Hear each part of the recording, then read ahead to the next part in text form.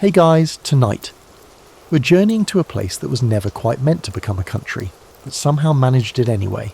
Tonight's story takes us to San Marino, a tiny republic perched on a mountain in Italy that accidentally became one of the world's oldest surviving nations simply by being too small to bother with and too stubborn to give up. So before we begin, make sure to let us know where you're tuning in from and what time it is where you are in the comments. We'd love to hear from you, and don't forget to subscribe to stay updated on our latest content. Now dim the lights, grab your blanket and let's ease in. Imagine you're driving through the rolling hills of central Italy, maybe humming along to the song on the radio, when you suddenly see the landscape start to change. The soft farmland gives way to something more dramatic. A huge limestone mountain that looks like the shoulder of a sleeping giant. Its slopes are covered in medieval stone buildings that look like they grew right out of the rock. This is Monte Titano. If you squint just right in the afternoon light, you can almost see the ghost of a stonemason named Marinus from the 4th century climbing its rocky paths. He's probably wondering why he left the relative comfort of the Croatian coast for this Italian wilderness. We could say that Marinus was a very religious person. He had become a Christian at a time when being one was about as popular as being a tax collector. He thought the best way to serve God was to build a church in the most inconvenient place he could find. Monte Titano must have seemed like the perfect place because of its steep cliffs, unpredictable weather, and lack of amenities.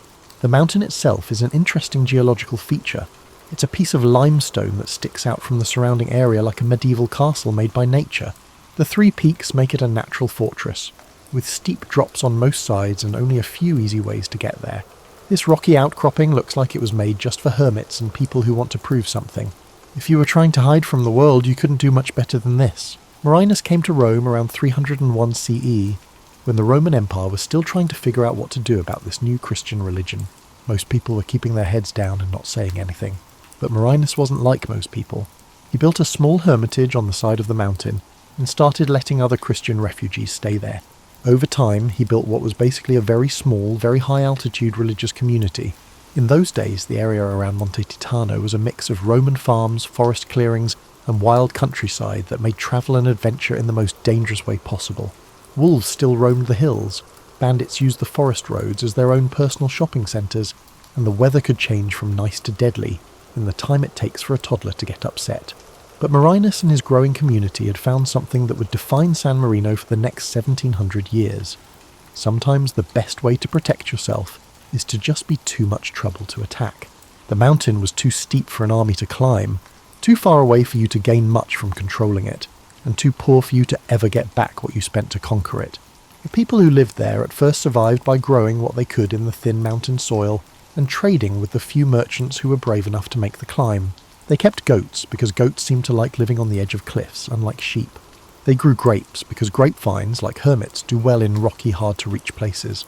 And they got that kind of mountain stubbornness that comes from knowing that no one else will care about you if you don't.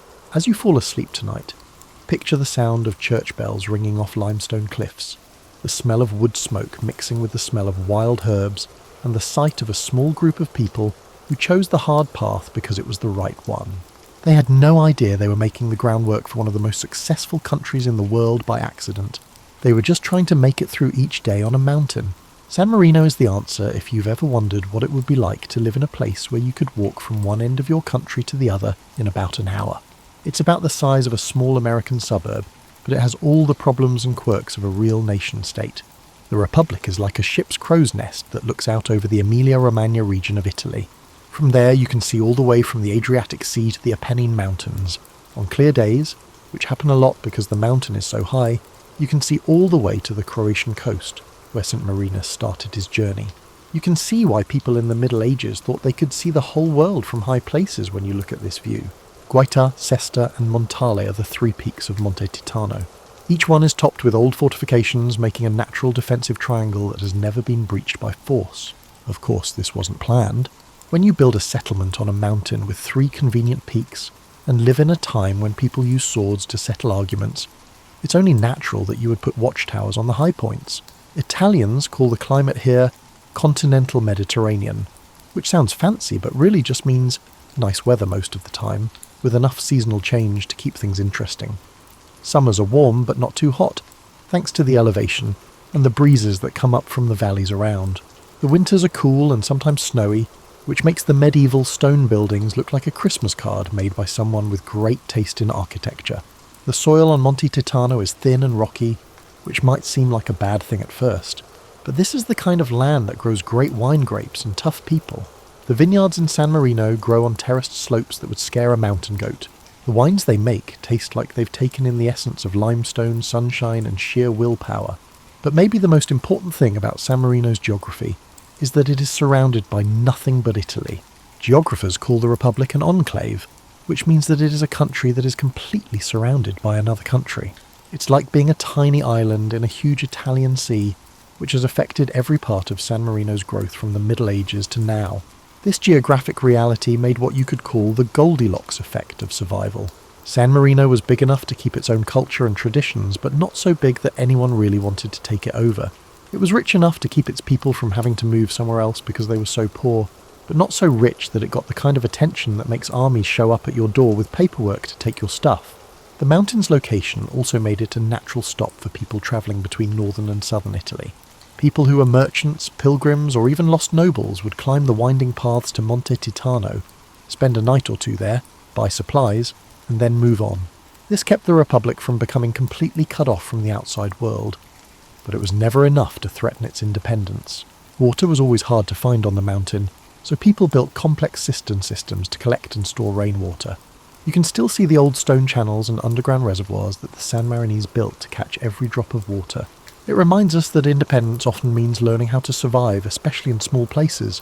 The forests that grew on the lower slopes gave the Republic wood for building, fuel for heating, and places to hunt that added to the Republic's diet. There were enough wild boar, deer, and smaller game to feed the people, but the community's changing laws made sure that hunting rights were carefully controlled. The mountain's natural boundaries may have given people a healthy sense of scale, which is something psychologists might recognise. San Marino was small enough that everyone knew everyone else, big enough to hold all the different parts of human society, and far enough away from the rest of the world that problems could be solved by working together instead of needing help from outside.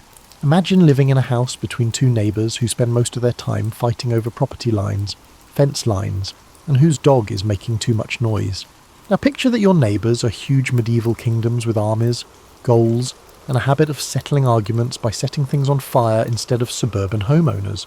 For most of its early history, this was the case in San Marino. Amazingly, they turned what seemed like a disadvantage into their biggest strength. To the north and east were the lands ruled by different Italian city-states. Venice had its maritime empire, Florence had its banking networks, and there was a rotating cast of duchies and principalities that changed hands faster than a cursed medieval sword. The papal states were to the south and west. The Pope had both spiritual and political power there, and his armies could be blessed by God and still stab you with a sword. San Marino was smart enough to know early on that when you're too small to fight the big powers, the best thing to do is to make yourself too useful to destroy and too harmless to fear. They were like Switzerland in medieval Italy, but instead of banking and chocolate, they offered strategic neutrality and great hospitality to anyone who climbed their mountain. San Marino became very good at being diplomatically invisible during the long wars between the Guelphs and Ghibellines. These wars were like a political argument that lasted for centuries about who should be in charge, the Pope or the Holy Roman Emperor. As Guelph armies marched through the valleys below, the San Marinese would wave from their mountaintops and offer to pray for their victory. When Ghibelline troops came by, they would do the same thing with the same enthusiasm and sincerity. This wasn't cowardice. It was smart politics by people who knew that sometimes you have to put aside your pride and serve tea to everyone who might think you're an enemy. People started to think of the Republic as a place where people from different sides could meet to talk things over, where religious pilgrims could find safety no matter what their political beliefs were, and where tired medieval warriors could rest without worrying about being attacked by their enemies. The relationship with the Papal States was especially fragile because San Marino was technically part of land that the Pope claimed as his own. The popes, who were busy running both a church and a government, usually found it easier to recognise San Marino's independence than to spend the time and money needed to take over such a small and economically unimportant area. This led to a series of papal recognitions that were more like acknowledgements of reality than formal treaties. The Pope seemed to be saying, "Fine, you can keep your little mountain republic, but don't cause any trouble and remember to invite us to your important festivals." In return, San Marino stuck to strict religious rules and made sure that any pope who came would get a warm welcome that made the climb worthwhile. The relationship with the Italian powers around it was similar. San Marino would pay tribute when it was appropriate, help with military matters when it was asked for and possible, and always, always show the kind of diplomatic courtesy that made it clear they knew their place in the grand scheme of things. They were like the ideal neighbour who never complains about noise, always returns borrowed tools in better shape than they got them, and can be counted on to water your plants when you're away. But this plan of strategic insignificance needed to be adjusted all the time. If you were too independent, you might be seen as a threat. If you were too dependent, you might be completely absorbed. For hundreds of years, San Marino walked this tightrope, developing an almost supernatural sense of when to stand up for themselves and when to fade into the background of bigger events. The Republic's location also made it a natural place for people to go when they were fleeing the political unrest that happened all the time in medieval Italy.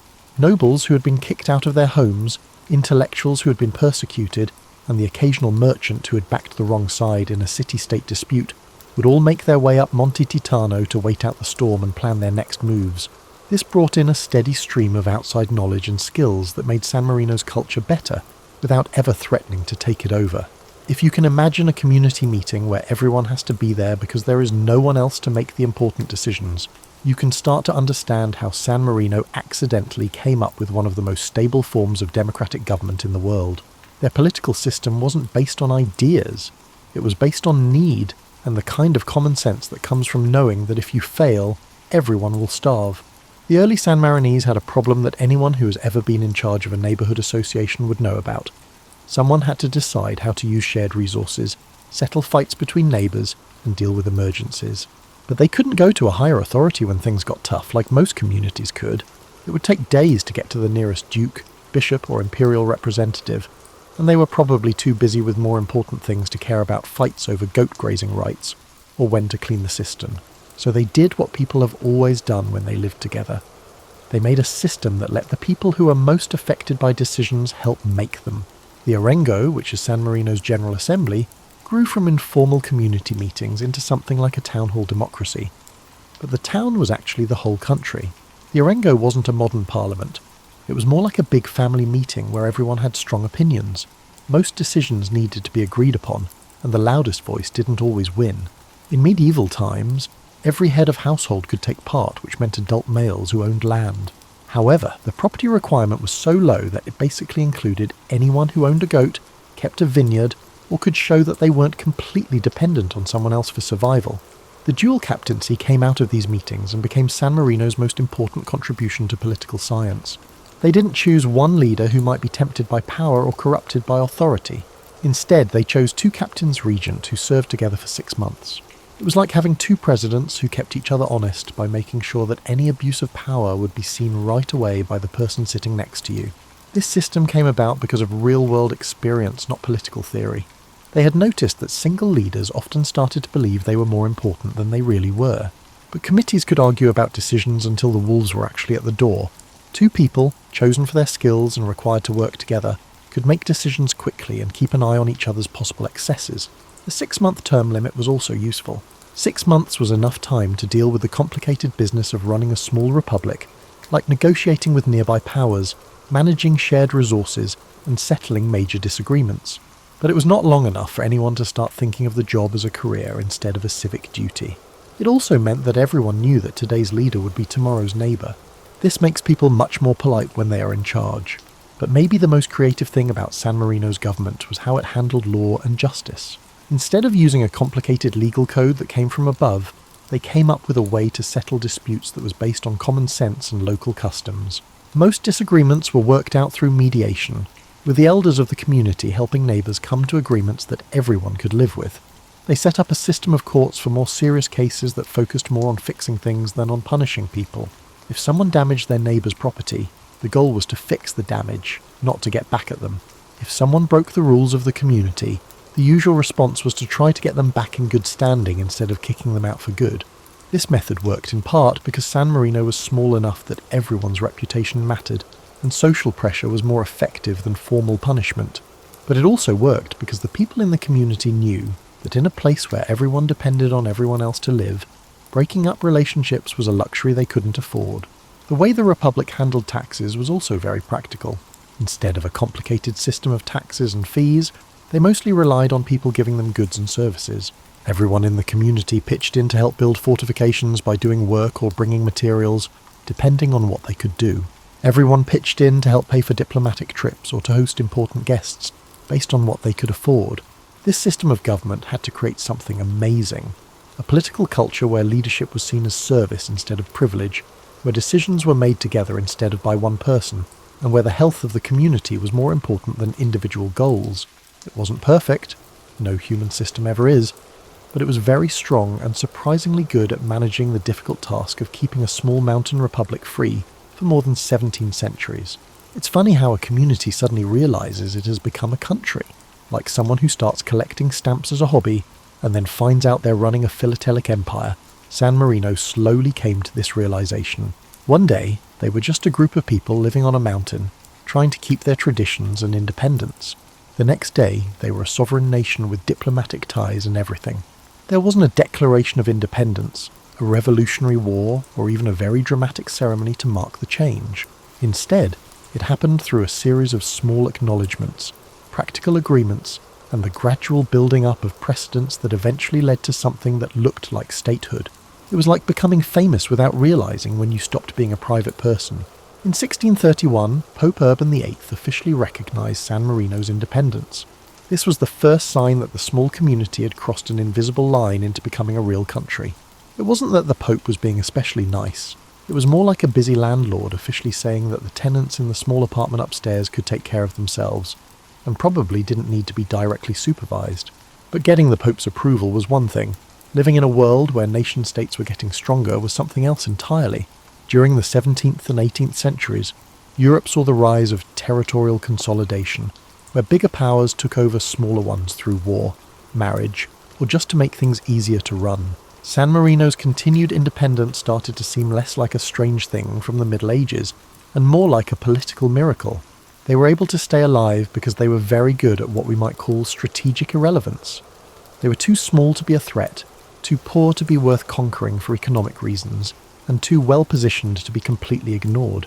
They were in a good place in the complicated world of European politics, important enough to be a neutral meeting place, but not so important that they could be dangerous on their own. This was especially important during the time of Napoleon, when the French emperor was changing the map of Europe with the same excitement as someone who had just bought a house and was rearranging the furniture. Napoleon, strangely enough, not only left San Marino alone, but also offered to give them more land. The San Marinese, who had been able to stay alive for hundreds of years, politely said no. They knew that taking gifts from Napoleon could mean making promises they couldn't keep and getting attention they didn't want. The 19th century brought new problems as nationalism spread across Europe, and the Italian peninsula started its long journey toward unification. San Marino was in the strange position of being asked to join something that didn't really exist yet. A unified Italian nation that was still more of a dream than a reality. They answered in a way that was typical of them, practical. They generally supported Italian unification, gave political refugees from Austrian and papal authorities a place to stay, and even offered military help when they could do so without putting their own safety at risk. But they also made it clear that they would not give up their own independence in order to support Italian nationalism. This job needed a lot of diplomatic skill. San Marino needed to show that they were on the same page as their Italian neighbours, but they didn't want to look like a remnant of the old feudal system that the nationalists were trying to get rid of. They had to show the new Italian state that they were useful, but not so useful that it would be tempting to take them in. San Marino's main idea that helped them get through this time was understanding the difference between independence and sovereignty. They could negotiate, defend, and keep their sovereignty, the formal recognition of their right to exist as a separate political entity, through careful diplomacy. Independence, the ability to make their own decisions about their own lives, was something they had to show through good government and strong community ties. The charismatic leader of Italian unification, Giuseppe Garibaldi, knew this difference. After a failed campaign, he went to San Marino for safety. There, he was not welcomed as a conquering hero, but as a guest who had earned sanctuary through his dedication to freedom. The Republic's decision to protect him, even though the Austrian authorities were putting pressure on them, showed that their independence wasn't just a legal technicality, but a real commitment to the values that had kept them going for hundreds of years. By 1871, when Italy became a unified country, San Marino had changed from a medieval oddity into a real member of the community of nations. They had treaties with big countries, diplomatic representation in important cities, and most importantly, an international reputation that made it seem normal for them to stay independent. But the most interesting thing about San Marino's accidental nationhood is how little it changed the way they ran their government and lived in their communities. They stayed a republic of neighbours who just happened to live in the same country, not subjects of a state who just happened to live in the same place. The difference may seem small, but it changed how they saw their relationship with each other and the world around them. Imagine waking up every day in a place where your commute to work might take you past fortifications that are 1,000 years old, where your local grocery store is built on a foundation that is older than most European cathedrals, and where you might run into your head of state at the market. This was the daily life of people in San Marino, who somehow managed to live normal lives in one of the most accidentally amazing places on Earth.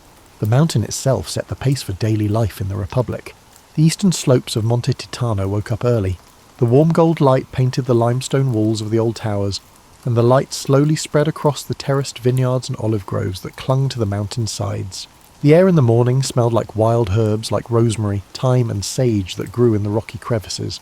It also smelled like wood smoke from the chimneys of houses that looked like they were made of mountain stone. As it always has been in farming communities where daylight is precious and seasons don't wait for anyone, work started early. The vineyards needed constant care, pruning in the winter, training in the spring and harvesting in the fall. The thin mountain soil needed careful cultivation to grow anything more than food. But maybe because of these problems, San Marino's wines became known far beyond the tiny borders of the Republic. The olive groves were just as hard to work in. Their silver trees were rooted into terraces that previous generations had carved out of the mountainside with only their willpower and simple tools. Olive oil wasn't just something to cook with. It was also money, medicine, and the basis for trade with the valleys below. A good harvest could pay for diplomatic missions or infrastructure projects, but a bad one meant having to cut back and hope for a better year next year. But farming was only one part of the Republic's economy. Because of where it was on old trade routes, San Marino was a natural place for merchants to stop on their way between northern and southern Italy. The Republic's markets, which were held in the shadow of medieval towers, became known for their honesty. In a world where travelling merchants never knew if they would be cheated, robbed or both, San Marino offered something rare: reliable, fair dealing. This reputation for honesty in business wasn't just a fluke. In a community where everyone's actions had an impact on everyone else's wealth, keeping trust wasn't just the right thing to do. It was necessary for economic survival. If a merchant cheated visitors, their neighbours would shun them because they knew that their reputation as a group was their most valuable asset. Craft traditions that grew up in San Marino were based on both need and chance. Stonemasons had to learn how to work with the local limestone for both building and decorating. Woodworkers who lived on the lower slopes of the mountain had access to the forests, and learned how to make furniture and tools that could stand up to the mountain's extreme weather. At first, metalworkers only made weapons and tools for farming. Over time, they became artists whose work was sought after by collectors all over Italy. But the most unique thing about daily life in San Marino was how everyone was expected to be responsible for their own actions. In bigger countries, you have to deal with government. In San Marino, it was just as natural as taking care of your vineyard or your home. The Orengo meetings weren't official political events. They were community gatherings where neighbours talked about things that were important to them and made decisions together about things like how to keep the roads in good shape and how to handle foreign affairs. The social calendar was made up of both religious holidays and civic festivals. This created a rhythm of celebration that made the community feel like they were all part of something bigger. The Feast of St. Marinus, which took place on September 3rd, was both a religious holiday and a national celebration. It included processions, traditional foods, and the kind of communal activities that reminded everyone why they chose to live on a mountain together. The food culture in San Marino is unique because it is based on mountain ingredients and Italian influences, but it is still very local. The food tasted like the mountain itself because it was made with wild game from the nearby forests, cheese from mountain goats, wine from terraced vineyards, and olive oil pressed from trees that grew in soil that was so rocky it seemed impossible. The Republic's approach to education showed that it knew that in a small country, everyone's work is important. Kids learned more than just reading, writing, and math. They also learned useful skills like farming, making things, and how to be a good citizen. They learned as they grew up that they were inheriting more than just property or a job. They were also inheriting the responsibility of keeping a unique way of life alive that had lasted for hundreds of years through the hard work of many people. San Marino's culture saw public service as a normal part of adult life, not as a special job. This is perhaps the most amazing thing about the country. Citizens were expected to serve on committees, help make decisions about public issues, and take turns in different government jobs. The captain's regent were not professional politicians. They were neighbours who had been chosen to run the community's business for 6 months before going back to their vineyards, workshops, or whatever else they did for a living. This blending of government into everyday life made a political culture that was both very stable and very dynamic. Changes occurred incrementally, facilitated by dialogue and consensus rather than through revolution or edict. However, they transpired as the community adjusted to emerging challenges while preserving its fundamental values and traditions. When you're not sure you wanted international recognition in the first place, it can be a little awkward. San Marino went through this in the 1800s and 1900s as the world slowly realised that this tiny mountain republic was more than just a charming medieval curiosity. It was a real sovereign nation with all the rights and duties that come with being a state. Getting formal diplomatic recognition was like being asked to join a club you didn't know you wanted to join, only to find out that being a member came with a lot of rules you hadn't thought of before. All of a sudden, San Marino was expected to have opinions on global issues, follow formal diplomatic procedures, and have the kind of bureaucratic system that bigger countries take for granted. World War I was the first big test of their new international status. Most of Europe was too busy tearing itself apart over issues of nationalism, imperialism, and royal family feuds that had gotten way out of hand. San Marino, showing the diplomatic skill that had kept them free for hundreds of years, declared neutrality and spent the war years helping refugees, while carefully avoiding any actions that could be seen as taking sides. This neutrality didn't mean staying out of world affairs, it meant doing active peacekeeping work that took a lot of skill and resources.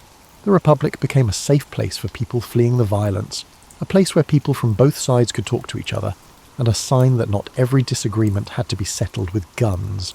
It was hard work that used up a lot of their resources, but it also made San Marino known as a real neutral power, instead of just a country that was too small to matter.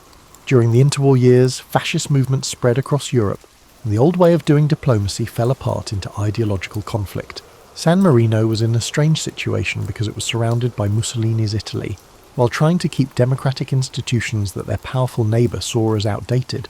The Republic's response was a lesson in how to stay alive by being flexible in diplomacy. They got along well with the fascist government, while quietly keeping up their usual democratic practices. They didn't say anything that would make things worse, and they continued to shelter political refugees. Overall, they acted like good neighbours who just had different ideas about how to run their own affairs. This balancing act needed to be adjusted all the time and sometimes needed to be given up. San Marino couldn't openly oppose fascism without risking being taken over, but they couldn't support it without going against the democratic values that made them who they are. The answer was what we might call principled pragmatism, keeping their core values while changing how they acted in order to stay alive in a world that was becoming more hostile. The tensions reached a breaking point during World War II. Even though San Marino was officially neutral, its location made it impossible to be truly neutral. Allied planes flew over their land and German troops were nearby. The Republic clearly sided with the democratic powers, even if they couldn't say so out loud. The most dramatic event happened in 1944, when German troops briefly took over San Marino. They said it was to keep the Allies from using their territory, but it was really to show what could happen if the Republic's neutrality became a problem. The occupation only lasted a few weeks, but it reminded everyone that independence, no matter how legally solid, depended on the goodwill of bigger powers. After the war, San Marino became independent, and its wartime record made it even stronger. The Republic had been able to keep both Allied and Axis refugees safe, avoid major damage, and show that small countries could stay strong even when things got really bad. Their reputation for principled neutrality became one of their most useful diplomatic tools.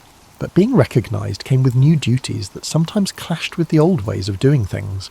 International law expected San Marino to have up-to-date legal codes, standardised administrative procedures, and the kind of institutional infrastructure that could work with other modern countries.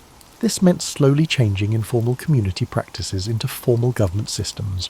This process kept the substance of traditional governance while changing its form to fit modern needs. Tourism growth brought both chances and problems.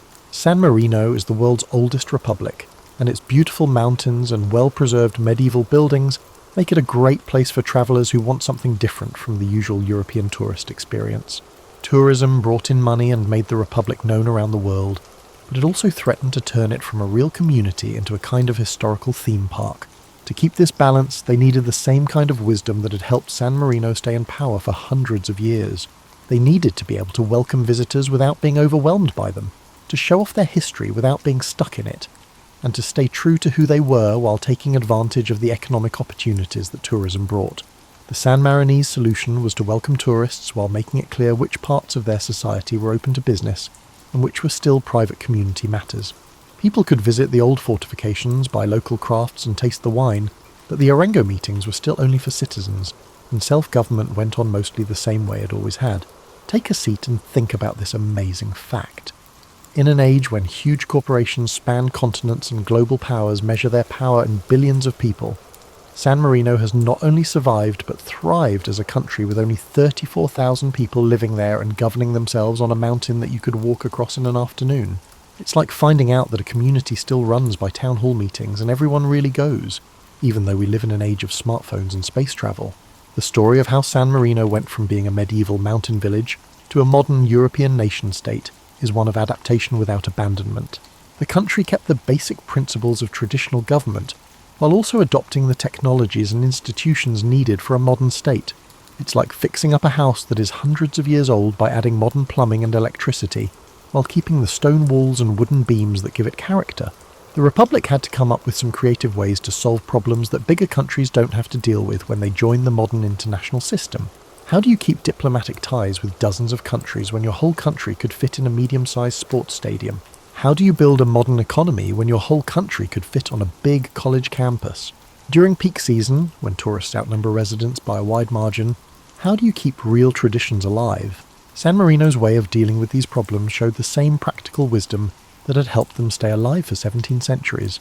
Instead of trying to compete in every area of national activity, they focused on doing a few things really well. San Marino, like a small restaurant that becomes famous by perfecting a small menu, figured out what made them better than their competitors and built modern institutions around those things. Their diplomatic strategy took advantage of the fact that they were an ancient republic with a long history of staying neutral and running a democracy. San Marino could be truly neutral because it has never been powerful enough to make enemies, while larger countries may have trouble letting go of old grudges and imperial baggage. They became experts in international mediation and peaceful diplomacy, which were becoming more and more important in a world that was getting more complicated. The Republic's way of growing the economy was also smart. Instead of trying to compete with Italy's industrial centres or relying on one industry, they branched out into areas where their small size was an advantage asset rather than a hindrance. San Marino's reputation for being private and stable helped its banking and financial services. Tourism took advantage of their unique history and beautiful natural setting. Visitors looking for real alternatives to mass-produced goods helped traditional crafts find new markets. But the most impressive thing about San Marino is that they were able to modernize their government systems without giving up their basic commitment to participatory democracy. The Orengo still meets, but now people who can't go in person can watch the meetings online. The dual captain regency is still going on, but now the captains deal with both local and global issues, as well as working with international organizations and the media. The community-based way of solving problems is still around, but now the problems include things like adapting to climate change and protecting against cyber attacks. The growth of information technology gave a country whose whole government was based on personal relationships and face-to-face interaction both chances and problems. How do you keep your community together when social media connects your people to global networks that are much bigger than their own? How do you keep real civic participation alive when it's easier to engage with people online than to go to meetings in person? San Marino's answer was typical of how they think. They saw technology as a way to improve, not replace, traditional ways of doing things in their communities. Online platforms gave people new ways to get information and join discussions, but people still had to be there in person for important meetings. Digital communication added to, but didn't replace, the personal relationships that were still the basis of their political culture. The educational system of the Republic changed over time to get people ready to be active members of both their own community and the world as a whole. Students learned about the history and customs that linked them to 17 centuries of self-rule. They also learned how to do well in a modern economy and take part in international discussions about a wide range of topics, from protecting the environment to digital rights. This dual focus led to a generation of San Marinese citizens who were both deeply connected to their local customs and open-minded about the world. They knew that their republic's independence depended not on being cut off from global trends, but on being selective about which ones to engage with and which ones to change. It was hard to keep real culture alive in a time of global media and mass tourism, so people had to be on the lookout all the time and come up with new ideas. San Marino created what we might call cultural curation. They carefully chose which parts of their society were open to outsiders, while keeping the most important parts of their culture safe for the people who lived there. For instance, the yearly celebration of St. Marinus stayed a real community festival where people reconnected with each other and their shared history. At the same time, some parts of the celebration were open to visitors who wanted to see real tradition instead of a fake show. It was like keeping up a family dinner tradition that sometimes includes thoughtful guests, but still keeps the closeness that makes it special for family members. Because San Marino was a member of international organisations, they had to learn things that their medieval ancestors could never have imagined.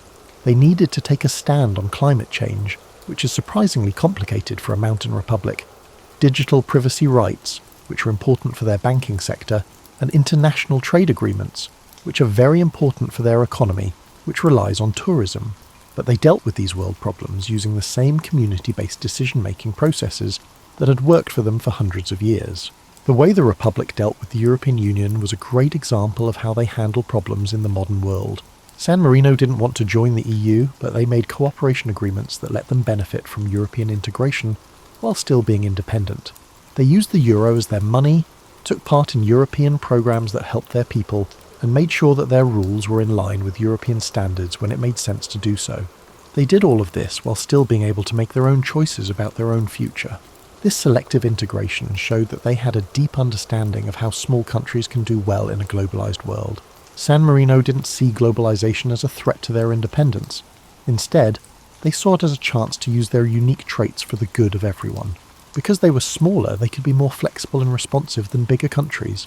Their stability and democratic traditions made them good partners for international cooperation. As you get ready for bed, think about what San Marino's strange story can teach us about the good and bad things that can happen when people live together in today's complicated world. This is a place that almost accidentally became a nation, survived by being able to change rather than being strong, and thrived by knowing that the best way to protect what matters most is to be open to change in all other areas. The Republic's journey from a hermit's refuge to a modern nation-state over the course of 17 centuries teaches us things that go far beyond its small borders. San Marino shows that real participatory democracy is not only possible but also sustainable when it is based on community responsibility rather than just individual rights. This is important in a time when many people feel disconnected from the political systems that govern them. Their way of running things shows that size and complexity aren't always necessary for effectiveness. San Marino, on the other hand, makes decisions as a group using processes that value consensus building over winner-take-all competition. This is in contrast to larger countries, which have problems with bureaucratic inefficiency and political polarization. It's a reminder that talking about problems is often better than fighting over them. The diplomatic history of the Republic is a great example of how to use soft power and position yourself strategically. San Marino showed that power doesn't come from having a strong military or a strong economy. It comes from having a good reputation, being reliable, and being able to offer something useful to others. Their neutrality wasn't just a way to stay out of world events. It was an active choice based on principles that people from all political backgrounds respected. San Marino's story shows how important it is for communities to stick together to protect their independence and identity. Larger societies often have problems with social fragmentation and a lack of civic engagement. The Republic, on the other hand, kept strong community ties by making sure that every citizen had both opportunities and responsibilities to help the common good. The economic lessons from San Marino are just as important. Instead of trying to compete in areas where their size was a disadvantage, they worked on building competitive advantages based on what made them unique. They became specialists instead of generalists, using their reputation and position instead of trying to match their neighbours' industrial capacity. Their way of preserving culture in the face of modernization gives hope to communities all over the world that are trying to keep real traditions alive while also adapting to modern life. San Marino showed that it's possible to welcome outside influences while keeping your own identity, to join global networks while keeping your local community, and to embrace positive changes while protecting your core values. The way that generations of San Marinese have taken care of the environment is an early example of sustainable development. By carefully managing their limited resources, water, soil, forest and stone, they were able to live in a way that could last forever without damaging the natural systems that supported it. The terraced vineyards and olive groves that still dot the landscape are a type of partnership between human activity and natural processes that modern environmentalists are trying to bring back. But maybe the most important thing we can learn from San Marino's accidental nationhood is what political legitimacy really means. The Republic survived not because it was forced on people or kept alive by force, but because its citizens still saw value in their shared goal of self-governance. Their loyalty wasn't based on ethnic nationalism or ideological commitment. It was based on how well the system worked for the people who lived under it. This means that political systems that last must be earned all the time, not just passed down. The government of San Marino was still legitimate because it continued to serve its people well, adapted to new situations while keeping important values, and kept the trust needed for generations of people to work together. The story of the Republic also shows how personal freedom and group responsibility are connected. San Marinese citizens had a lot of freedom because they also took on responsibilities to their community. They were able to be free because they understood interdependence, which means that personal freedom grows when people help each other and are committed to each other. San Marino's model is becoming more and more important as we face global problems that need both local adaptation and international cooperation. They showed that it's possible to keep a strong sense of local identity while working well with bigger systems, to keep traditional values while accepting new ideas that are good for you, and to be responsible with your sovereignty in a world that is connected. The Republic's way of resolving conflicts, which focuses on mediation instead of punishment, restoration instead of revenge, and community healing instead of individual satisfaction, is different from the adversarial ways that most big political systems use. Their ability to keep social cohesion through centuries of change shows that communities can become more resilient by putting the needs of the group above those of the individual. The story of San Marino shows us that countries can choose their own character, just like people can. They could have turned into a tourist trap that traded authenticity for money, a tax haven that put profit ahead of principles, or a museum piece that kept traditions alive while losing touch with modern times. Instead, they decided to stay a living community that honours its past while looking forward to its future. They became an accidental nation that accidentally learned something important about how people can work together. As you fall asleep, picture yourself standing on the old walls of San Marino's Guaitar fortress and looking out over the lights of the Italian countryside below, which look like a constellation that has fallen to earth. The wind brings the smell of wild herbs and the sound of church bells ringing in the distance. The same stars that led St. Marinus to this mountain 17 centuries ago are still moving across the sky. From this point of view, you can see the whole history of humanity. You can see the Roman roads that still connect cities that are far apart, the medieval towns that grew up around market squares and cathedral spires, and the modern highways that take people between ancient places at speeds that would have seemed magical to people in the past. But this little republic on its unlikely mountain has somehow stayed the same through all these changes, like the limestone under your feet that has changed and stayed the same. The story of San Marino is ultimately about how people can still make a difference in a world where institutions often seem too big to understand or change. It's about the chance to have real community in a world full of fake connections, the strength of principled pragmatism in a time of ideological extremism, and the long-lasting nature of systems built on mutual respect and shared responsibility. But maybe the most important thing is the accidental wisdom that comes from paying attention to what works, instead of what theory says should work. San Marino became a successful country not by following a big plan, but by making good choices one at a time, not by trying to get power, but by being responsible, and not by trying to get attention, but by earning respect. Their unintentional success gives hope to all the other unintentional communities, neighbourhoods, groups, families, and friendships that make up our daily lives.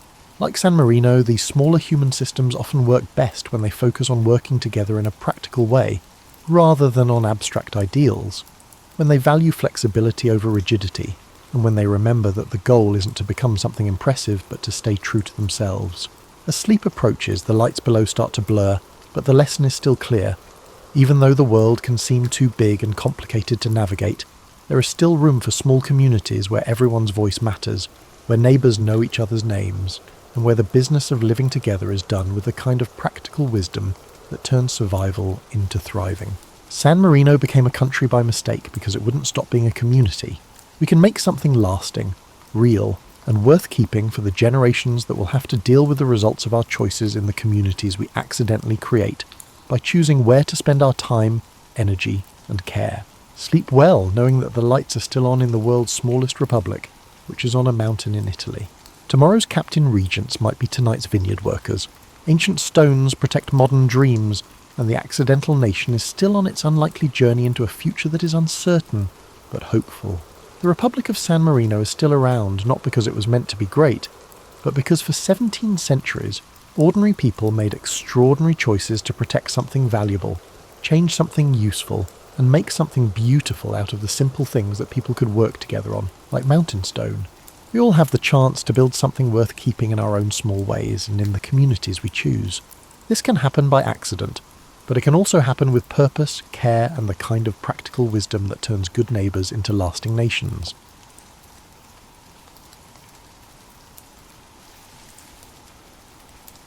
You know that feeling when you realise you've been completely oblivious to something that was right in front of your face the whole time? Like when you finally notice your neighbour's been waving at you for 3 years, and you thought they had some sort of nervous tic. Well, imagine that feeling, but multiply it by about 1,000, and you'll get close to what archaeologists felt when they stumbled upon one of history's most overlooked communication systems. It started, as these things often do, with someone having a perfectly ordinary day that was about to become extraordinary. Dr. Elena Vasquez was having her morning coffee in a dusty tent outside Cairo, squinting at pottery shards that looked about as exciting as yesterday's newspaper, when her graduate student Marcus burst in with the enthusiasm of a golden retriever who'd found the world's best stick. "Professor, you have to see this," he practically shouted, clutching a fragment of ancient painted plaster like it contained the secrets of the universe. Which, as it turned out, it kind of did. The fragment showed what appeared to be a typical Egyptian banquet scene. You know the type, where everyone's sitting around looking impossibly elegant while servants fan them with giant feathers. But Marcus had noticed something that generations of scholars had somehow missed. Every single person at this banquet had their hair arranged in a completely different style, and more importantly, these styles seemed to follow very specific patterns. You see, for centuries, historians had assumed that ancient hairstyles were just fashion statements, like how we might choose between a bob or layers based on what magazine we flipped through at the salon. But what if hair wasn't just about looking good? What if it was actually a sophisticated communication system, as complex and nuanced as any written language? The idea seemed ridiculous at first. After all, how could something as simple as how you wore your hair carry meaning beyond "I'm having a good hair day" or "I clearly gave up on life this morning"? But the more Elena and Marcus examined the fragment, the more patterns they discovered. The woman with 3 braids wound with gold thread was positioned next to the man with the elaborate top knot, while the figure with loose hair adorned with lotus flowers sat across from someone whose hair was completely covered. It was like looking at a crossword puzzle, where you suddenly realise all the clues are connected. The positioning wasn't random, it was deliberate, meaningful, coded. These people weren't just sitting around eating grapes and looking fabulous, they were having a conversation, and their hair was doing all the talking. As Elena sipped her now-cold coffee, she felt that familiar tingle that archaeologists get when they're about to turn the academic world upside down. It's the same feeling you get when you're about to tell someone a secret that's going to blow their mind, except, in this case, the secret had been hiding in plain sight for thousands of years. The implications were staggering. If hair truly functioned as a secret language in ancient Egypt, what about other cultures? Had archaeologists been looking at countless artifacts, paintings, and sculptures without realising they were essentially reading books with half the words missing? It would be like trying to understand a conversation by only listening to every other sentence. Technically possible, but you're definitely going to miss some crucial plot points. Eleanor set down her coffee cup with the decisive clink of someone who's just made a life-changing decision. She was going to prove that hair wasn't just about aesthetics in the ancient world. It was about communication, status, identity, and social navigation all rolled into one beautifully elaborate system. And if she was right, every museum in the world had been displaying what amounted to ancient text messages, completely unaware that they were looking at some of humanity's earliest social media posts. Little did she know that this discovery would lead her down a rabbit hole so deep and winding that she'd emerge on the other side with a completely new understanding of how our ancestors communicated, loved, fought, and lived their daily lives, all through the simple yet profound act of arranging the hair on their heads. You might think that cracking an ancient hair code would be like solving a jigsaw puzzle where half the pieces are missing and the other half are covered in dust, and you'd be absolutely right. However, Eleanor had consistently embraced challenges when faced with chaos. Her realization that she had been approaching the problem incorrectly led to a breakthrough. Instead of trying to decode individual hairstyles like some sort of follicular Rosetta Stone, she needed to look at the relationships between different styles within the same cultural context. It was like realizing that you can't understand what thumbs up means by just staring at a thumb. You need to know when, where, and how people use it. Elena started with what she knew. Ancient Egyptian art was notorious for its precision. Every hieroglyph, every colour, and every positioning had meaning. If the Egyptians were that meticulous about drawing a bird to represent a sound, surely they weren't just randomly doodling hairstyles for the fun of it. She began cataloguing every depiction of hair she could find in Egyptian art, from tomb paintings to temple carvings to papyrus illustrations. At first, the catalogue appeared monotonous, with page after page of ancient updos, braids and headpieces that would leave a modern wedding planner in a state of envy. But slowly, patterns began to emerge. Women depicted in domestic scenes consistently wore their hair in simple, low arrangements, often with minimal decoration. But the same women, when shown in religious ceremonies, suddenly sprouted elaborate constructions that defied both gravity and reasonable styling time. It wasn't that they were getting dressed up for special occasions, it was that they were literally changing their message. The domestic hair seemed to communicate availability, approachability and fertility. Think of it as the ancient equivalent of wearing your comfiest jeans and a world's best mom t-shirt. However, the ceremonial hair represented a form of pure power communication. Those towering arrangements studded with gold ornaments weren't just showing off wealth, they were broadcasting authority, divine connection, and social status so loudly that they might as well have come with their ancient PA system. Eleanor's real epiphany occurred when she began examining the men's hairstyles. For years, scholars had largely ignored male grooming in ancient art, assuming it was less complex than women's styles.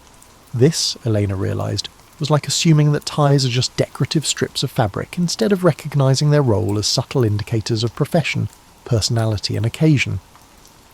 Ancient Egyptian men, it turned out, had their own sophisticated hair vocabulary. Priests kept their heads completely shaved, a visual representation of purity and dedication to the gods. But they didn't just shave randomly. The timing of when they shaved, how often they shaved, and what they wore to cover their baldness all carried meaning. A priest with a perfectly smooth scalp was saying something very different from one with the faintest stubble, and both were distinct from the high priest, who wore an elaborate headdress that compensated for his lack of actual hair with symbolic power. Military men wore their hair in practical short styles that nonetheless managed to communicate rank through subtle variations in length and styling. A general's hair might look similar to a foot soldier's from a distance, but up close, the differences were as clear as military insignia.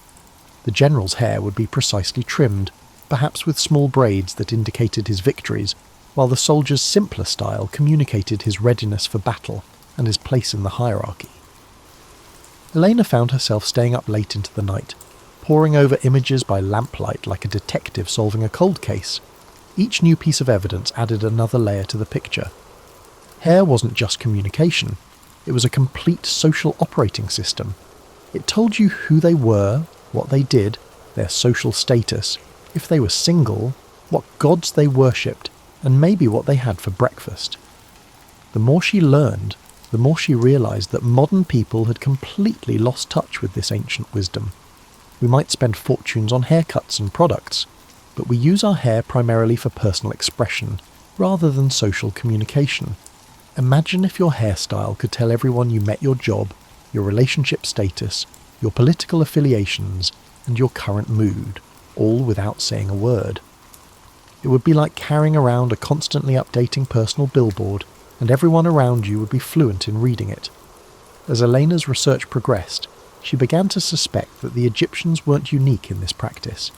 If hair could serve as a secret language in one ancient culture, surely others had developed their own follicular communication systems.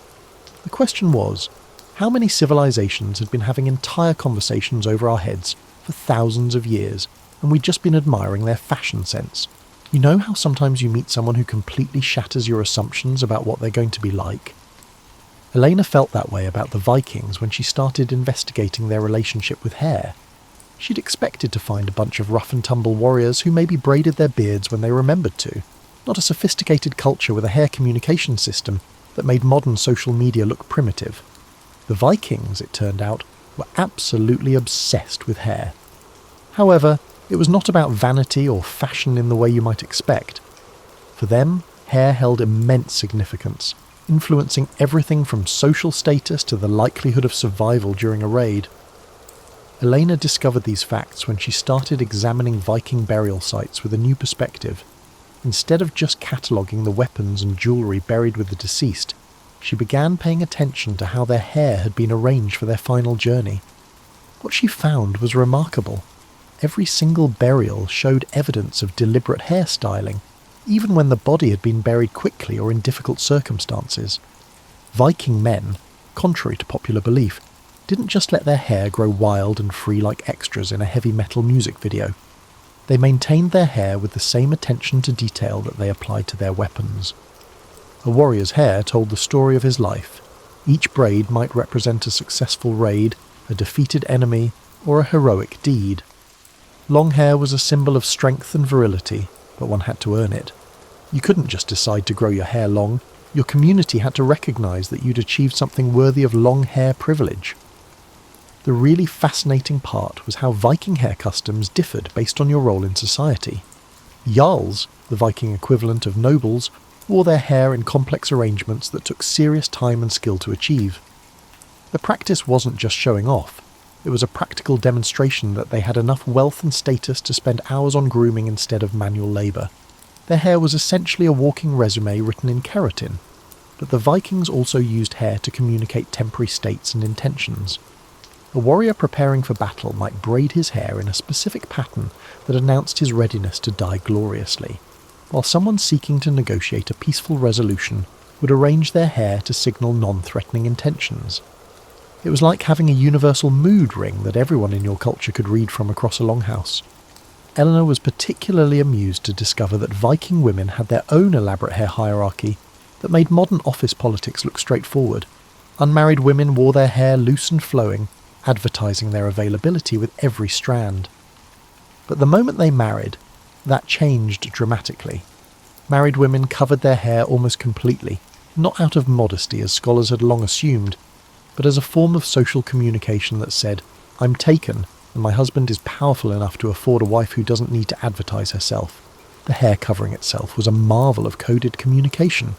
The fabric, the way it was tied, the amount of hair that showed beneath it, every detail carried meaning. A woman whose covering slipped to show a bit of hair at her temples was communicating something very different from one whose hair was completely hidden. It was like having an entire conversation through strategic hat placement. But perhaps the most ingenious aspect of Viking hair communication was how they used it for deception and strategy. Viking raiders were masters of psychological warfare, and they quickly figured out that they could manipulate enemy perceptions through strategic hair choices. A raiding party might style their hair to appear larger and more numerous than they actually were, or conversely, they might tone down their hair displays to appear less threatening before a surprise attack. Eleanor found evidence of Vikings who had completely changed their hairstyling when travelling to foreign lands, essentially code-switching their appearance the way modern people might change their accent in different social situations. A Viking trader entering a Christian kingdom might adopt more conservative hair arrangements to blend in and avoid unwanted attention, while the same person might sport elaborate warrior braids when returning home to establish their continued Viking credibility. The complexity of the system was mind-boggling. Elena realised that Vikings had essentially created a visual language so sophisticated that they could communicate detailed information about personal history, current intentions, social status, and availability for various activities, all through hair arrangement. It was like wearing your entire LinkedIn profile in your follicles. As she explored the Viking hair culture, Eleanor began to understand that this wasn't just about communication, it was about identity itself. Your hair wasn't something you had, it was something you were.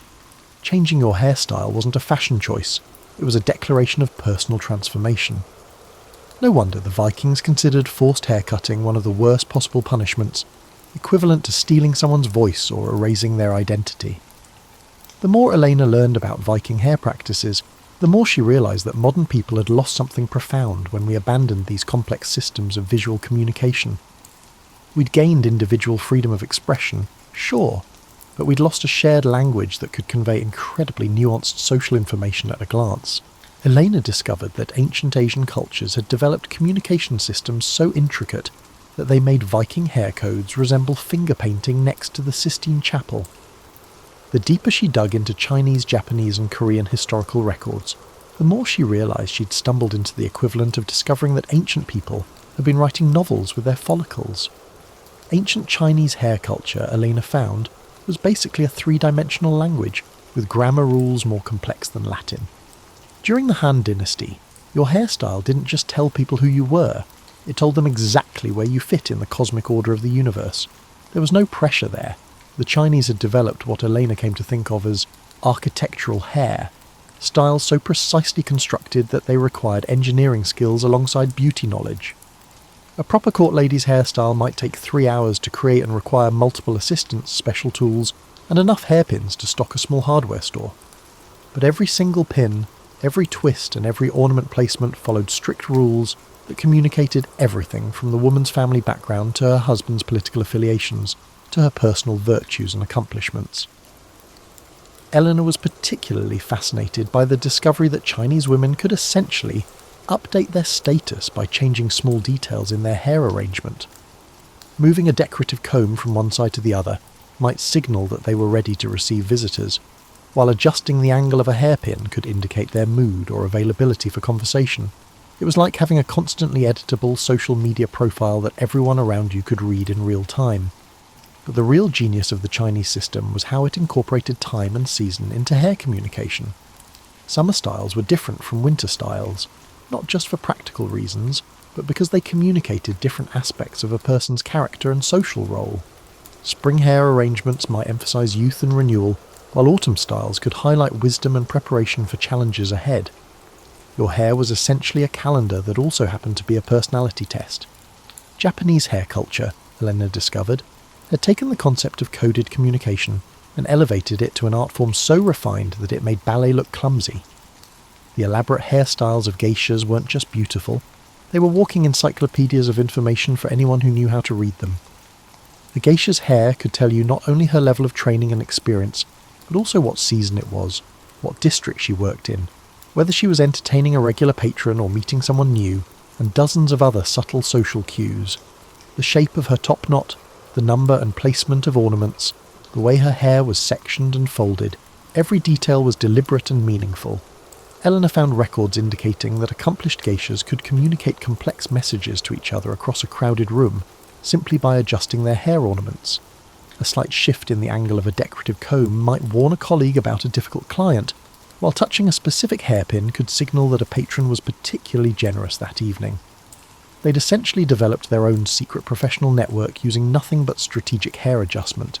Korean court culture, meanwhile, had developed what Eleanor privately called diplomatic hair, styles so loaded with political meaning that changing your hairstyle incorrectly could accidentally start a war. Court ladies during the Joseon dynasty wore elaborate arrangements that indicated not just their status, but their family's political alliances, their husband's government position, and their opinion on current policy debates. Elena discovered records of women who had gotten into serious political trouble simply because they'd worn the wrong hair ornament to a court function, accidentally signalling support for a rival political faction. It was like showing up to a modern political rally wearing the wrong campaign button, except the consequences could include exile or worse. Eleanor's mind reeled from the intricacy of these Asian hairstyles, not only due to the time it took to style them every morning. These cultures had created visual communication systems so complex that they required years of education to master. Young girls from wealthy families would spend hours learning not just how to create these elaborate styles, but how to read the subtle messages in other women's hair arrangements. It was social media before social media existed, except instead of posting updates, you wore them. Instead of scrolling through feeds, you read the room by observing everyone's hairstyles. And instead of getting notifications, you received information through subtle changes in other people's hair presentations. Eleanor began to realise that these ancient hair languages weren't just sophisticated, they were actually more nuanced than many modern communication systems.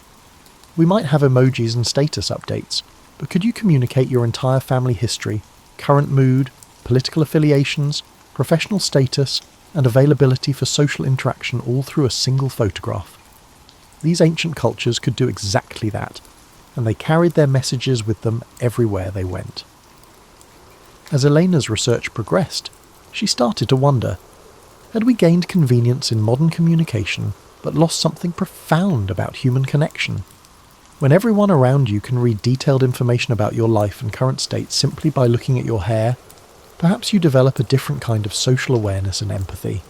Maybe we'd traded deep, intuitive communication for broad but shallow connection.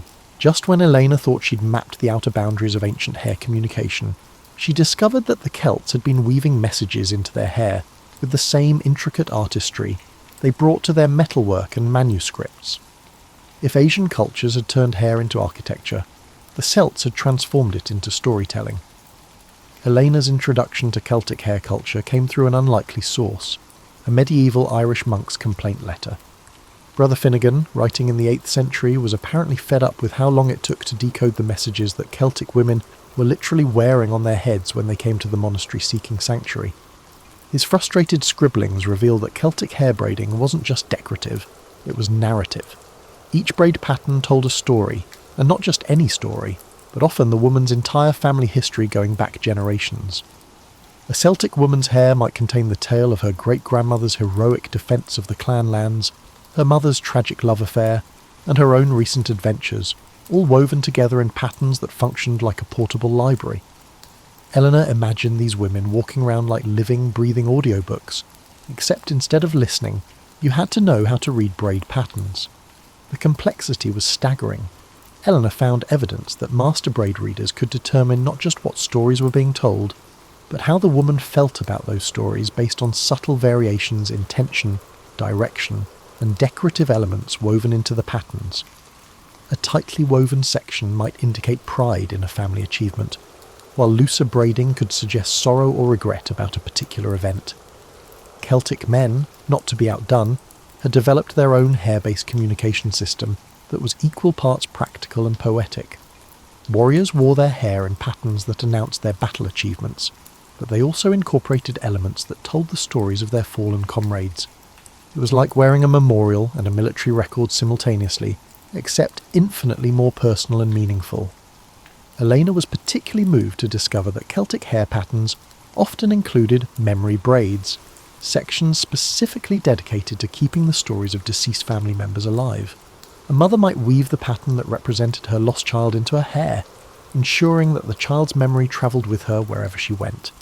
It was a form of grief, processing and memorial that was both private and public, allowing the community to recognise and support someone's loss while giving the bereaved person a tangible way to carry their loved one's story forward.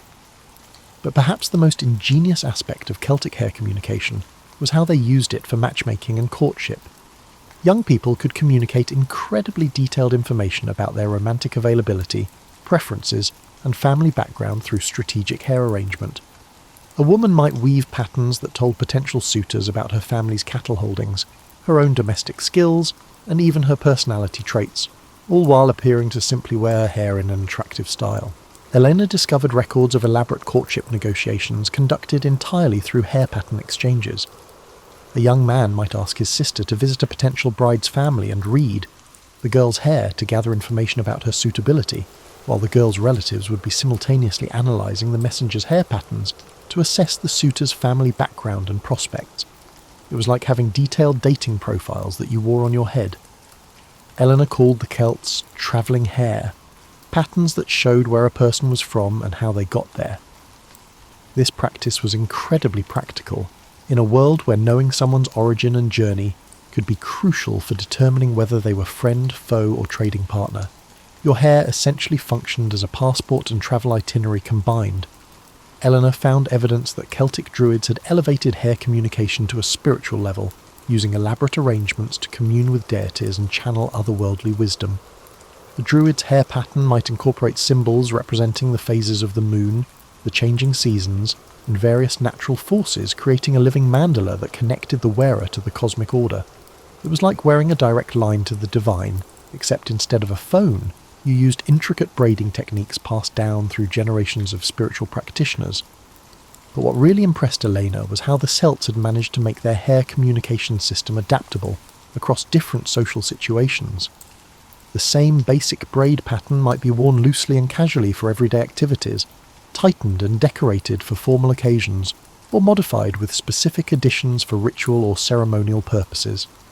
It was like having one incredibly versatile language that could shift registers depending on the context, from casual conversation to formal presentation to sacred ceremony. The more Elena studied Celtic hair culture, the more she realised that they'd solved one of the fundamental challenges of human communication: how to share complex personal information while maintaining privacy and dignity. A Celtic woman could tell her entire life story to those who needed to know it, while the same arrangement might appear to be simply attractive braiding to casual observers. It was selective broadcasting at its finest, intimate communication disguised as beautiful hairstyling.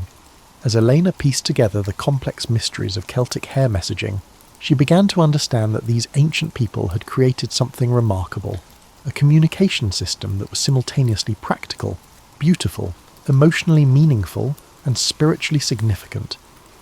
They hadn't just figured out how to speak with their hair, they'd discovered how to turn their entire heads into living, breathing works of art that told the stories of their lives, their families, and their deepest beliefs. By this point in her research, Eleanor felt like she'd discovered that the entire ancient world had been having a massive ongoing conversation right over everyone's heads, literally.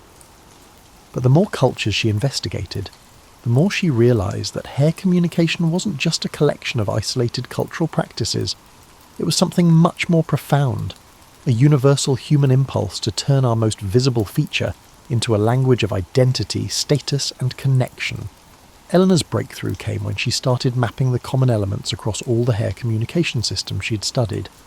Despite developing in complete isolation from each other, cultures around the world had independently arrived at remarkably similar solutions to the challenge of visual communication. It was like discovering that humans had an innate need to speak with their hair, regardless of their geographic location or historical period. Length, it turned out, was universal currency in hair communication. From Viking warriors to Chinese empresses to Celtic druids, longer hair consistently indicated higher status, greater power, or deeper spiritual connection. But the genius was in the details. How that length was managed, styled, and displayed varied dramatically between cultures, while maintaining the same basic meaning. This is similar to how a smile universally signifies friendliness, yet the specific ways in which people smile differ according to their cultural backgrounds. Covering and uncovering hair also appeared to be a universal communication strategy, though the specific meanings varied fascinatingly between cultures. What remained constant was the recognition that hair visibility was a powerful tool for social signalling. Whether you were a Roman matron covering your hair to indicate respectability, a Celtic warrior leaving his hair wild to demonstrate his dangerous nature, or a Japanese geisha revealing carefully styled locks to advertise her artistic refinement, you were all participating in the same basic human practice of using hair visibility as a form of communication.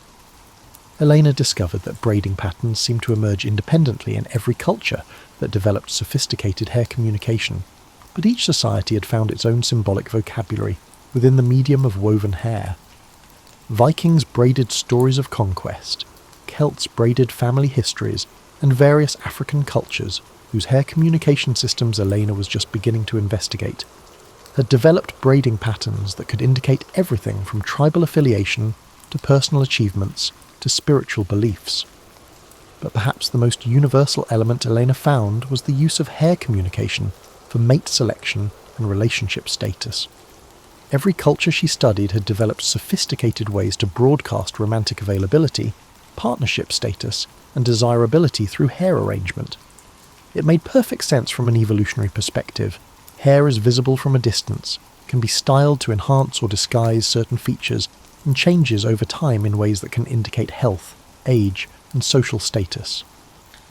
The more Elena studied these patterns, the more she realized that modern humans had retained many of these ancient instincts without consciously recognizing them. We still make judgments about people based on their hairstyles, still use our hair to signal different aspects of our personality and social status, and still pay attention to hair changes as indicators of life transitions or emotional states. We just don't have the sophisticated, culturally agreed upon vocabulary that our ancestors developed. Eleanor began to see that hair communication hadn't disappeared with ancient civilizations. It had just become less conscious and systematic. Modern people still use dramatic haircuts to mark major life changes, still spend enormous amounts of money and time on hairstyling to communicate aspects of their identity, and still notice and interpret other people's hair choices as social signals. We'd just lost the shared cultural knowledge that would let us read these signals with the precision and sophistication of our ancestors. This realization led Elena to what she considered her most important discovery. Hair communication systems seem to emerge naturally in any society that valued complex social relationships and nuanced identity expression. The more sophisticated the social structure, the more elaborate the hair language became. It wasn't that ancient people were obsessed with hair for its own sake. They were using hair as a tool for navigating increasingly complex social environments. Elena started to understand that these ancient hair languages represented something that modern society might have lost, a shared vocabulary for expressing the subtle, complex aspects of human identity that don't fit neatly into simple categories. When your hairstyle could communicate not just your social status, but your family history, your personal achievements, your current emotional state, your spiritual beliefs, and your availability for various types of relationships, you had a communication tool of remarkable sophistication and nuance. The implications were staggering. Eleanor realized that ancient people might have been better at reading social cues, understanding complex social dynamics, and navigating interpersonal relationships precisely because they had these shared visual languages that provided immediate, detailed information about everyone around them. Modern people might have gained individual freedom of expression, but we've lost collective tools for social communication and understanding. As Elena synthesized her research across cultures and centuries, she began to see that hair communication wasn't just an intriguing historical curiosity. It was evidence of a fundamental human capacity for creating meaning, building community, and expressing identity through the most basic aspects of our physical appearance. We'd always been speaking with our hair. We'd just forgotten how to listen to what it was saying. As Elena sat in her study one evening, surrounded by photographs, sketches, and notes from cultures spanning thousands of years and every inhabited continent, she realized she'd uncovered something that went far beyond academic curiosity. She'd discovered a lost dimension of human communication that revealed profound truths about connection, identity, and the ways people create meaning in their lives. The evidence was overwhelming. For most of human history, hair had served as a sophisticated, nuanced language that allowed people to communicate complex information about themselves, while simultaneously reading equally complex information about everyone around them. Modern humans had retained the instinct to use hair for communication. We still make dramatic hair changes to mark life transitions, still judge others based on their styling choices, still use our hair to express personality and attract partners. But we'd lost the shared cultural knowledge that would make this communication truly effective. Eleanor began to imagine what it would have been like to live in a world where everyone around you was constantly broadcasting detailed information about their identity, status, history, and current emotional state through their hair choices. Instead of the awkward small talk that dominates modern social interactions, ancient people could gather enormous amounts of relevant information about new acquaintances simply by observing their hair arrangements. It would be like having everyone's biography, current mood, and availability status visible at a glance. But the more Elena thought about it, the more she realized that ancient hair communication offered something even more valuable than efficient information exchange. It provided a way for people to express the full complexity of their identity within a shared cultural framework. When your hairstyle could tell the story of your family, your achievements, your beliefs, and your dreams, you had a way to be seen and understood as a complete person rather than just a collection of demographic categories. Elena found herself wondering what we'd lost when we abandoned these sophisticated visual languages. Modern people often complain about feeling disconnected, misunderstood, or unable to express their authentic selves in social situations. What if part of the solution was learning to read and speak in the visual languages that humans had naturally developed over thousands of years? The implications extended beyond individual communication to community building and social cohesion. When everyone in a community shared a visual language that could communicate personal history, family connections, social status, and current circumstances, it created a web of understanding and mutual recognition that went far deeper than surface-level interactions. People could understand their place in the community, not just through verbal communication, but through constant visual reinforcement of social relationships and shared values. Eleanor realised that ancient hair communication systems had solved one of the persistent challenges of human society: how to balance individual expression with community cohesion. These systems allowed people to express their unique identity and personal story while simultaneously participating in a shared cultural language that strengthened community bonds. You could be completely yourself while still being clearly connected to your community. While Elena reflected on her research, she began seeing parallels between ancient hair communication and modern digital communication.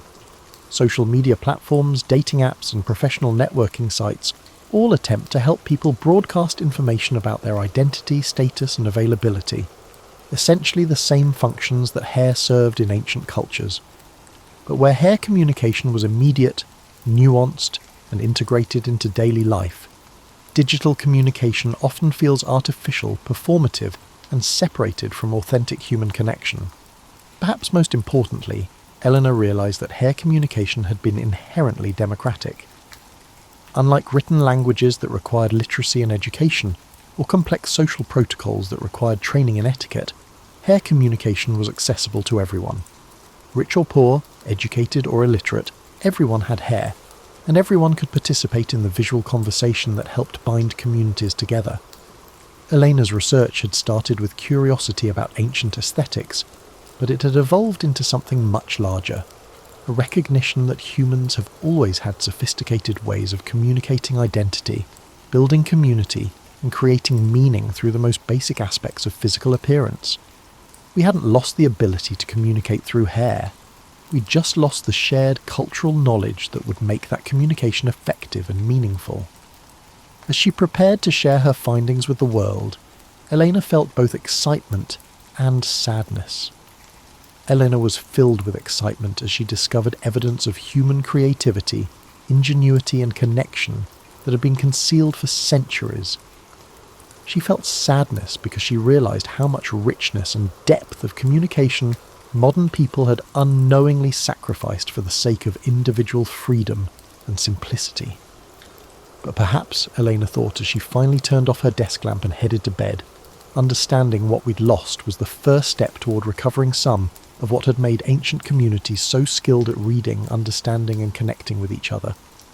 Perhaps we haven't truly lost the secret language of hair, but it's simply waiting for us to reclaim its ability to communicate. Your hair, after all, has been trying to tell your story all along. The only question is whether anyone around you still remembers how to listen.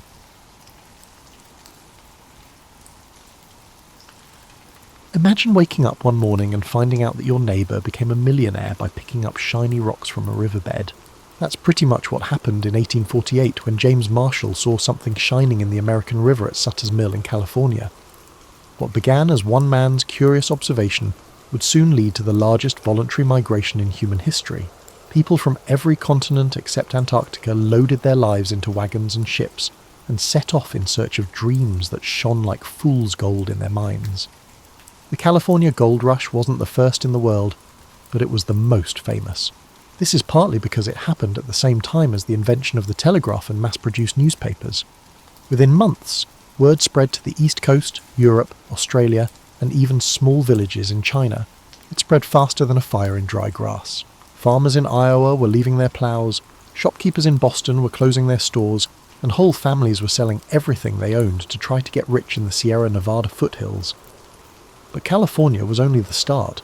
Gold discoveries in Australia in 1851 caused their own rush, bringing people looking for wealth to the hot outback. The Klondike Gold Rush of 1896 sent people looking for gold to the other end of the world. The frozen wilderness of Alaska and Canada, where temperatures could drop to 50 below zero, and it was dark for months.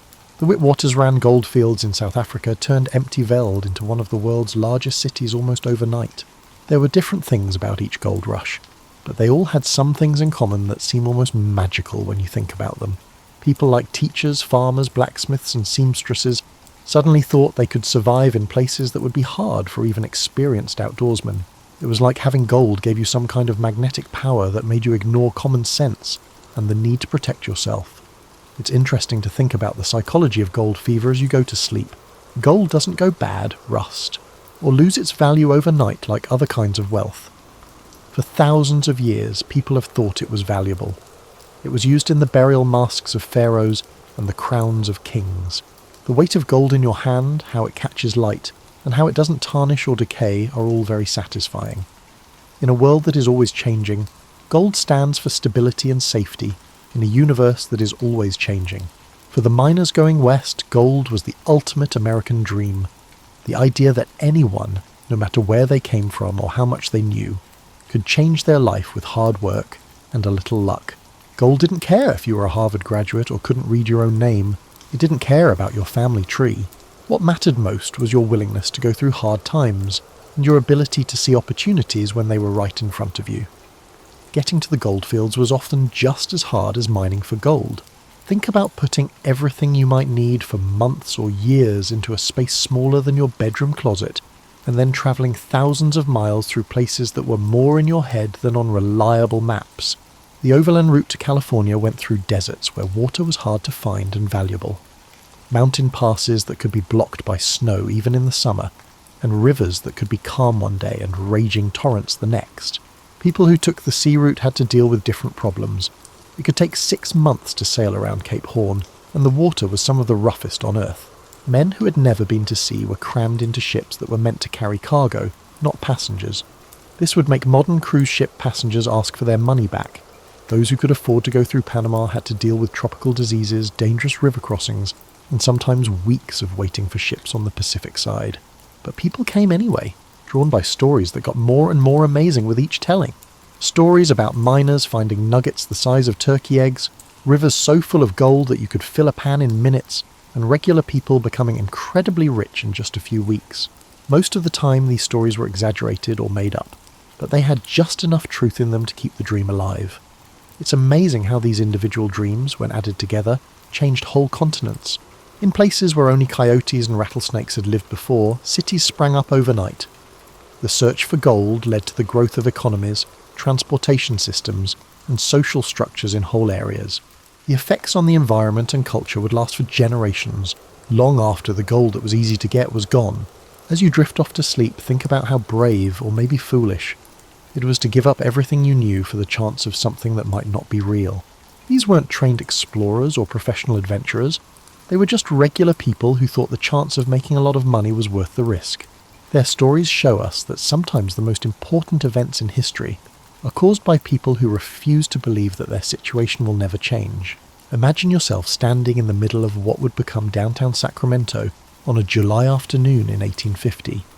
The temperature is around 110 degrees Fahrenheit, and the air above the hot pavement looks like water. The sun is as hot as a forge, and there's no way to get away from it. There's no air conditioning, ice, or tall buildings to block the sun. Now picture this. Instead of going inside, you're going to spend the next 12 hours bent over a creek bed, sifting through gravel and sand with just a metal pan and your willpower. This was the case for thousands of gold miners who went to areas where summer temperatures often went above what most people today would consider survivable.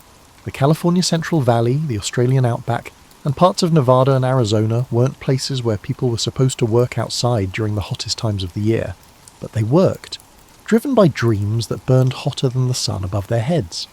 The human body wasn't meant to be in such extreme heat for long periods of time, especially when doing hard physical work. Your body regulates its temperature in a way that is similar to a simple air conditioner. It sweats to cool the skin through evaporation, it changes the flow of blood to release heat, and it breathes more to get rid of warm air from the lungs. But these systems could only do so much, and miners in the 1800s pushed them to their limits every day. Smart miners learned to change their plans based on the sun's movement. They would get up before dawn when the air was still a little cool from the night before and start working as soon as the sun came up. The early morning hours were very important because you could get things done before the heat made it too much to handle. As the sun rose higher, experienced miners would look for any shade they could find. They would often work in shifts so that some could rest while others kept looking for gold. Miners called the time between noon and 4 in the afternoon the devil's time. This was when the sun was at its hottest and the heat from rocks and sand could literally cook skin that was exposed. During these hours, smart miners went back to whatever shelter they could find. Some people dug shallow caves into hillsides to make cool places to hide that were 10 to 20 degrees cooler than the surface. Some people put canvas between trees or over wooden frames to make patches of blessed shade where people could gather to rest and talk. The clothes that miners wore tell an interesting story about how they adapted and used their brains. Forget the Hollywood image of shirtless men working in the hot sun. That was a sure way to get burned badly and have a heat stroke. Instead, experienced miners learned how to cover almost every inch of skin that was showing while still letting air flow. They wore wide-brimmed hats that cast shadows on their faces and necks, long-sleeved shirts that were loose enough to let air flow, and bandanas that could be soaked in water and tied around their necks to cool off. Many miners wore clothes that they learned from Mexican vaqueros and Native American tribes that had been living in these areas for a long time. Eastern gentlemen liked dark wool suits better than loose, light-coloured cotton clothes because they reflected heat better. Some miners even started wearing multiple layers, a thin inner layer to soak up sweat and an outer layer to keep the sun out while letting air flow between the fabrics. Finding shade became almost as important as finding gold. In mining camps, trees were valuable because they provided shade and lumber. A single big oak or pine tree could decide where a whole camp would be set up. Tents and lean-tos would be set up in careful patterns to get the most shade possible during the day. Water wasn't just for drinking, it was also very important for staying cool. When there was water, miners would soak their shirts and hats, which worked as a simple but effective way to cool off. Some smart people even came up with complicated ways to move water over canvas awnings, which were like evaporative coolers in the 1800s. The mental effects of extreme heat were just as hard to deal with as the physical ones. Not only does heat exhaustion make you feel bad physically, but it also changes the way you think, feel, and make decisions. When miners worked in very hot or very cold weather, they often got cranky, made bad decisions, and got what we now call heat-induced depression. The constant pain made mental strength weaker, just like it made physical strength weaker. But people were very good at adapting. Bodies that had never been in such heat before slowly got used to it, becoming better at handling heat, sweating more effectively, and circulating blood better. When miners made it through their first summer in the goldfields, they often found the second year easier to handle because their bodies got used to conditions that would have seemed impossible when they first got there. Some of the best mining companies were the ones that knew how important it was to keep workers safe from the heat. Companies that gave their workers enough shelter, encouraged them to rest during the hottest parts of the day, and made sure they could get to cool water usually had healthier and more productive workers. It was an early lesson in industrial safety that most people wouldn't learn for decades. As you picture yourself in those hot mining camps, feeling the sun on your shoulders and the coolness of the evening shade, remember that these were not superhuman people. They were just regular people who learned to deal with unusual situations. The fact that they were able to live and even thrive in such conditions shows how strong the human spirit can be when it is driven by strong dreams. In romantic stories about the gold rush, water is always there. There are babbling creeks where miners pan for gold and clear mountain streams that show off the Sierra peaks. But the truth was often very different and much harder. Getting clean, safe water was often a matter of life and death, and getting enough food in remote mining camps took a lot of creativity that would impress modern survivalists. Ironically, miners often valued water more than the gold they were looking for. On a hot afternoon, a glass of cool, clean water could be worth more than a handful of gold dust, especially if the water cost $1 a gallon, which is like $30 or $40 now. In some of the more remote mining areas, entrepreneurs made a lot of money not by finding gold, but by bringing water in barrels from faraway places and selling it to miners who needed it. Finding water turned into both a science and an art. Experienced miners could read the landscape like a book. They looked for small signs that showed where water was underground. Some plants only grew where their roots could get to water tables. Animals' behaviour, such as where they gathered at dawn and dusk and the paths they wore through the landscape, often revealed hidden springs or seasonal water sources. Some miners became very good at dowsing, which is the art of finding underground water with forked sticks or metal rods. Modern science still doesn't fully understand how they did it. These methods became a big part of mining camp folklore. Whether they really worked or just made miners feel more sure about digging in places where they thought they might find water. It was like playing the geological lottery to dig wells in mining country. The same rocky ground that might hide gold deposits could make it very hard to get to the water table. Sometimes miners would spend weeks chiseling through solid rock, hoping to find water before their current supply ran out. The deeper they dug, the cooler the water they might find. This was a great bonus in places where surface water could get too warm to be refreshing. When water was hard to come by, miners came up with very clever ways to save it that would impress environmentalists today. You could save the water you used to cook with to wash dishes, then use it again to do laundry, and finally use it to clean up dust around the campsite. There was no waste. Some camps set up strict rationing systems with community leaders keeping an eye on how much water people used and making sure everyone had access to basic supplies. The quality of the water that was available was often just as bad as the amount. Minerals that made people sick could be in mountain streams that looked crystal clear, or worse, bacteria from mining operations or natural sources upstream.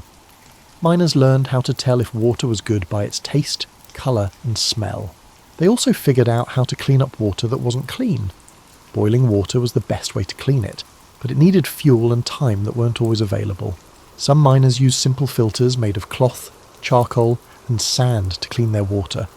Some people learned how to add chemicals like alum or other minerals that would make impurities settle to the bottom, leaving cleaner water at the top.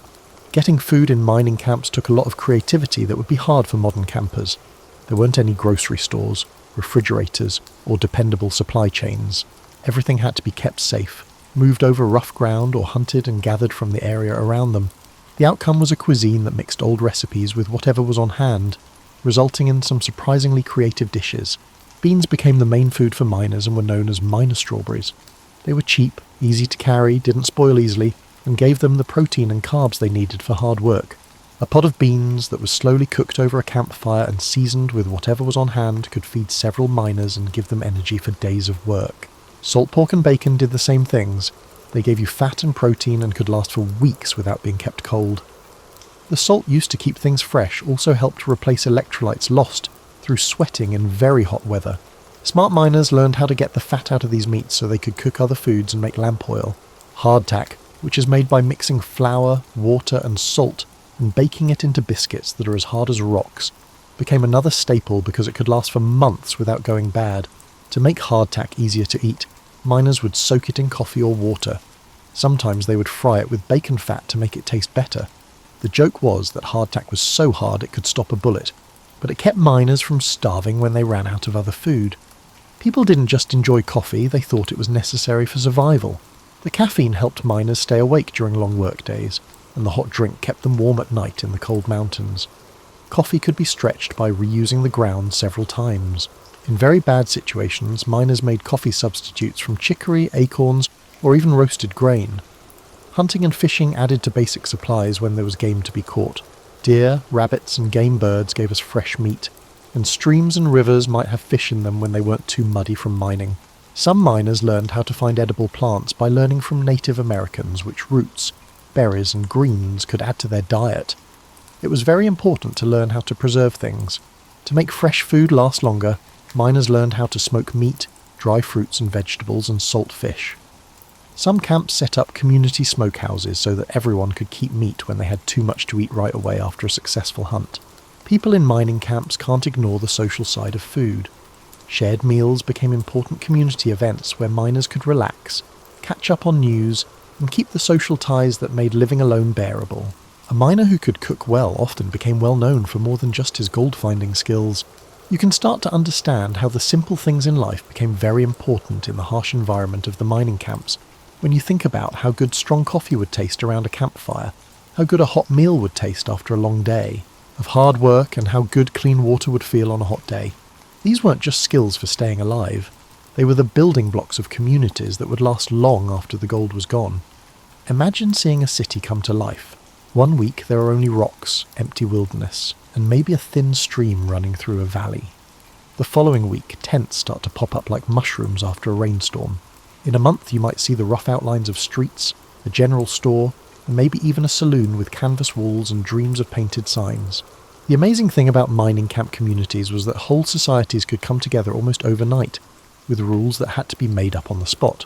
It was amazing and a little chaotic how quickly these communities came together. There were no zoning laws, building codes, or an urban planning department. People just showed up, found a good place to stay, and started building the infrastructure they needed to stay alive. The result was towns that grew naturally. following the shape of the land and the needs of the people who lived there instead of following a master plan. People in early mining camps had to be creative with the few materials they had to build their homes. The classic miner's tent was often just the start. It was a temporary place to stay while a more permanent structure was built. Miners became amateur architects, coming up with plans for buildings that could be built quickly with materials that were easy to find.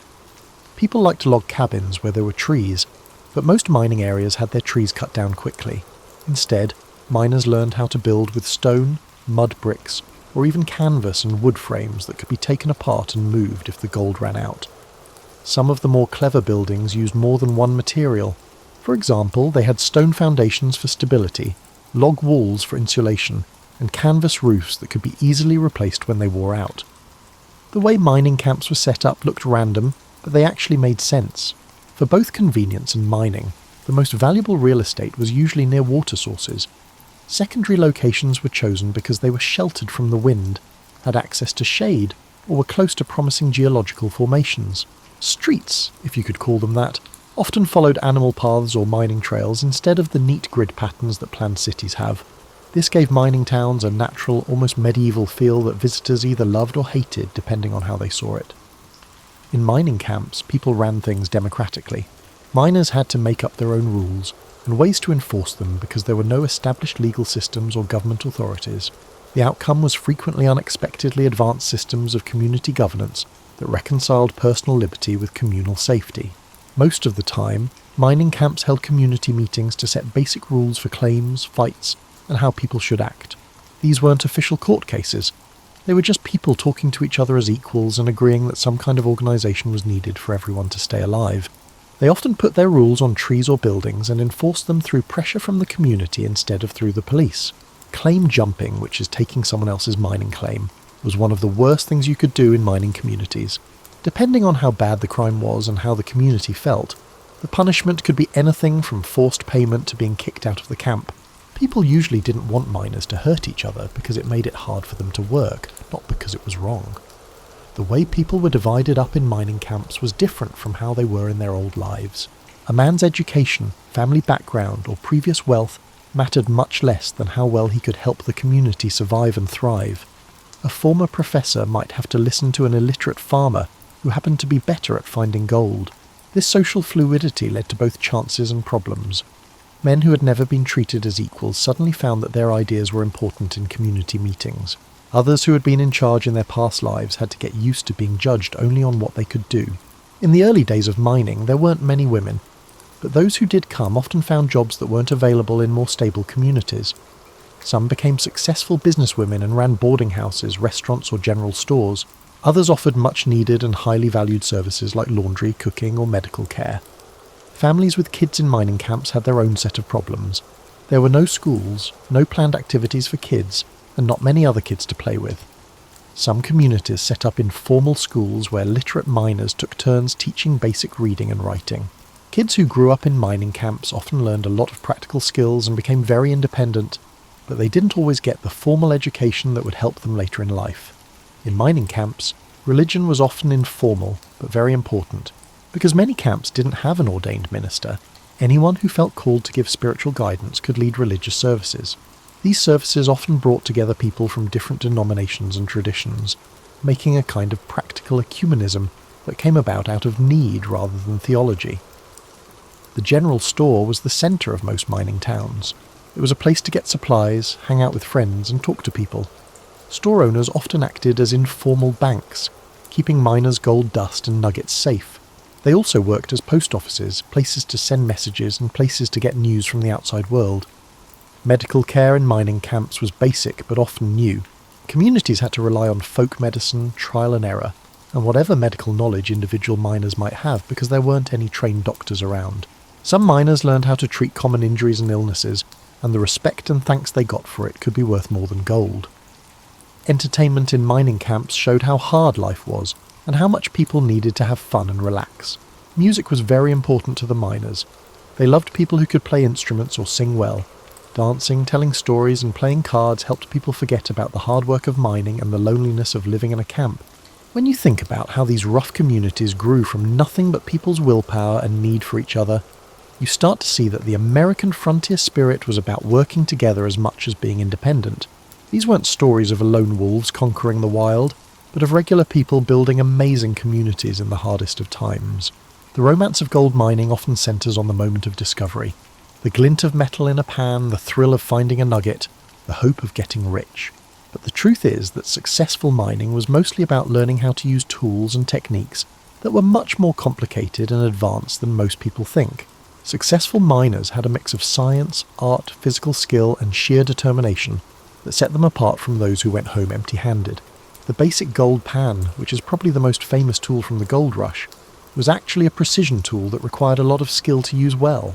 A good pan was made of steel or iron, and had sloped sides and a flat bottom that let you carefully separate things by weight. It could take months to learn how to pan properly, which means moving water and sediment in just the right way so that heavy gold settles and lighter materials wash away. Imagine standing in a cold mountain stream with a pan full of gravel, sand and hopefully a few gold flakes. The water is moving around your legs, your back is starting to hurt from bending over, and your hands are getting numb from the cold. You need to find the right rhythm. If you go too fast, you'll wash away the gold. If you go too slowly, you'll never process enough material to make the work worth it. Panners who had been doing it for a while could tell if they were likely to find gold in a certain spot by the way the gravel felt, the colour of the sand and the way the water moved in their pan. They had a connection with their tools and their surroundings that was almost magical, and they could read subtle signs that new miners couldn't. But panning was only the start. As miners learned more about their work and found places with good gold deposits, they came up with more advanced methods that could process more material faster. The rocker, which is also called a cradle, was like a gold pan that worked mechanically. It was a wooden box with a screen bottom that was rocked back and forth while water flowed through it, separating gold from lighter materials. Many miners had to learn how to do carpentry on the job in order to build a good rocker. The proportions had to be just right. If they were too steep, the gold would wash away with everything else, and if they were too shallow, the machine wouldn't work well. The rocking had to be smooth and rhythmic, like rocking a baby to sleep. But the baby was a few hundred pounds of wood, metal and wet gravel. The long tom was an even more ambitious piece of equipment. It was basically a long wooden trough with different screens, riffles and catching devices that could handle a lot of dirt and gravel. Most of the time, a group of miners worked together to run a long tom. Some would shovel material into the machine while others would clean out the gold-catching parts and keep the water flowing. The most advanced way to get gold was through hydraulic mining. Miners would use strong streams of water to wash away tons of soil and rock from hillsides, revealing gravel that contained gold. The water pressure was so strong that it could blast away whole mountainsides. This kind of destruction of the environment would horrify people today, but it was seen as the height of technological progress at the time. Hydraulic mining had a terrible effect on the environment that could not be undone. Debris filled whole valleys, streams were permanently changed, and landscapes that had taken millions of years to form were destroyed in just a few seasons. But for miners who wanted to get the most gold with the least amount of work, hydraulic mining was a huge step forward in terms of efficiency. For serious miners, knowing about geology became very important. Gold doesn't just spread out randomly across the landscape. It follows patterns that have been there for millions of years, like the flow of ancient rivers, volcanic activity, and geological processes that made and moved gold deposits. Miners who could read the rocks, find formations that looked like they might contain gold, and guess where gold was likely to be found had a big edge over those who just dug where they thought they were lucky. To mine quartz, you needed a whole different set of skills and methods. Instead of looking for loose gold in streams and on the surface, quartz miners had to find veins of gold in solid rock, and then take that rock out and process it to get the gold out. This meant learning how to drill, blast and tunnel through solid rock, which is more like engineering than farming, which is what most miners came from. To process quartz ore, the rock had to be crushed into a fine powder, and then mercury had to be used to mix with the gold particles. This job was both dangerous and hard to do because it needed knowledge of chemistry and metallurgy. Mercury poisoning was a big health problem in mining towns, but people didn't know much about what it did to them at the time. Miners often made their own tools or changed existing ones to suit their needs. In mining towns, a good blacksmith was very useful. They didn't just shoe horses, they also made specialised mining tools, fixed broken equipment, and figured out how to fix mechanical problems that came up when tools were used in ways they weren't meant to be used. Miners were very creative when it came to using technology that was already there for their own needs. People turned wagon wheels into water wheels to power machines. Kitchen tools were changed to do specific mining jobs. Miners even changed their clothes. They learned how to sew extra pockets into their clothes so they could carry tools, gold samples, and other small but important things.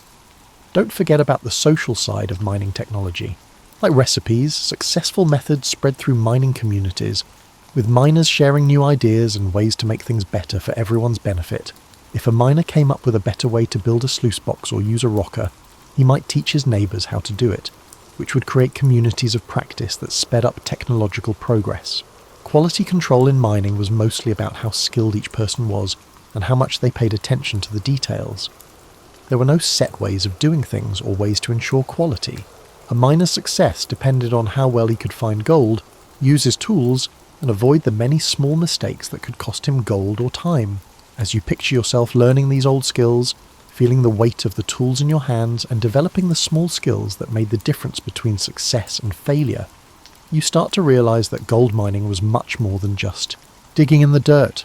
It was a skill that required a lot of physical strength, technical knowledge, artistic intuition, and scientific observation, and it was hard for even the most skilled people to do.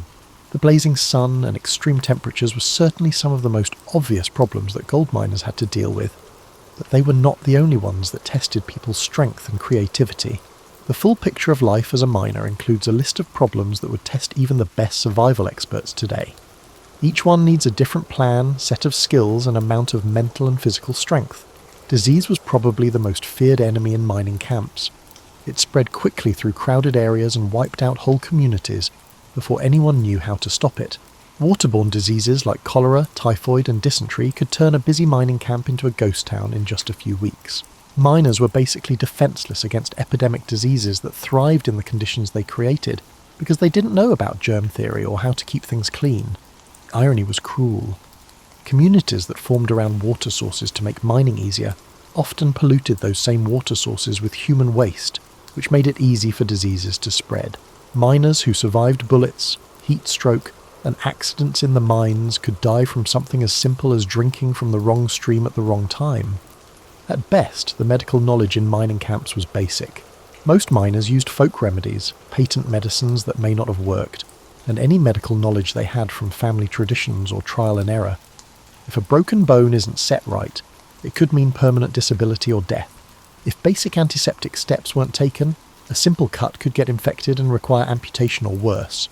Some miners learned how to do battlefield medicine out of necessity. They learned how to stitch wounds, set bones, and treat common illnesses by practicing and watching others. People in the community often looked up to these informal medics as leaders, and their medical skills were just as valuable as their ability to find gold. Mining operations were always at risk of accidents. Cave-ins could bury miners alive without much warning. Explosives used to break up rock were often unstable and unpredictable. They would sometimes go off too soon, or not at all when they were supposed to. People often made their own mining tools, and they didn't have basic safety features that we think are necessary now. The mental challenges of mining life were just as hard as the physical ones. Being away from family and friends had a big effect on mental health. A lot of miners had what we now call depression, anxiety, and post-traumatic stress disorder, because of the hard times they went through. People who were physically tired, socially isolated, and always worried about the future found it hard to deal with these things. Miners who had left their families behind to look for work were especially lonely. Letters from home could take months to get there and cost a lot of money compared to what a miner made. It was impossible to measure the emotional toll of being away from loved ones in ounces of gold, but it was always there. Even miners who found gold on a regular basis often had trouble with money.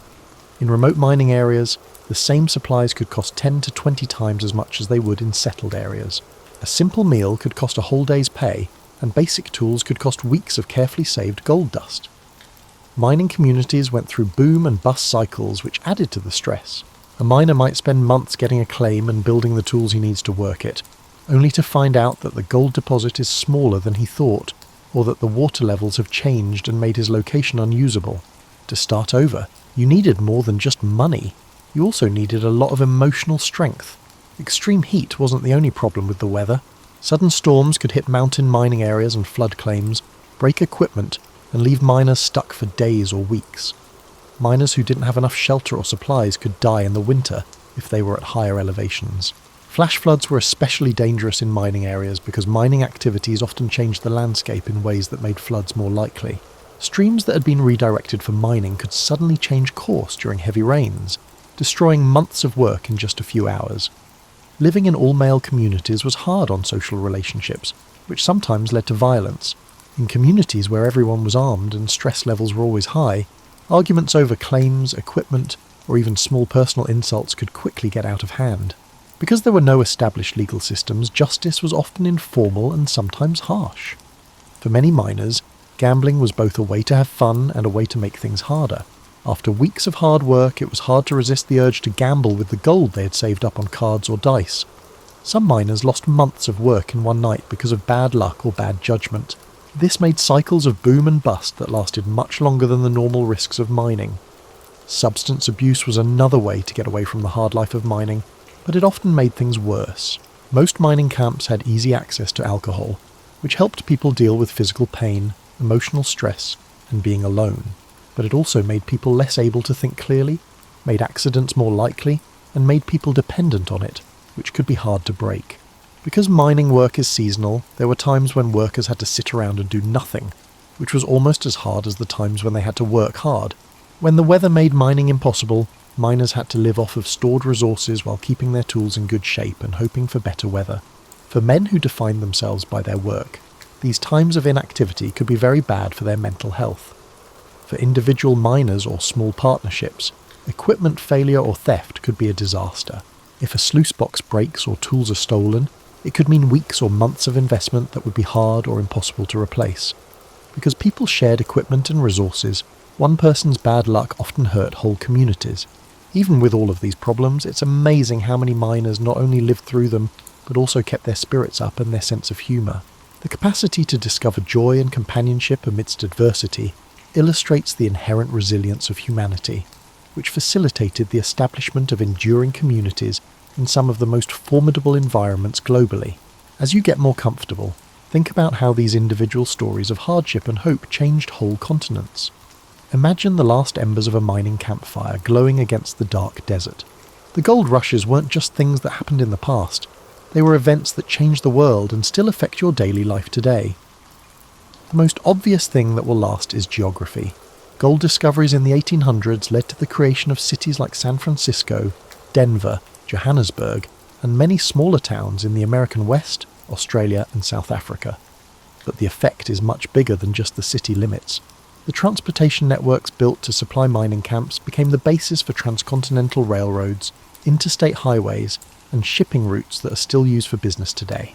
Think about the Transcontinental Railroad, which was finished in 1869.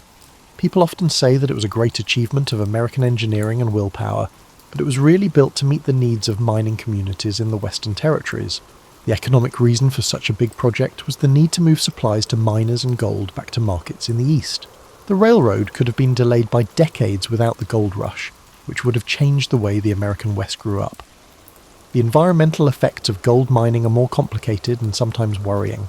California's hydraulic mining moved more dirt than building the Panama Canal, changing the landscape and river systems forever. Some places are still dealing with mercury pollution from mining that happened in the 1800s. But these same mining activities also led to some of the first laws to protect the environment. Communities downstream fought against mining debris destroying farmland. The social legacy of gold mining communities calls into question many ideas we have about life on the frontier. These weren't lawless places where people were violent and selfish. They were communities that built complex systems of cooperation and mutual aid in very difficult situations. The democratic governance systems they established, direct democracy, community justice, and collective decision-making shaped political evolution across the Western Territories and beyond. Social structures in mining camps were very equal compared to the more divided societies that most miners had left behind. Instead of his family background, education, or previous wealth, a man's worth was based on what he did for the community.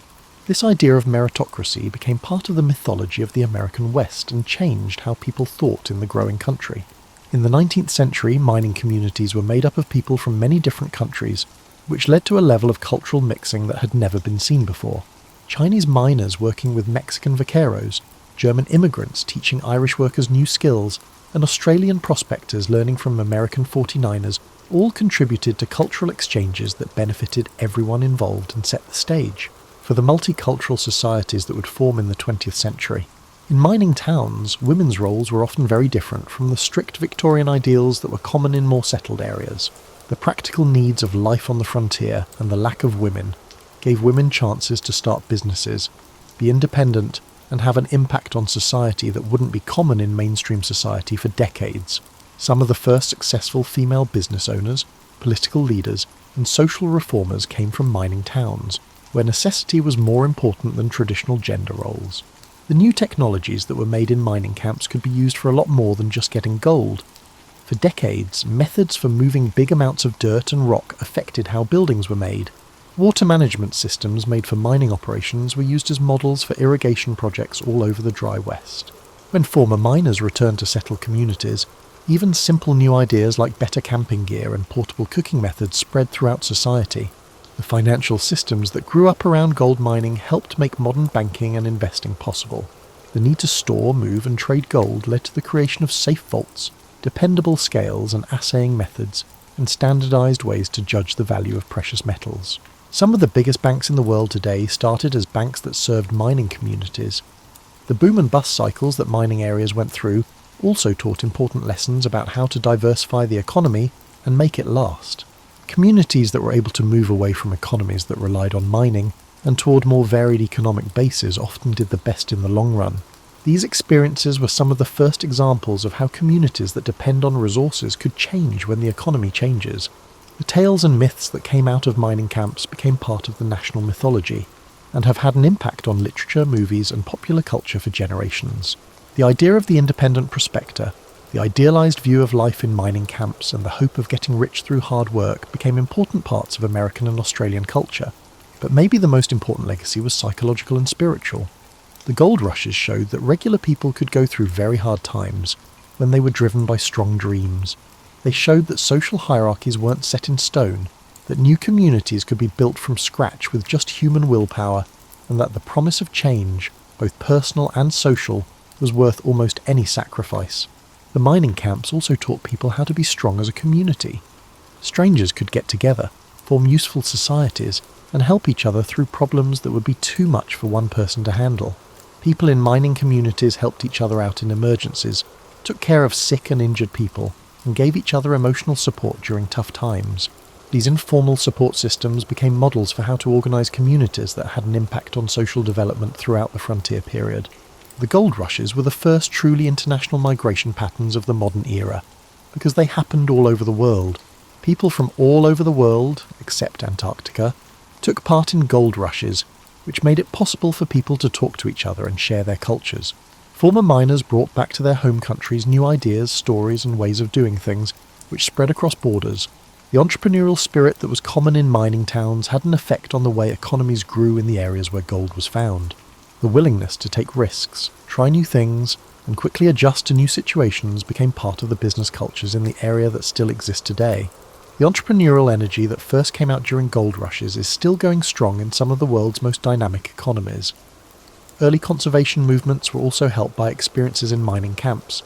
Miners were among the first people to see how bad the environment could get on a large scale, and to understand how important it is for communities to be healthy. Some of the first laws to protect the environment were passed because mining was hurting the environment. These laws set the stage for later conservation efforts. The medical knowledge that miners learned in camps through trial and error helped to improve field medicine, emergency treatment, and public health. Methods for treating injuries in remote areas, preventing disease in crowded places, and caring for mental health in isolated communities all worked in places other than mining camps. Innovations in education that came from mining communities also had a long-lasting effect. The informal schools and adult education programs that sprang up in mining camps showed that people could learn anywhere, that communities could offer educational opportunities even when things were tough, and that practical skills were just as important as formal academic knowledge. As your breathing slows and you start to fall asleep, think about how the resourcefulness and strength of gold miners in the 1800s still affect our world today. Their problems with extreme heat, lack of water, building communities, and adjusting to harsh environments can teach us a lot about the problems we face today. Climate change has made extreme heat a bigger problem for millions of people all over the world. Communities that are dealing with record-breaking heat waves and droughts are rediscovering and adapting the ways that miners learn to survive in dangerous temperatures. These include scheduling work around the sun's intensity, making effective shade and cooling systems, and conserving and managing precious water resources. Modern urban planners who want to design cities that will last often look to new ideas from mining camps.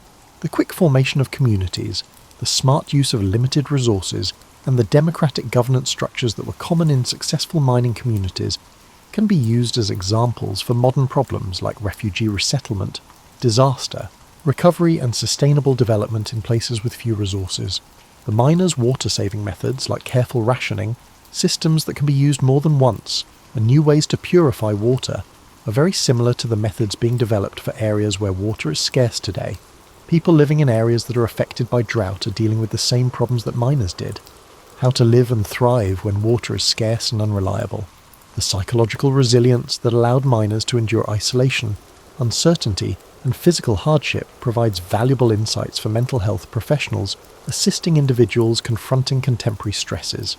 The informal support systems, community building practices, and strategies for making meaning that helped miners stay hopeful during tough times can also help people today who are dealing with economic uncertainty, social isolation, and environmental problems.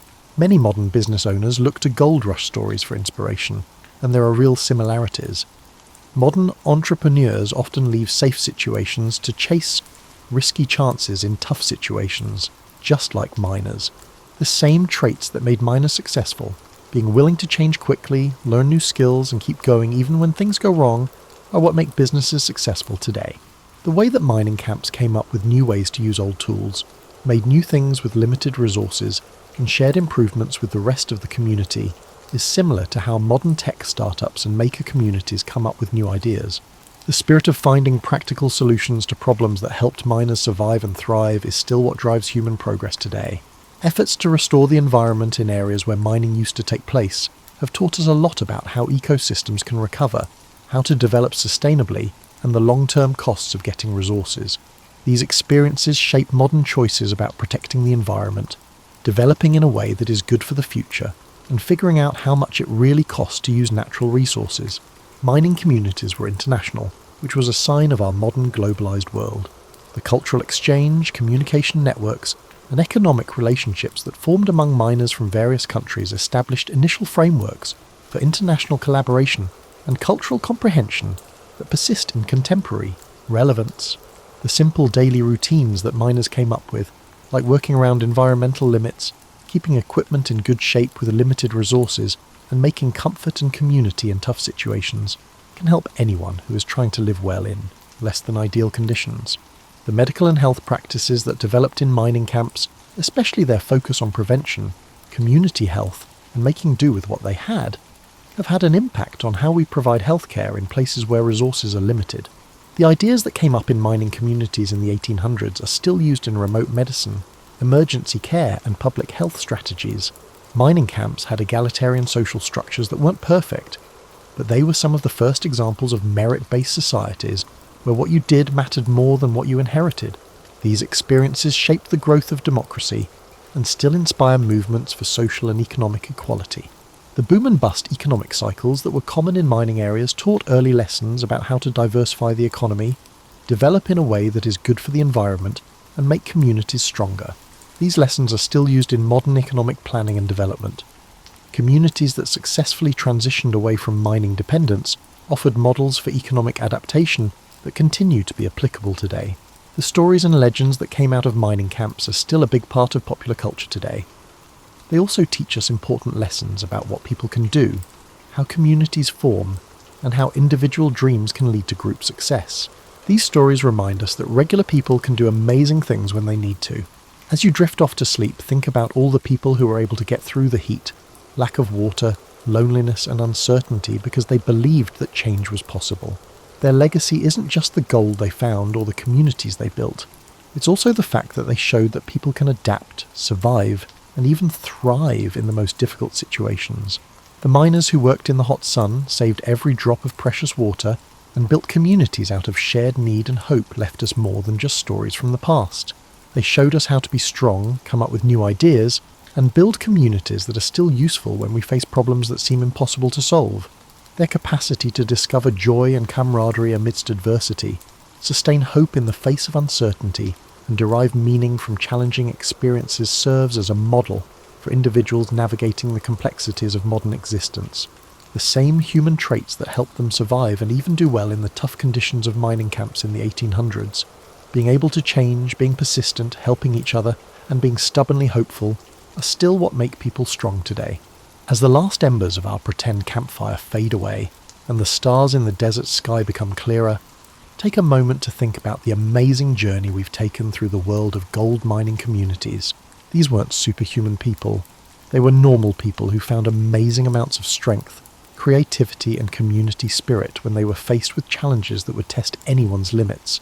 The miners who worked in the heat and kept their spirits up, who built thriving communities out of nothing but determination and need, and who used old tools and came up with new ways to get gold from the earth, remind us that people are much more resilient and creative than we think. Their stories aren't just interesting bits of history. They show that we all have abilities that are just waiting to be used when the time is right. In today's world, with air conditioning, dependable water systems, GPS navigation and emergency medical services, it's easy to forget that our ancestors didn't have these things. The miners' ability to do well without modern technology and to make things safe and comfortable through working together and using their own skills is both humbling and inspiring. We can learn about how to adapt and keep going from their experiences with extreme heat. Their ways of saving water remind us not to waste valuable resources. Their ability to build communities shows us how people who don't know each other can become family when they work toward a common goal. Their technological advances show how useful it is to work together to solve problems and share information. But maybe most importantly, their stories show us that change is possible. People can change who they are, communities can grow from nothing, and hope can help people get through the hardest times. The same spirit that drove an Iowa farmer to leave his plow for a mining pan, or a Boston teacher to leave her classroom for a tent in the Sierra Nevada, still drives people to take risks, follow their dreams, and make their lives and the lives of those around them better. As you drift off to sleep, think of the tough miners coming back to their camps after a long day in the hot sun. They would gather around fires to eat, tell stories, and make plans for the next day. Their ability to find comfort and community under the stars, keep their dignity and humanity in the face of the toughest challenges, and keep working toward better futures despite daily hardships, is a powerful reminder of what people can do when they work together and support each other. They may have spent the gold they found a long time ago, and the communities they built may have changed into something completely different, but the spirit of resilience, innovation, hope, and community that they embodied is still as valuable today as any precious metal they ever took from the ground. Sleep well, knowing that you have the same ability to adapt, keep going, and build community that helped those miners survive and thrive in the blazing sun long ago. Their legacy lives on not only in the cities and institutions they helped build, but also in the ongoing story of humanity, which you are a part of. This story is about regular people doing amazing things when life demands it, and finding ways to find comfort, meaning and hope, even in the toughest situations. Sweet dreams. May your sleep be as peaceful as a mining camp under the stars, when the day's work was done and the possibilities for tomorrow stretched out forever on the horizon.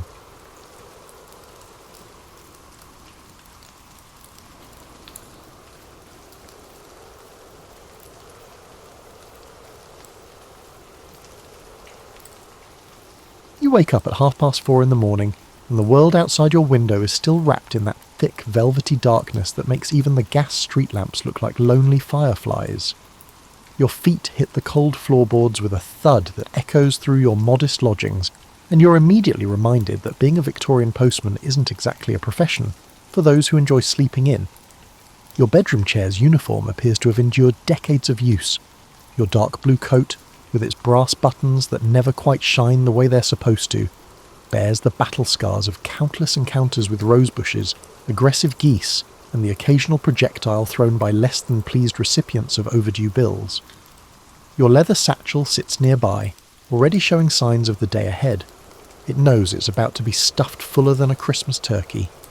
You stumble downstairs to your landlady's kitchen, where she's already prepared your breakfast. Mrs. Henderson, bless her soul, understands that postmen need fuel for the journey ahead. She slides a plate of eggs, bacon, and thick-cut bread across the wooden table, along with a steaming mug of tea so strong it could probably walk the postal route by itself. The morning ritual begins with checking your pocket watch, a gift from your father when you joined the Royal Mail Service 3 years ago. It's already 5:15, which means you need to be at the sorting office by 6 sharp. Mr. Grimsby, the postmaster, has the temperament of a wet cat and the punctuality expectations of a railway conductor. Being late means facing his legendary scowl, which has been known to curdle milk from 3 streets away. You finish your breakfast, grab your cap, the one with the small hole where a particularly ambitious pigeon once mistook it for nesting material, and step out into the London morning. The air carries that distinct Victorian cocktail of coal smoke, horse manure, and the faint promise of rain that seems permanently suspended over the city like an indecisive visitor. The walk to the sorting office takes you past the baker's shop, where Mr. Pemberton is already pulling fresh loaves from his ovens. The warm, yeasty smell follows you down the street like a friendly dog. You wave through the window and he responds with a flour-dusted salute. These small morning rituals have become the comfortable rhythm of your working life. At the sorting office, you're greeted by the familiar chaos that would make a battlefield look organised. Sacks of mail are piled everywhere like fabric mountains, and your fellow postmen are already elbow-deep in the day's deliveries. There's Jenkins, who's been doing this job since before Victoria became Queen, and moves with the efficiency of a well-oiled machine. Thompson, the newcomer who still gets nervous about delivering to the fancy neighbourhoods, and old Murphy, who claims he once delivered a letter to Charles Dickens himself, though the story changes slightly each time he tells it. Your section of London covers approximately 4 square miles of winding streets, narrow alleys, and the occasional dead end that seems to exist solely to test your navigation skills. The mail in your bag represents a cross-section of human experience. Love letters that smell faintly of lavender, business correspondence with serious-looking seals, newspapers that will be outdated by tomorrow, and the inevitable collection of bills that make recipients look at you as if you personally decided to charge them for existing. You organise your letters by street and number, a process that requires the spatial reasoning skills of an architect and the patience of a saint. Each piece of mail has its personality. Some are thick and important-looking, others are thin and apologetic, and a few are so mysteriously shaped that you wonder if someone's trying to post a small hedgehog. The morning preparation is almost complete. Your route is planned, your satchel is loaded, and your boots are laced tight enough to survive the day's adventures. As you step back onto the street, the city is beginning to wake up around you, and you're about to embark on another day of connecting people across the sprawling maze of Victorian London. Pembroke Street is your first stop, where the houses stand side by side like gossiping neighbours. Each front door tells its story. Some are painted bright red with polished brass knockers that gleam in the morning light, while others have seen better days and sport paint that's peeling like sunburned skin. You've learned to read these subtle signs like a detective. The well-maintained homes usually mean pleasant interactions, while the shabby ones might involve dodging flying objects or unwelcome commentary about the postal service. Mrs. Abernathy at number 12 is already waiting by her window, watching for your arrival with the intensity of a hawk spotting a field mouse. She receives letters from her sister in Edinburgh every Tuesday, and she's developed the uncanny ability to sense your approach from 3 blocks away. You slip the familiar envelope through her letter slot, and you can practically hear her shuffling excitedly toward the door before you've even stepped off her front steps. The rhythm of delivery becomes as natural as breathing after a while. Walk, sort, knock, deliver, repeat. But each house brings its own peculiar challenges. Number 18 has a letter slot positioned so low that reaching it requires the flexibility of a contortionist, while number 24's slot is so narrow you sometimes wonder if the architect designed it specifically to frustrate postal workers. Then there's the matter of the dogs. Every street has its collection of 4-legged critics, and they all seem to have strong opinions about the postal service. There's Duchess, a pompous poodle at number 7 who treats your daily arrival as a personal insult to her aristocratic sensibilities. She expresses her displeasure through a series of indignant yaps that sound remarkably like someone complaining about the weather in a foreign language you don't quite understand. At the other end of the spectrum is Brutus, a mastiff the size of a small pony who belongs to the butcher on Merchant Street. Despite his intimidating appearance, Brutus has apparently decided that you're his second favourite human, after his owner, and he greets your arrival each day by attempting to lick your face with a tongue that could double as a washcloth. Your strategy involves keeping a safe distance and a pocket full of the small biscuits that Mrs. Henderson slips into your lunch bag specifically for canine diplomacy. The variety of mail you carry reflects the full spectrum of human emotion and necessity. There are the obvious love letters. You can spot them from a mile away by their careful penmanship, and the faint scent of perfume that seems to follow them around like a romantic ghost. Business correspondence tends to travel in serious-looking envelopes with important-sounding return addresses, while family letters often arrive in batches, as if relatives suddenly remember they have things to say all at the same time. Some deliveries require special handling. Legal documents arrive with an air of importance that makes you walk slightly straighter, while medical correspondence often travels in discreet envelopes that seem to whisper about their contents. You've developed an almost supernatural ability to gauge the emotional weight of mail just by holding it. Good news tends to feel lighter somehow, while bad news seems to add extra gravity to your satchel. The morning progresses through the residential streets, where laundry hangs between buildings like celebratory bunting, and children peer at you from behind curtains with the curiosity reserved for exotic creatures. You wave at the familiar faces, the shopkeepers setting up for the day, the street sweepers making their eternal battle against London's dust and debris, and the occasional early-rising gentleman who tips his hat with the politeness that makes British society function like clockwork. By mid-morning, your satchel has lightened considerably, but your feet are beginning to remind you that they weren't designed for this much pavement pounding. The cobblestones that looked so charming in the early morning light now feel like they're personally designed to test the durability of your boot soles. You've learned to spot the loose stones that might twist an ankle, and navigate around the ones that seem to collect puddles, like magnets that attract iron filings. Your route takes you past the local tea shop, where the proprietor, Mr. Whitfield, always has a steaming cup ready for passing postmen. It's an unspoken agreement. You bring him news from the outside world through the mail you deliver, and he provides liquid encouragement for the journey ahead. The brief respite allows you to reorganize your remaining letters and plan the most efficient path through the afternoon's deliveries. As you venture into the more eccentric neighbourhoods of your route, you encounter the houses that make this job endlessly entertaining. There's Professor Blackwood's residence on Thornbury Lane, where the front garden looks like a botanical experiment gone wonderfully wrong. Exotic plants sprawl in every direction, creating a jungle that would make Darwin himself pause for consideration. The Professor occasionally emerges from this green chaos wearing clothes that suggest he dresses in complete darkness, and he always greets you with enthusiasm that borders on the manic. His mail consists primarily of scientific journals and correspondence from fellow academics scattered across Europe. The envelopes often bear foreign postmarks and wax seals that look important enough to start international incidents. You've learned to handle these deliveries with extra care, partly because they seem genuinely important, and partly because Professor Blackwood once spent 20 minutes explaining the reproductive habits of orchids when you accidentally bent one of his botanical magazines. 3 houses down lives Miss Cordelia Weatherby, a spinster who has turned suspicion into an art form.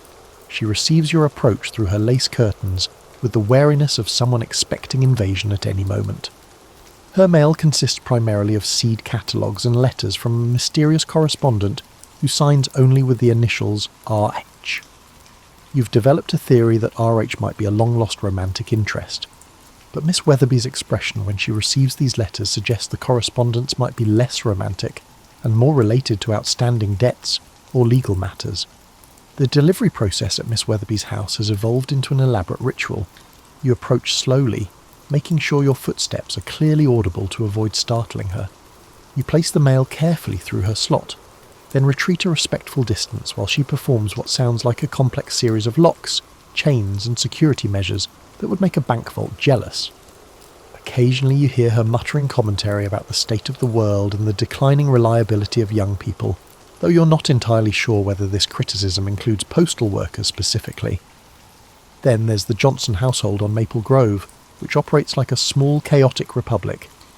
Mr. and Mrs. Johnson have produced 7 children ranging in age from barely walking to nearly adult, and their front yard resembles a toy battlefield where casualties include broken hoops, deflated balls, and at least 3 dolls that have seen better days. The children treat your arrival like a daily entertainment program, gathering at the window to watch you navigate their obstacle course of discarded playthings.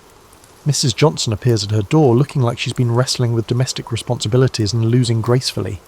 Her hair escapes from its pins in creative directions, and she usually has at least one child attached to her skirts like a small, determined barnacle. Despite the apparent chaos, she always greets you with genuine warmth and occasionally offers you a cup of tea that tastes like it was made by someone who understands the restorative power of proper brewing.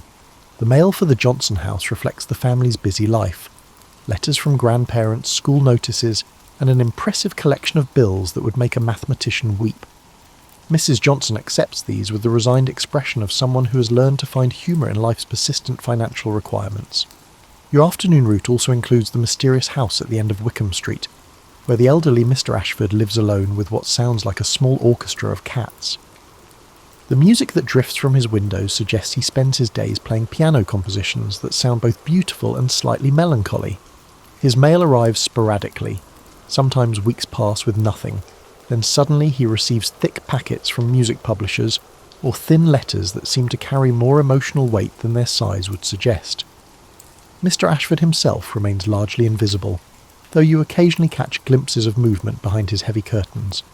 The milk bottles left on his step disappear, and reappear with the regularity of a well-managed ghost, and the cats that inhabit his garden treat you with the aloof politeness reserved for useful servants who know their place in the household hierarchy.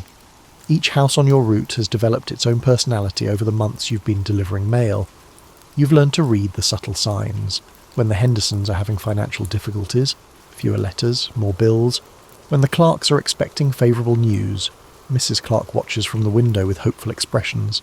And when the Thompsons are preparing for one of their famous dinner parties, invitations multiply like rabbits in their outgoing mail slot. London's November weather is unpredictable, dramatic, and seemingly designed to test your patience. This morning started with a light mist that felt almost pleasant, like walking through a cloud that decided to visit the city. But by noon, that gentle mist has transformed into a proper drizzle that seems determined to discover every gap in your clothing that you didn't know existed. Your waterproof coat, which looked so professional and weather-ready when the Postal Service issued it, now reveals its true character under actual precipitation. Water finds its way past your collar with the persistence of an uninvited guest, and your satchel, despite its supposedly water-resistant leather, begins to develop that damp smell that suggests your mail might arrive looking like it survived a minor flood. The cobblestones become treacherous when wet, transforming from merely uncomfortable walking surfaces into potential skating rinks for the unwary. You've developed a peculiar walking style that resembles a cautious dance, testing each step before committing your full weight. The locals who observe this careful progression from their dry windows probably think postal workers have developed their own form of street choreography. But weather is only one of the obstacles that make your daily route an adventure worthy of exploration novels. There's the ongoing construction project on Pemberton Street, where workers have apparently decided that the most efficient way to repair cobblestones is to remove them all at once, leaving behind a landscape that resembles a geological excavation site. Navigating this route requires the skills of a mountain climber and the patience of someone accustomed to bureaucratic inefficiency. The construction workers, bless their dust-covered souls, have developed a friendly relationship with the Postal Service. They warn you about particularly treacherous sections and sometimes even clear a path when they see you approaching with your bulging satchel. In return, you've become their informal news service, updating them on which houses are receiving intriguing mail and sharing gossip about neighbourhood developments that might affect their work schedule. Then there are the street vendors who transform certain corners into temporary marketplaces that seem to appear and disappear with magical unpredictability.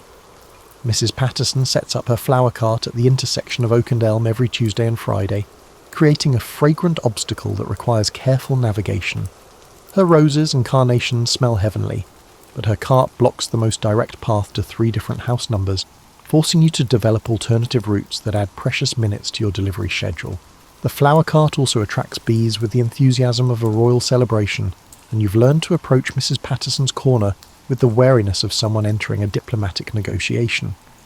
The bees seem to view postal workers as potential threats to their floral paradise, and they express their concerns through aggressive hovering patterns that make mail sorting a delicate operation. Animal encounters extend beyond the domestic dogs and cats that populate most neighbourhoods. London's streets host a surprising variety of wildlife that seems determined to participate in postal delivery. There are the pigeons that treat your mail satchel as a potential roosting site, the occasional rat that regards your passing with the bold curiosity of a small urban philosopher, and the memorable incident involving an escaped parrot that spent an entire afternoon following you from house to house while providing colourful commentary on your delivery technique.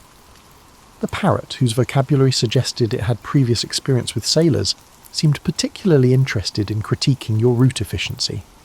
It perched on garden gates and fence posts, offering suggestions that were both anatomically creative and utterly unprintable. Several residents emerged from their houses to witness this unusual postal procession, and you found yourself becoming an inadvertent street performance while trying to maintain professional dignity under avian supervision. Street conditions vary dramatically depending on the neighbourhood's economic status. The wealthy areas feature well-maintained pavements, regular street cleaning, and house numbers that are clearly visible from reasonable distances. These neighbourhoods make mail delivery feel like a pleasant stroll through an organised urban park. However, the working-class areas pose distinct challenges. Sometimes, house numbers exist only in theory, either painted on surfaces that have seen better decades, or hidden behind architectural features that suggest the original builders had a light-hearted approach to postal logistics. You've developed detective skills that would impress Scotland Yard, using context clues like neighbouring house numbers, architectural patterns, and the occasional helpful neighbour to locate your destination. The afternoon brings its own set of weather-related complications as the drizzle decides to upgrade itself to actual rain. Your boots, which felt perfectly adequate this morning, now squelch with each step like small portable swamps. The mail in your satchel requires constant protection, and you find yourself performing elaborate sheltering manoeuvres under overhangs, in doorways, and beneath the occasional tree that hasn't yet shed all its leaves. The beauty of being a postman lies not just in the physical act of delivery, but in witnessing the invisible threads that connect people across distances both near and far. Each letter in your satchel symbolises a relationship, a narrative, and a human connection that you have the honour to foster. After months on the same route, you begin to recognise patterns that reveal the rich tapestry of lives unfolding behind those front doors. Take Mrs. Eleanor Fitzgerald on Rosemary Street, who receives letters every Thursday from someone with elegant handwriting and expensive stationery. The envelopes always smell faintly of jasmine, and Mrs. Fitzgerald's entire demeanour changes on delivery days. She transforms from a somewhat stern widow, who maintains her garden with military precision, into someone who practically floats to her front door. You suspect these letters come from a gentleman admirer, possibly someone from her past who has recently reconnected. The way she clutches these letters to her chest before disappearing inside suggests romance that would make novelists weep with envy. Then there's young Timothy Hartwell, barely 16, who works as an apprentice at the clockmaker's shop, but dreams of adventure beyond London's sooty boundaries. His mail consists primarily of correspondence with various shipping companies and colonial offices. The thick packets of information about opportunities in India, Australia and Canada arrive with the regularity of someone seriously planning an escape. You've watched Timothy mature over the months, his letters becoming more focused and more specific. Last week he received what looked like official documentation from a trading company in Bombay, and his excitement was so obvious that his employer probably wondered why the boy suddenly started whistling maritime songs while repairing pocket watches. The Pemberton family presents a more complex story that unfolds letter by letter. Mr. Pemberton operates the bakery, but his wife receives regular correspondence from what appears to be a legal firm in Edinburgh. The letters arrive with the serious formality of legal documents, and Mrs. Pemberton's expression when she receives them suggests they concern matters more weighty than simple business transactions. You suspect there might be an inheritance involved, or perhaps property disputes from her family's past. The legal correspondence comes in waves, sometimes weekly, sometimes not for months, suggesting ongoing negotiations that require patience and considerable postage. Your route also includes the boarding house on Whitmore Lane, where Miss Adelaide Morton runs a respectable establishment for young working women. The mail volume at this address could supply a small post office independently. Each resident seems to maintain correspondence with family, friends, potential suitors, and various business contacts. Miss Morton herself receives letters from young women seeking accommodation, parents checking on their daughter's welfare, and what appears to be a romantic correspondence with someone who signs his letters with the initials JR and uses stationery that suggests comfortable financial circumstances. The boarding house mail reveals fascinating glimpses into the lives of young women navigating independence in Victorian London. There are letters that smell of tears and homesickness, others that practically vibrate with excitement about new opportunities, and the occasional thick packet that suggests either very favourable news or very detailed explanations of life choices that might not meet with parental approval. Perhaps the most intriguing correspondence on your route belongs to Mr. Algernon Blackthorne, who lives in the narrow house on Crescent Moon Lane. His mail arrives from the most exotic locations: postcards from Cairo showing pyramids and camels, letters bearing stamps from places you couldn't locate on a map without considerable assistance, and packages that rattle mysteriously when handled. Mr. Blackthorne himself appears to be some sort of collector or researcher, judging by the archaeological and anthropological publications that arrive monthly. His house windows display artifacts that suggest extensive travel, and you occasionally glimpse him through the glass, examining objects with the intensity of someone deciphering ancient mysteries. The children's mail provides its entertainment value. Young Margaret Woodhouse on Sycamore Street maintains an impressive correspondence with cousins scattered across Britain. Her letters arrive in batches, written in the careful handwriting of children trying to impress adults with their penmanship skills. The return correspondence suggests she's something of a central figure in her extended family's communication network, possibly because she's the only cousin old enough to write proper letters, but young enough to find everyone's news equally fascinating. Some residents receive mail that tells stories of hardship and resilience. Mrs. Catherine O'Brien, recently widowed, receives regular letters from Ireland that you suspect contain both emotional support and small financial assistance from relatives. The timing of these letters often coincides with particularly challenging periods. They arrive more frequently when rent is due, or when her children need new shoes. The Irish postmarks and the careful way she handles these letters suggest a support network that spans the Irish Sea, providing comfort that transcends geographical boundaries. The afternoon section of your route takes you into the commercial district, where the pace of life accelerates like a wound-up pocket watch. Shop owners and clerks bustle about their business with the efficient energy of people who understand that time equals money, and every moment spent standing still represents potential profit walking past their establishments. The mail requirements here differ significantly from residential deliveries. Business correspondence arrives in larger volumes, legal documents travel with increased urgency, and commercial relationships generate paperwork that would impress government bureaucrats. Mr. Cornelius Blackwood operates a haberdashery that seems to exist in a state of organised chaos.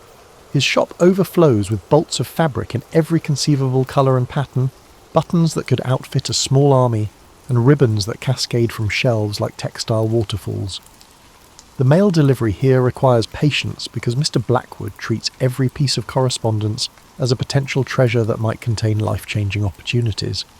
He examines each envelope with the intensity of an art critic studying a masterpiece, turning letters over in his hands as if their external appearance might reveal their contents through some form of postal divination. The correspondence for the haberdashery reflects the complexity of Victorian commerce. There are invoices from fabric suppliers, letters from customers describing specific requirements for garments that sound more complex than architectural blueprints, and regular communication from fashion houses in Paris that arrives with the air of containing state secrets. Mr. Blackwood often shares snippets of information about current fashion trends, speaking with the authority of someone who understands that clothing represents more than mere necessity. It's a form of personal expression that requires both artistic vision and practical skill. Next door, Mrs. Prudence Whitfield runs a tea and confectionery shop that has the delightful aroma of heaven, as if it decided to establish a retail location.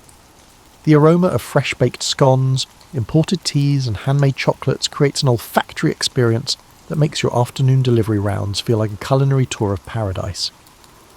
Mrs. Whitfield's mail consists primarily of orders from suppliers, letters from customers planning special events, and regular correspondence with relatives who apparently keep her informed about family recipes that have been passed down through generations of accomplished bakers.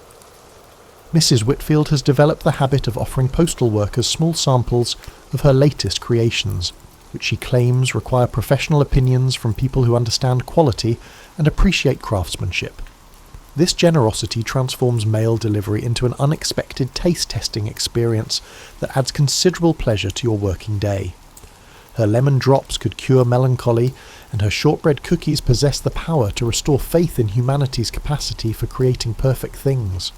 The afternoon also brings you to Doctor, Pemberton's medical practice, where the mail takes on a more serious character. Medical correspondence often arrives in discreet envelopes that whisper about their contents, and you've learned to handle these deliveries with extra care.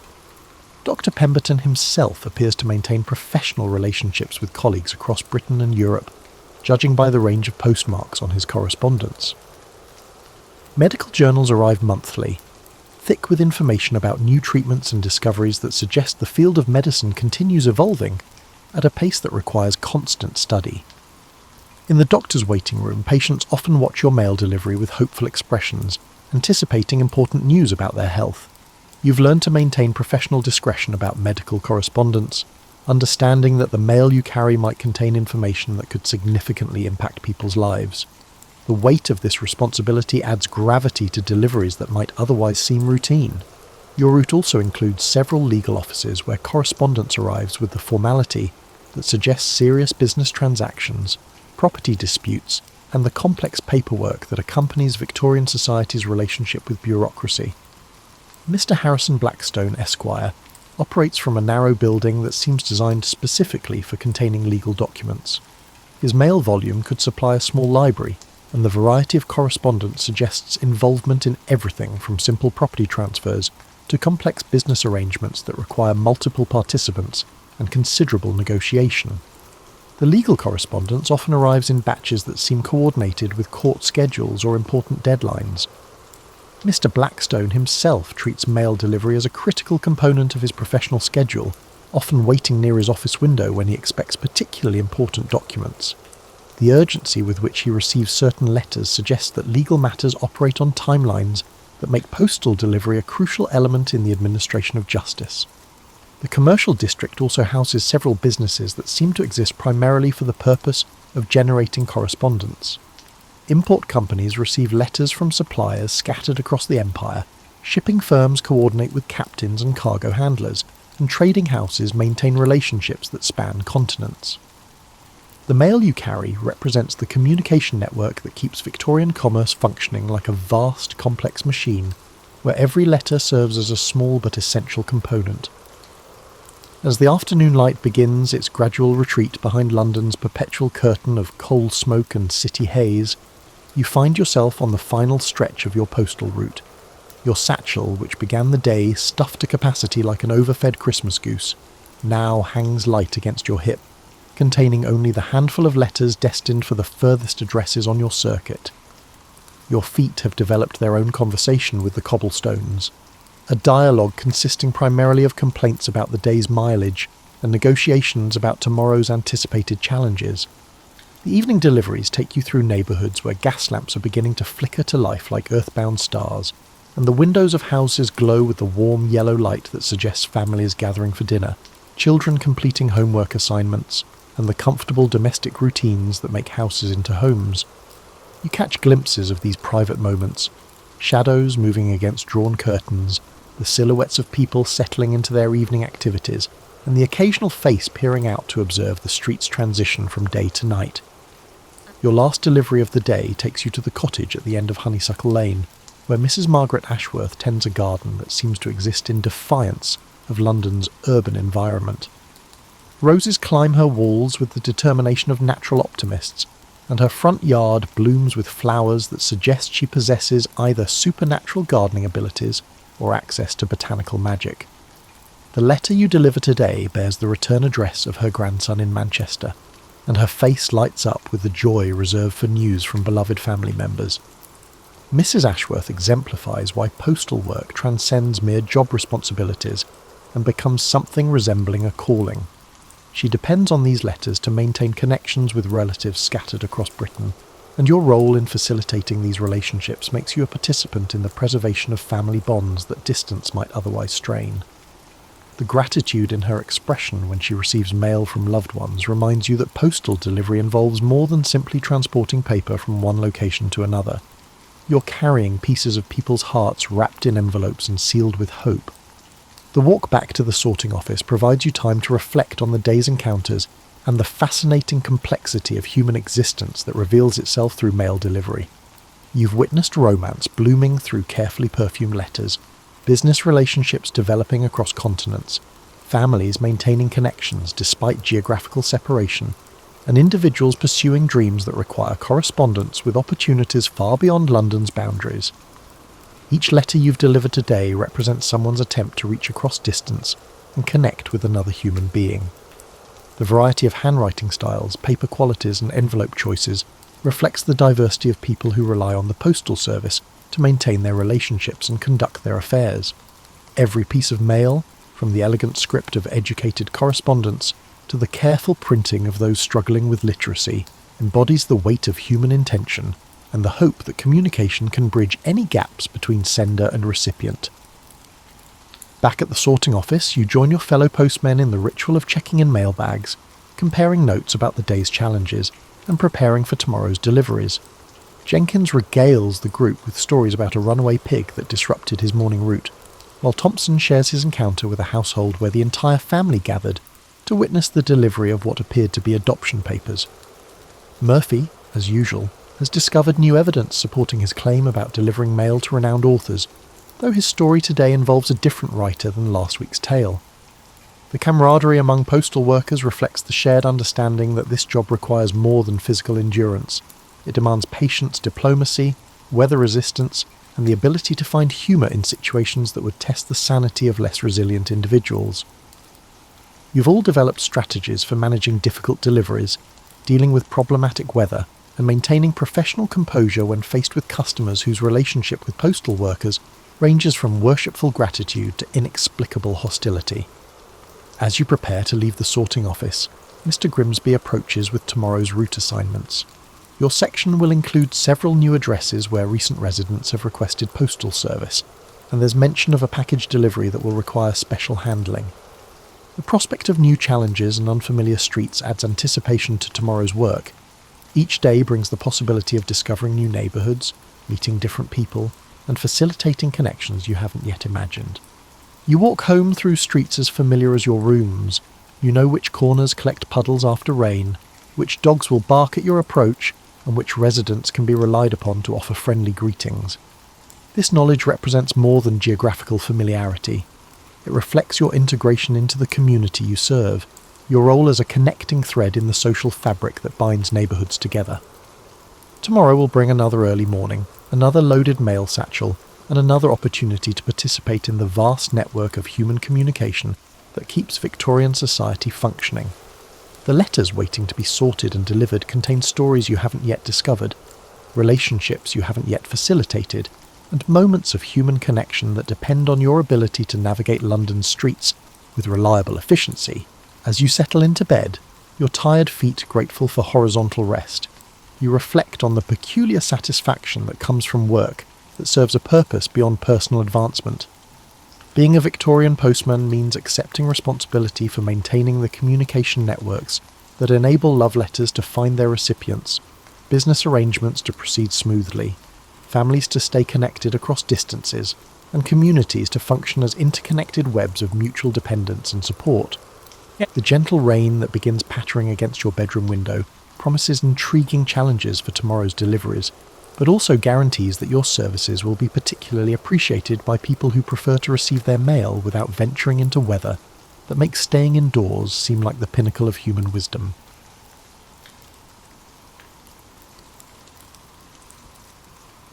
Nicolaus Copernicus did not awake each morning expecting to redefine how humanity understood the cosmos.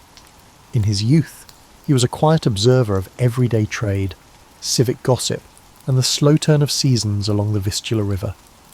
Born in 1473 in Toruń, he lived in a land humming with activity, bustling markets, occasional outbreaks of illness, and whispers of new maps from distant seas. He absorbed all of it without making grand claims or seeking quick fame.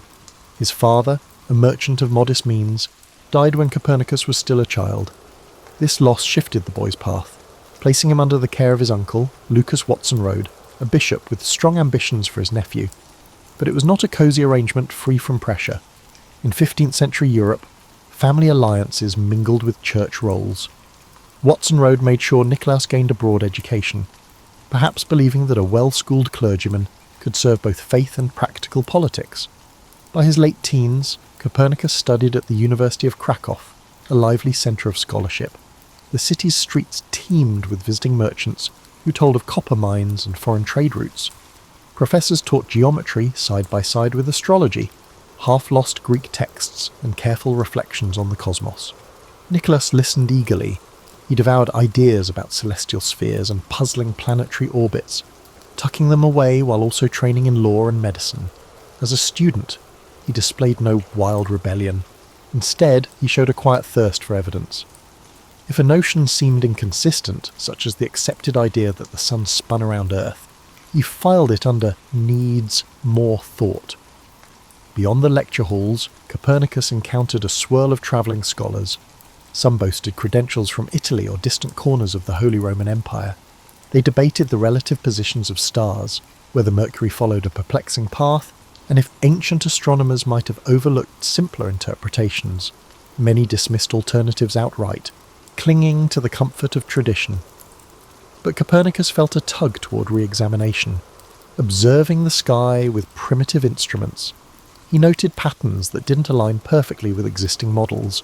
He completed his basic studies in Krakow, then ventured beyond Poland's borders. Italy beckoned, with universities in Bologna and Padua promising more specialised knowledge. There, he immersed himself in the revival of Greek and Roman thought. He pored over manuscripts in dimly lit libraries, fascinated by calculations from centuries past. He also studied canon law, fulfilling family expectations that he build a solid ecclesiastical career. But when evenings came, he would slip outside and look heavenward, measuring angles between stars or charting planetary positions. Each observation hinted that Earth might be in motion, though he dared not announce such a claim prematurely. Although Copernicus was devout and respectful of the Church's authority, he had a careful mind. He saw how theological and political forces shaped knowledge. If a new idea threatened established beliefs, it might be scorned before it was tested. He acquired the skill of patience. Gradually, he compiled observations. He refined calculations taken from Greek sources, then combined them with modern star charts. Quietly, the shape of a new model emerged. Earth, in motion around a sun that commanded the centre of the system. Yet even these thoughts were incomplete. He lacked perfect instruments and recognised that the mathematics required further refinement. By the time he returned to his homeland to serve as a canon at Frombork Cathedral, Copernicus had developed an approach that blended caution with an innovation. In Frombork, he managed administrative tasks, financial matters, and community disputes, skills that gave him a grounding in practical life. Still, late at night, he observed the skies through tiny windows in the tower. Using rudimentary tools, he tested angles, compared them with references, and revised his growing manuscript. Few neighbours knew the depth of his curiosity. He did not proclaim that the earth moved, or that centuries of teaching were flawed. Instead, he continued to gather data, revise charts, and refine his emerging theory. He weighed the risk. To challenge the geocentric worldview was to question scriptural interpretations, academic tradition, and the power structures that shaped them. But the puzzle of planetary movement drew him forward, urging him toward a more convincing explanation. By the dawn of a new century, Copernicus's notebooks were rich with diagrams that contradicted accepted dogma. The seeds of a revolution were sown, even if they still rested in unspoken form, in the mind of a humble canon quietly scribbling in a remote corner of Europe. In secret letters to close colleagues, he hinted at his suspicions but held back his conclusions. By the early 16th century, Frombork was more than a spot on the Baltic coast. Its cathedral, perched above windswept waters, housed Copernicus in his role as canon. Here, he balanced church governance with private questions about planetary motion. Though smaller than Krakow or Bologna, Frombork offered something precious, quiet, steady hours for research. Europe was tense with talk of religious reform. Rumours of upheaval swept through ports, reaching Frombork in whispered fragments. Copernicus saw the risks of challenging official doctrine. If he declared Earth's movement, he might face condemnation. So, he worked cautiously, measuring the sky with simple instruments each night. His notes revealed that the sun, not Earth, likely held the centre.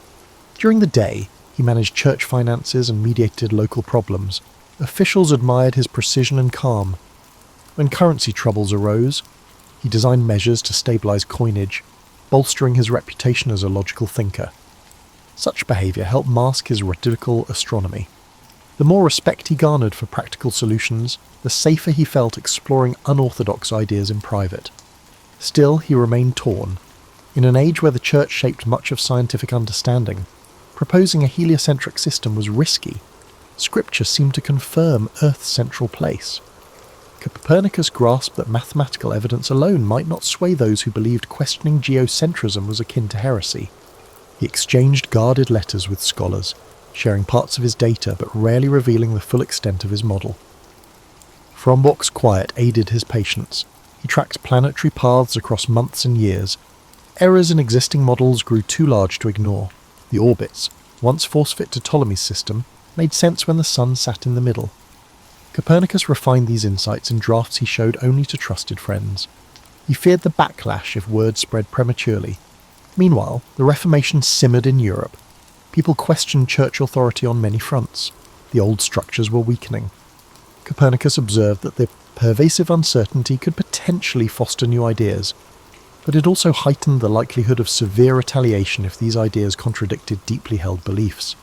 He watched how daring thinkers risked exile or worse, yet some found pockets of support, suggesting that a revolution in astronomy might eventually find acceptance.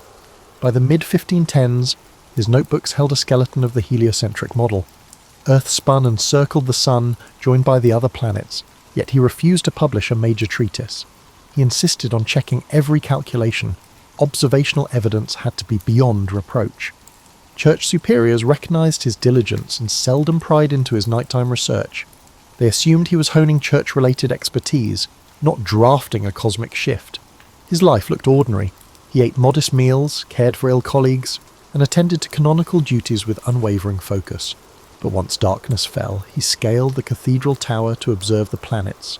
He aligned homemade instruments to gauge Jupiter's position, or noted how Venus vanished behind the sun's glare at times inconsistent with geocentrism. In the hush of the tower, he felt the weight of discovery, tempered by the knowledge that revealing it too soon could endanger him. This period also tested his resolve.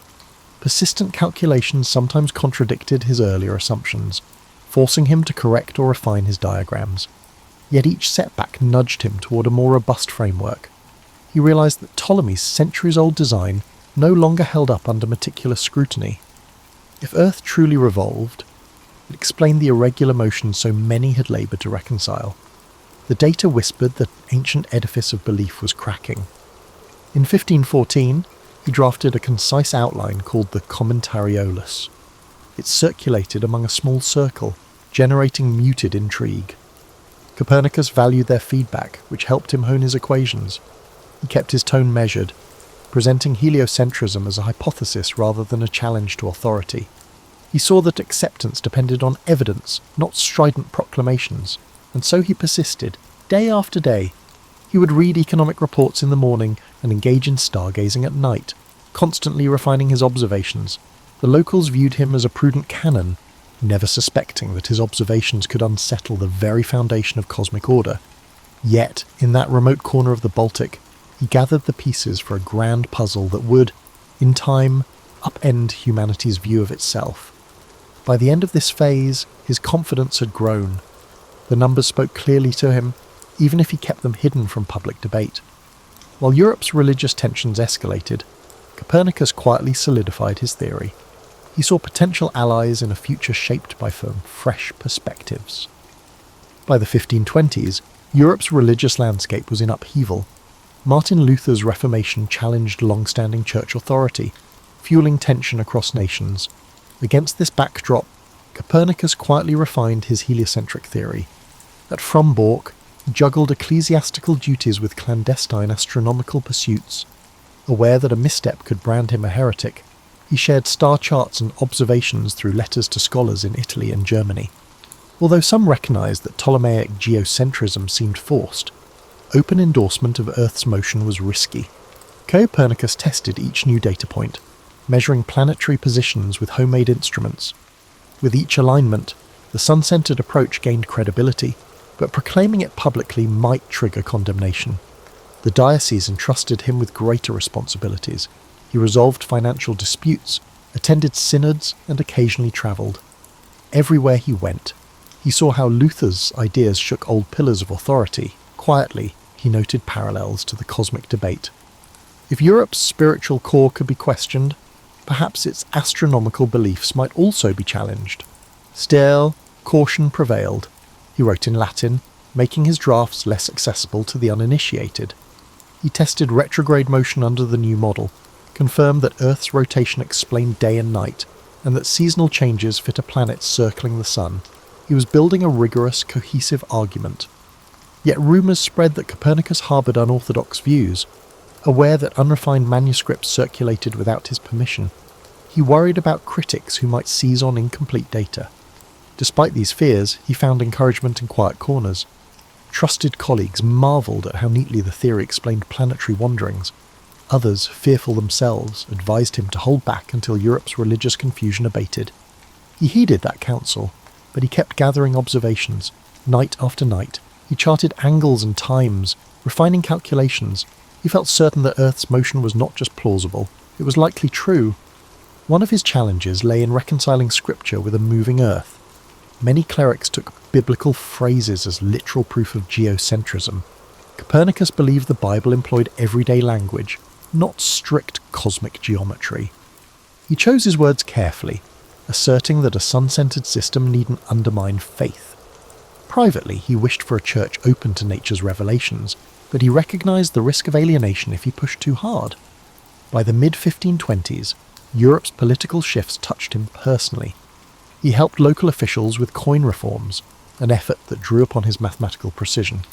This success bolstered his standing as a practical problem solver, indirectly shielding him from suspicion. Yet church officials sometimes hinted that he should remain within traditional boundaries.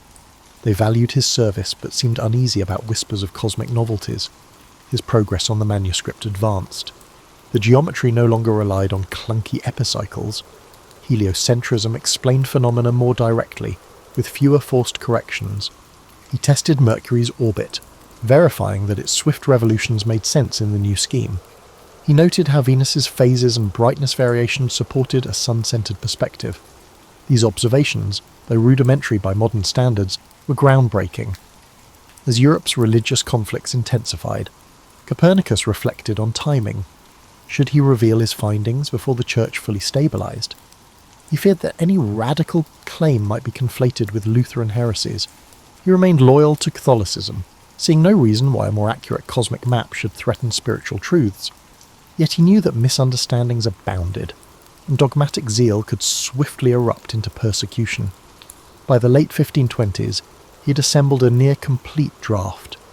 He called it De Revolutionibus Orbium Coelestium, on the revolutions of the heavenly spheres. He circulated sections to close confidants, soliciting feedback on calculations or clarity. A few suggested releasing it soon, hoping Europe's thirst for new knowledge might outweigh theological resistance. Others counselled patience, warning that the times were too volatile. Copernicus weighed both sides. He recognised that the Reformation had shattered old certainties. Perhaps the moment was ripe for new truths. However, the consequences of open defiance were significant. He decided to continue polishing the manuscript, ensuring that no detail was left unverified. In the event of condemnation, the evidence would undoubtedly bear witness. Meanwhile, life at Frombock proceeded with routine. He oversaw funds, settled disputes, and tended to the occasional patient. By night, he ascended the tower to observe the stars. They remained serenely predictable, orbiting the sun in patterns his mathematics could describe. This harmony sustained him, even as Europe's politics churned unpredictably. He remained resolute. Soon, he would finalize his cosmic blueprint. Copernicus was on the verge of a significant discovery. Years of painstaking work had reinforced an idea once unthinkable. Earth was neither the cosmic pivot nor immovable. In the hush of his study, he refined equations that could uproot centuries of belief. Yet for now, he kept them close, awaiting an opening in history's storm that might allow the light of his discovery to shine without calamity. Copernicus continued his delicate balance as the 1530s approached. Europe's religious turbulence showed no sign of easing, and he sensed that caution remained critical. Yet, with each passing year, his manuscript neared completion, the pages revealing a coherent system in which Earth, once deemed the universe's anchor, now shared the heavens with planets spinning around the sun. Quietly, he refined details that nagged at him. Because Mars seemed to be moving backwards, it needed extra care because its path showed there was a better way to solve the problem than the geocentric mess of spheres and epicycles. By focusing on Mars and Venus, planets whose orbits came closest to Earth, he strengthened the numerical backbone of his claim. His devotion to precision occasionally bordered on obsession, but this meticulousness, he believed, was the only shield against accusations of error. Frombork's daily routines persisted. In the cathedral's records, his signature appears on financial ledgers and property documents. He participated in church synods, debated currency standards, and offered medical consultations to fellow clerics. Despite his responsibilities, he was always fascinated by geometry and star charts. At times, he found it ironic that a man so deeply entrenched in the church's official structure was assembling a radical concept that could unseat centuries-old dogma. Yet Copernicus did not see himself as a rebel. He was not out to undermine faith, merely to rectify what he viewed as a flawed cosmology. The impetus behind his work was neither vanity nor rebellion, but a quest for a truer understanding of creation. If God had set the sun at the centre, then acknowledging that truth honoured, rather than defied, divine order. In these years, a handful of younger scholars began seeking him out. They heard whispers that an unassuming canon in a Baltic outpost was building a staggering new celestial framework. One such visitor was a bright mathematician who journeyed north, risking poor roads and uncertain lodgings, just to glimpse Copernicus's calculations. Though the older man was reserved, he recognised genuine curiosity in these guests, and sometimes shared glimpses of his evolving model. He stressed that it was still in flux, cautioning them not to spread half-formed theories that critics could easily dismantle. Occasionally, word of Copernicus's ideas made its way to academics in larger cities. Some expressed scepticism. They pointed to centuries of authority backing Earth's fixed position, or they raised theological concerns about dislodging humanity from the cosmic centre. Others quietly cheered him on, intrigued by reports that his geometry matched observations more neatly than Ptolemy's. This division in response only heightened his sense that timing would be everything. One challenge he faced was how to present his findings. The written text was dense, filled with geometry and astronomical tables. It would not be a casual read for the untrained. That was intentional. Copernicus believed that if his argument stood against theological scrutiny, it must first appear airtight to mathematicians. Once the mathematical skeleton was unassailable, he hoped reason would triumph, persuading even skeptics who feared contradiction with scripture.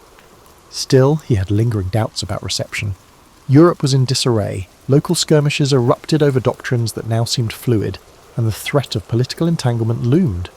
When he read news of harsh punishments for dissenters, he wondered whether his cosmic theory might be lumped in with dangerous heresies.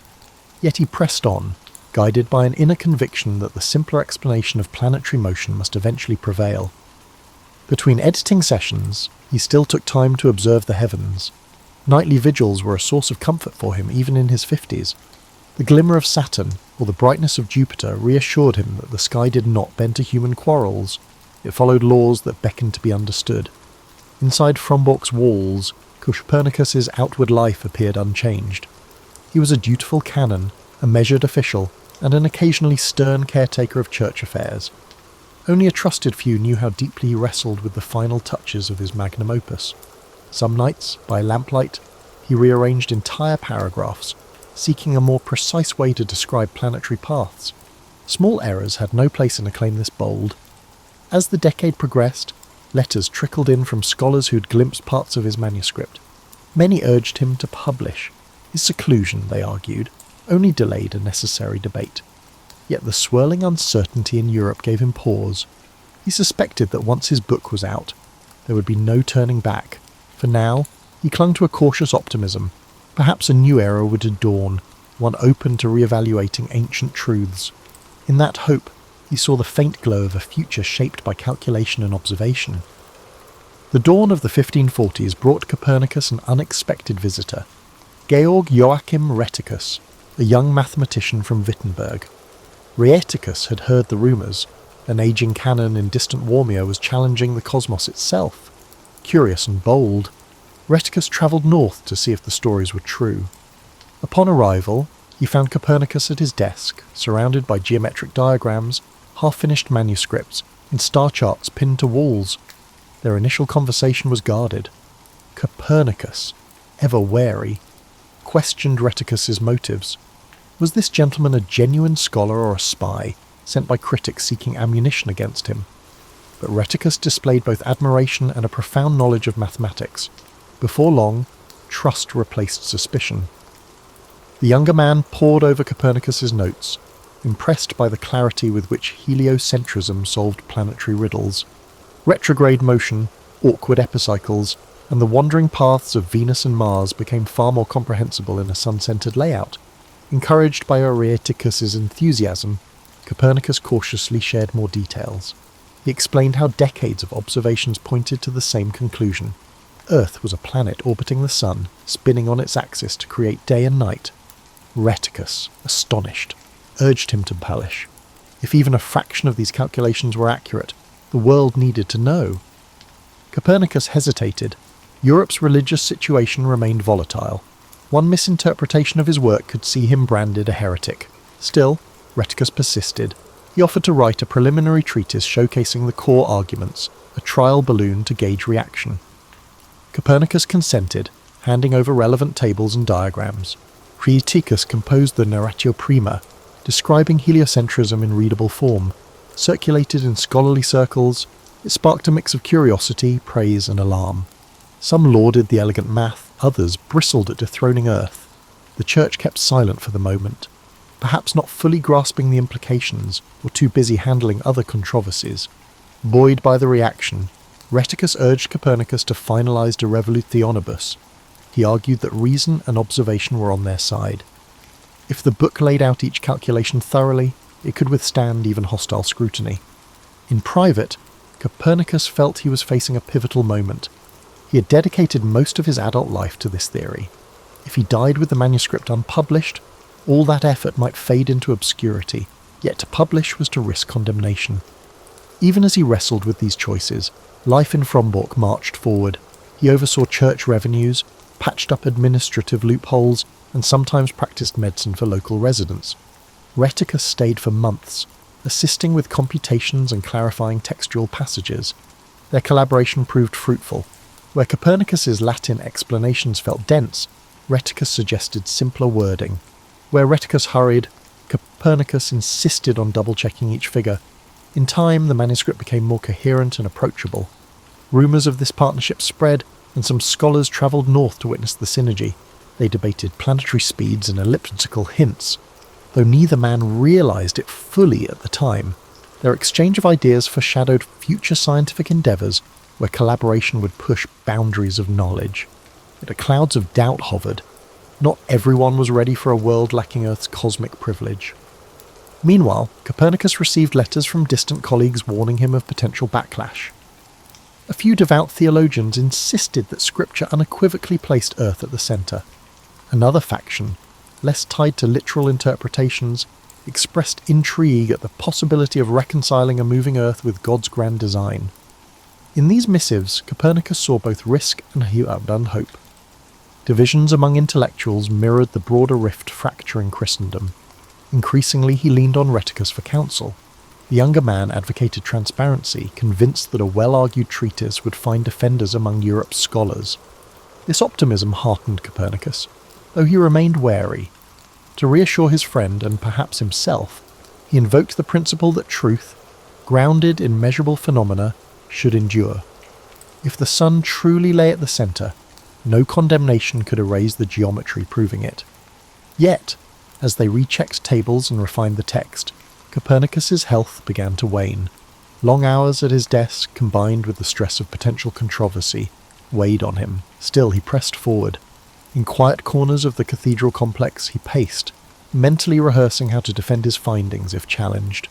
With each revision, De Revolutionibus solidified into a structured argument. Geometry and observation intertwined, forming a fortress of logic. Sensing the urgency of the situation, Rheticus suggested printing the manuscript. Copernicus reluctantly agreed, provided he could oversee the final stages to ensure accuracy. He wanted no sensationalism, no grandstanding. The data would provide sufficient evidence. A moving Earth wasn't just an opinion, it was a conclusion drawn from decades of meticulous inquiry. By the early 1540s, Copernicus was on the verge of publication. The quiet scholar who once hid his notes now inched toward revealing them. Europe might recoil or rejoice. He could not predict. But with Rheticus at his side, he felt less alone. The momentum was unstoppable. A swirl of ink-stained pages, fresh calculations, and cautious excitement gathered force. Soon, the world would learn of a cosmic shift that carried as much poetic wonder as it did sober mathematics. By 1542, Copernicus's manuscript was nearly ready for the printer, yet he fretted over every line. Even after Rheticus departed from Bork to handle affairs elsewhere, they continued exchanging letters. The younger scholar reported progress in securing a printing arrangement in Nuremberg, a city known for scholarly works. Although pleased, Copernicus also felt a pang of anxiety. Handing his life's labour to a printer meant relinquishing control over its reception. He braced himself for potential fallout. Whispers among clerics suggested that a harsh reaction could come from those who read the Bible's celestial references as literal scientific statements. And yet, the same hush also contained flickers of curiosity. Many churchmen with an interest in astronomy had privately acknowledged that the intricacies of Ptolemaic astronomy challenged their credibility. Perhaps, in time, a new system, if persuasively presented, might find acceptance. Before sending the final draft to Nuremberg, Copernicus added finishing touches, refined planetary tables, a preface in measured tones, and clear proofs of each claim. He took solace in Rheticus's vow to oversee aspects of the publication, but as he sealed the last packet of manuscripts, he could not quell a tremor of apprehension. There was no telling how Europe, embroiled in Protestant Catholic tensions, would react to an idea that seemed to rewrite creation's script. In the printing shop, trouble stirred. Andreas Osiander, a Lutheran theologian and mathematician, was enlisted to help with the publication process. Osiander, without Copernicus's direct approval, affixed a preface suggesting that we should treat the new model as a mere hypothesis, not a literal truth. Intent on shielding Copernicus from persecution, or so he claimed, Osiander's note implied that the heliocentric arrangement was just a convenient way to calculate planetary positions. This ambivalence grated on those who knew Copernicus's genuine conviction. Rheticus, furious at the alteration, sought to rectify matters, but the printing presses were already in motion. Copies of De Revolutionibus Orbium Coelestium rolled out, some with Osiander's unauthorized preface front and centre. When word of this reached Copernicus in Frombork, he was too ill to mount a vigorous protest. Age and sickness had caught up with him. Friends noted that his once methodical pace of life now faltered as he confronted persistent fatigue and bouts of confusion. Still, his resolve did not break. He had done what he set out to do, placed the Earth in motion and the Sun in the centre, with rigorous math to back it. In spirit, he rejected Osiander's suggestion that it was mere theory. For Copernicus, careful observation and calculation had laid bare the architecture of the cosmos. His only regret was losing a measure of control over how the public first encountered his opus. As the printed volumes began their slow dissemination across Europe, the initial response was muted. Many readers found the text too dense to pass quickly. Some scholars examined the tables and geometry, intrigued but unsure if they dared endorse such a radical viewpoint. Others dismissed it out turmoil, citing scriptural or philosophical objections. Church officials, preoccupied with stamping out Protestant heresies, did not immediately focus on the treatise. A swirl of local controversies overshadowed Copernicus's cosmic claim. Meanwhile, in the hushed rooms of monastic libraries, a few inquisitive minds turned the pages with dawning realization. The logic was compelling. No matter how one tried to preserve geocentrism, the math kept pointing back to a sun-centered system. That a canon of the Church had authored such a text baffled some and inspired others. Indeed, whispers circulated that if a Catholic cleric could advocate a moving Earth, perhaps the lines dividing faith and inquiry weren't as absolute as many believed. Back in Frombork, Copernicus's condition deteriorated. Accounts suggest he suffered a stroke. By May of 1543, he was largely bedridden, drifting in and out of clarity. Legend holds it that he received a bound copy of De Revolutionibus on his deathbed. though whether he recognised it is uncertain. Some say he opened it, saw the printed diagrams, and smiled faintly. Others claim he was barely conscious. The truth is lost in the haze of final hours. What remains certain is that he passed away soon after the book appeared. His life's work, once guarded in secret manuscripts, now circulated beyond his small domain. The seeds of revolution were in place, poised to challenge intellectual assumptions for generations to come. Like a spark igniting a distant fuse, De Revolutionibus would not detonate instantly, but it carried a flame that would burn steadily through halls of learning. In those last days, Copernicus's name was not yet legendary. Few grasped the enormity of the events that had unfolded, but in that small cathedral town, an exhausted scholar had released into the world an idea both stark and beautiful, that Earth itself was but one traveller in a grand cosmic dance. And though his eyes closed before the storm broke, the echo of his insight would ripple onward, bridging ages of darkness and light. After Copernicus's passing, his book lingered in relative obscurity. In the year 1543, religious controversies in Europe overshadowed a treatise on planetary motions. Many copies of De Revolutionibus ended up in university libraries, occasionally browsed by curious readers but not instantly hailed as a landmark. The pace of change in astronomy proved slower than myth might suggest, yet word of a new cosmic theory spread across scholarly circles. Mathematicians and astronomers who tested Copernicus's geometry found it persuasive. Some disliked Osiander's preface, recognizing that Copernicus himself viewed the subject as more than a mere computational tool. Others felt uneasy endorsing a concept that could provoke church censure. Even so, the heliocentric proposition, once unthinkable, steadily gained attention. People wondered, if centuries of geocentrism had been mistaken, what else might we be wrong about? In the decades that followed, defenders of the Copernican system refined his work.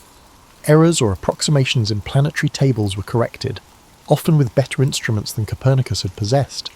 Young astronomers who never met him still found guidance in his pages.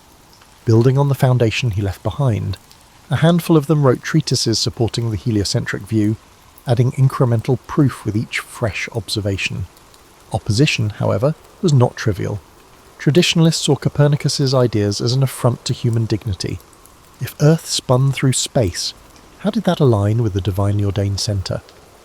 Dogmatic interpretations of scripture hardened, and some influential theologians declared the new system unscriptural.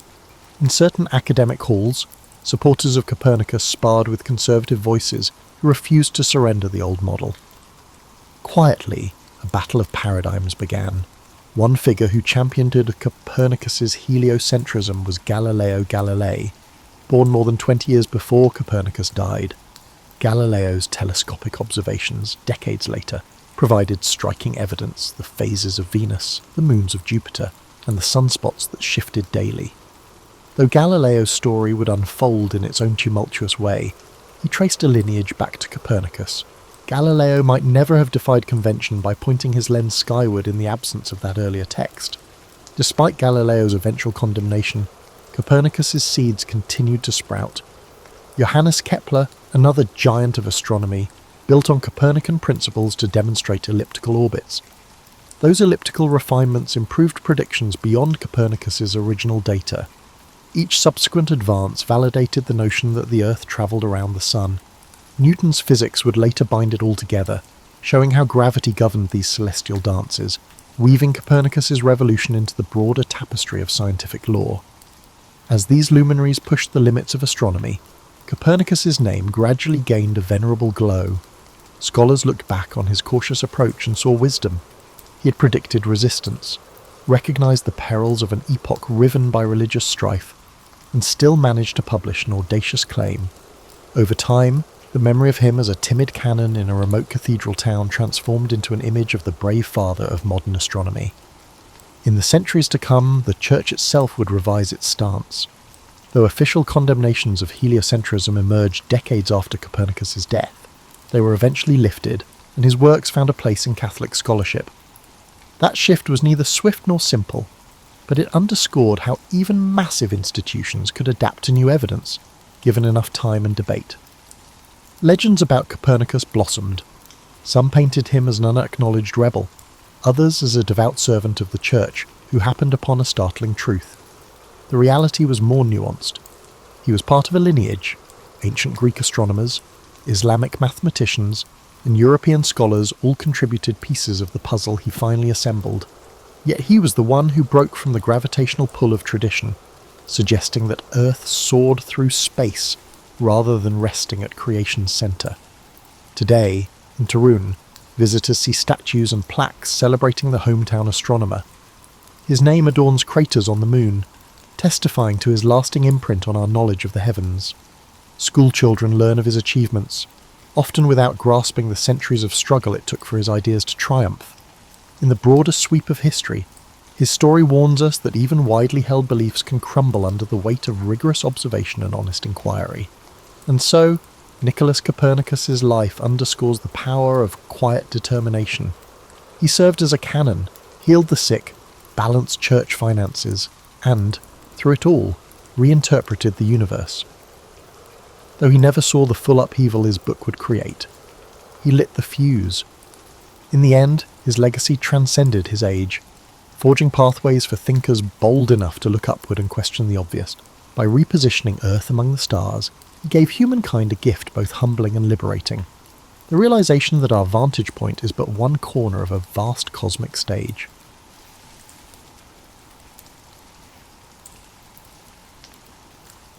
Imagine New York City in 1904, when the tallest skyscrapers hardly reached the skyline and horses continued to clip-clop along cobblestone streets with the occasional car. Julius Robert Oppenheimer, though everyone would call him Robert, or simply Oppie to his friends, was born into this world of gaslight and escalating ambition. Though Robert's early years were depicted in more general terms, you might think that future atomic scientists come from childhood spent staring at telescopes and chemistry sets. Julius, his father, had come from Germany with little more than a keen sense of style and a passion for textiles. By the time Robert was born, the family business had become successful enough to buy an apartment with a view of the Hudson River, furnished with impressionist paintings, Persian rugs, and the kind of cosy quiet that comes with having money. Ella, Robert's mother, was an artist who saw the world through light and shadow compositions. As young Robert played quietly close by, she had set up her easel by their Upper West Side home's tall windows and began painting watercolours, displaying the thoughtfulness that would define his entire life. Even as a young child, he had an eye for the world that seemed older than his years. It wasn't precocious in the way that adults find it unsettling, but it was genuine curiosity about how things fit together. Though deeply intellectual, the Oppenheimer household was not particularly religious. Every wall was adorned with books like old friends waiting to chat, and topics discussed at the dinner table included literature, art, and difficult philosophical issues. Like a tiny sober sponge, Robert took in all of this, cultivating the kind of all-encompassing curiosity that would eventually enable him to discuss Hindu philosophy with the same ease as he would quantum mechanics. Robert found school to be almost too easy. He was quietly working his way through books that most adults would find difficult, while other kids were having trouble with spelling and math. By the age of 10, he was reading translated Plato and penning poetry that was surprisingly sophisticated for someone whose voice had not yet changed. This thin, pale boy who could talk about literature like a graduate student, but still required assistance getting to books on high shelves, left his teachers unsure of how to interpret him. An alternative form of education was offered by the family's Long Island vacation house. Robert developed a contemplative love for the outdoors here. He was a child who collected rocks with the methodical attention of someone who saw stories in their crystalline structures, not the kind who built forts or caught frogs. An early indication of the scientific mind growing beneath his literary interests was the meticulous labelling and cataloguing of each specimen. Among family friends, Robert's rock collection became legendary. He could spend hours studying a single mineral sample, turning it in the light to reveal various features, reading about its geological formation, and comprehending its significance in the grand scheme of things.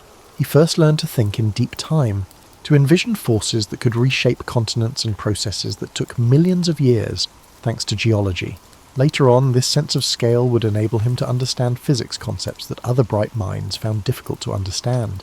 By his early adolescence, Robert had developed into a young man who appeared to be a little different from his contemporaries.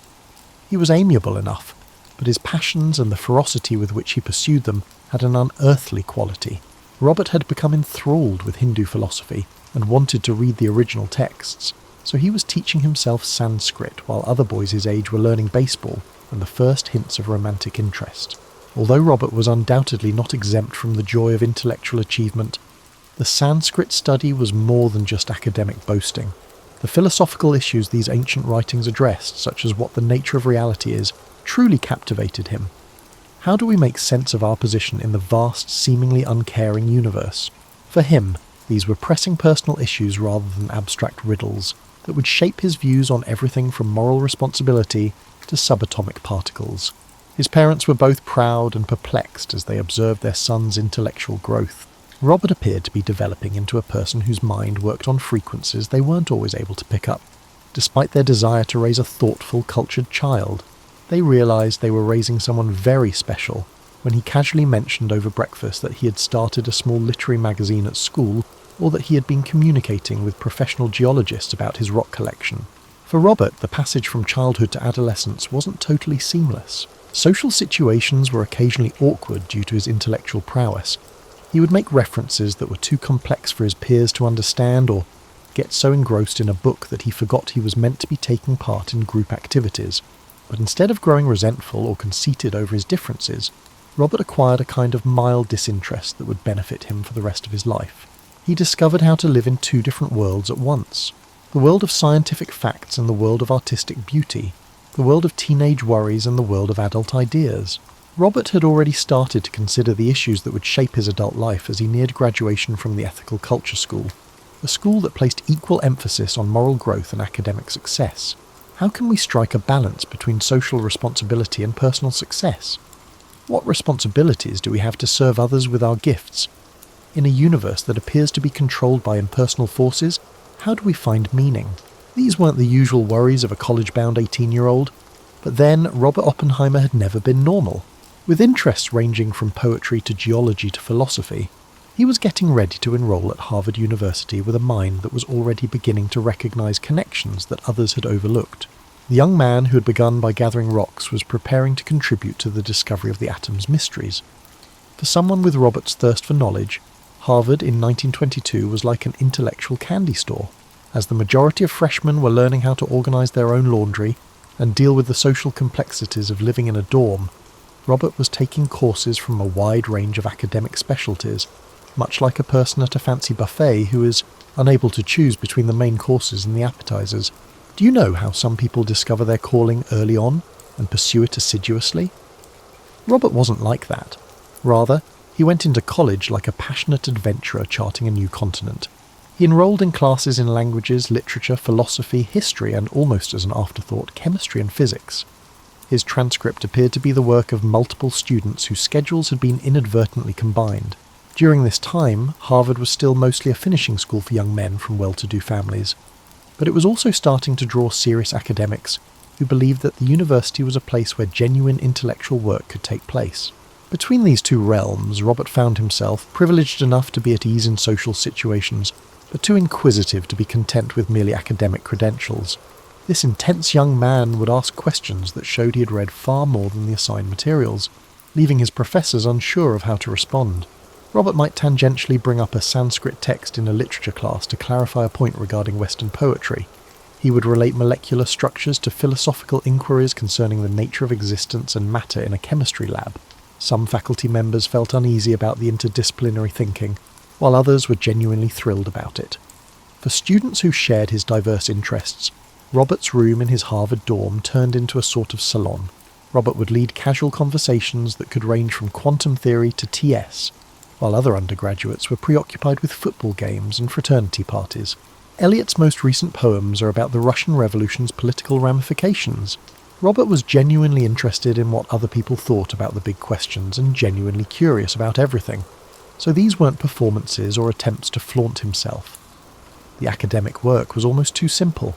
In a fraction of the time required for his peers to master the assigned material for most courses, Robert was able to read independently about topics that went well beyond any syllabus. He found that he had a special talent for physics, not only for manipulating numbers, but also for using his imagination to picture how the invisible realm of atoms and energy might truly function. However, despite his academic success, Robert was having trouble answering more introspective questions about his life goals. In his social circle, It was expected that intelligent young men would pursue respectable careers in business, law, or medicine, which would enable them to continue living the comfortable lives they had known as children. These traditional routes drew Robert in, but in some way they seemed too narrow for the questions that captivated him. Something clicked in his junior year. A professor who had trained in Europe and brought back tales of the groundbreaking discoveries being made in physics labs across the Atlantic was teaching Robert an advanced chemistry course. For the first time, Robert realised that science was about asking basic questions about the nature of reality itself, not just about learning facts and doing calculations. The moment was ideal. In the 1920s, physics was going through a revolution that only occurs once every 100 years. Quantum mechanics and relativity theory discoveries were upending everything scientists believed they knew about matter, energy, space, and time. Robert wanted to be involved because it felt like he was witnessing the development of a new perspective on the cosmos. Robert had discovered his calling by his senior year. He would pursue a career in physics, but he wanted to focus on the fundamental issues that were changing how people perceive reality. This was more of a calling than a career decision. It was the same kind of intense dedication that might inspire someone to pursue a career in philosophy or poetry. After earning a summa cum laude degree in 1925, Robert had to make a decision that would affect the rest of his life. He had the option to remain in America and pursue graduate studies at one of the reputable universities, which would provide him with a secure and reliable route to academic achievement. He could also travel to Europe, where the giants of theoretical physics were working out the implications of quantum theory in coffee shops and labs from Cambridge to Göttingen. That's where the real action was in theoretical physics. The choice to travel to Europe wasn't made solely for academic reasons. In addition, Robert was fleeing from a complex romantic circumstance that had left him emotionally damaged and unsure of his own discernment in private affairs.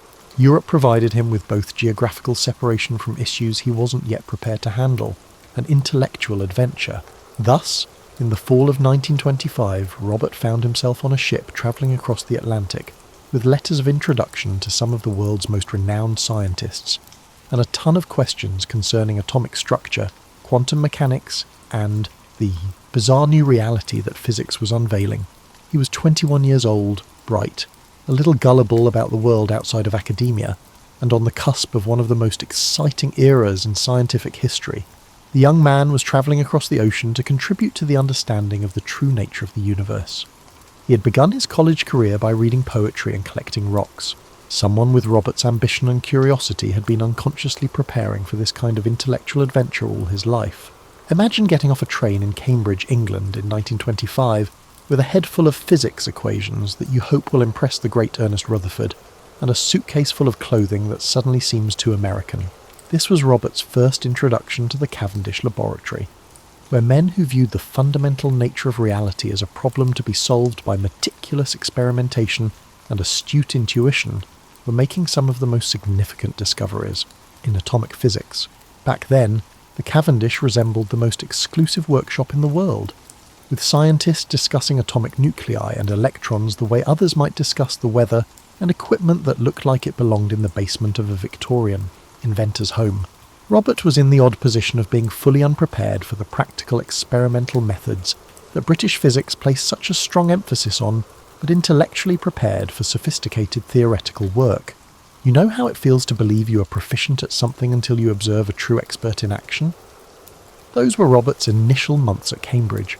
He was able to explain quantum mechanics with mathematical precision, but he was unable to handle the delicate manipulations needed for experimental work without causing minor catastrophes.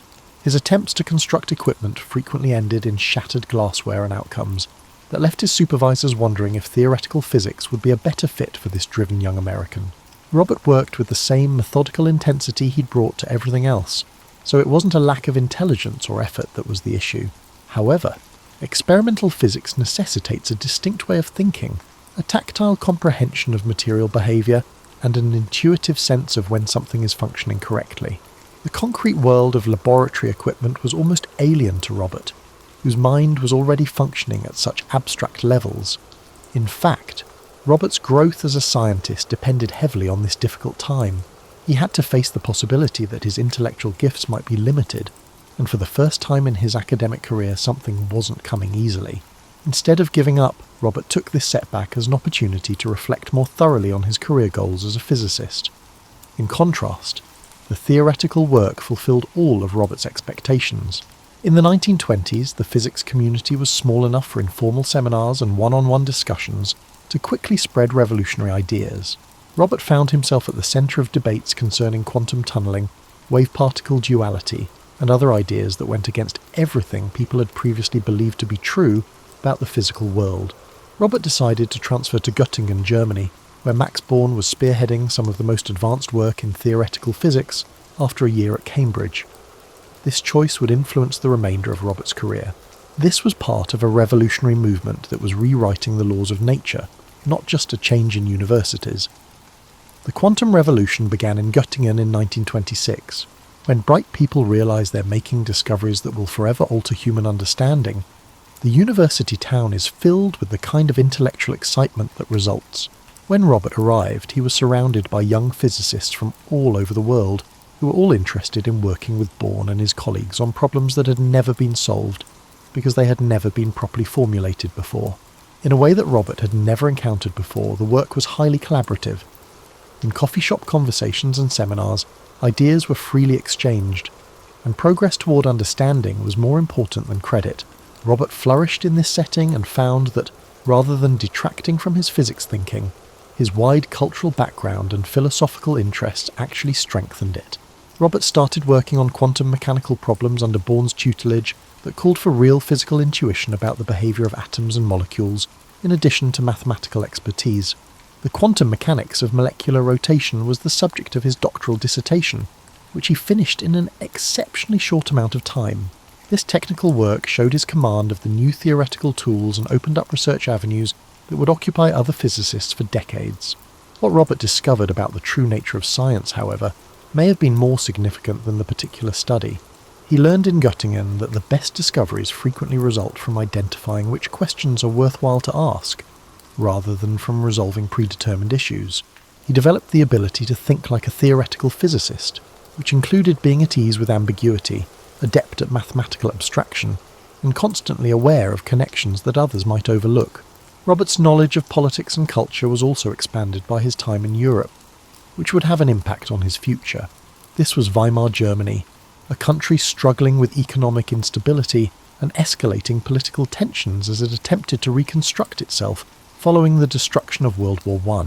Robert saw firsthand how political forces could quickly jeopardise academic freedom and scientific collaboration, but he also saw firsthand how intellectual life could thrive even in turbulent times. Robert had changed from a bright but unfocused college graduate to one of the rising stars of theoretical physics by the time he finished his doctorate in 1927.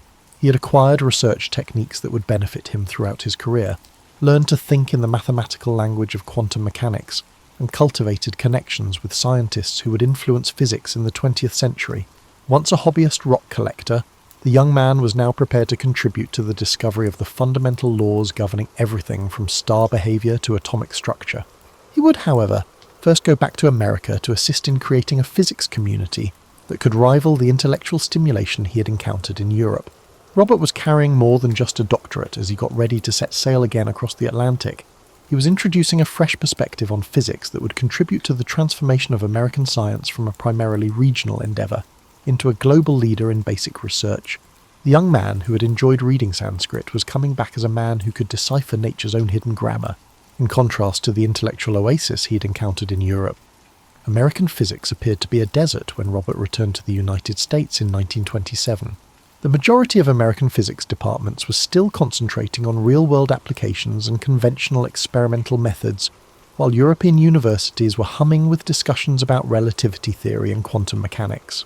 Everyone was still playing simple folk tunes, which was like coming back from a symphony concert.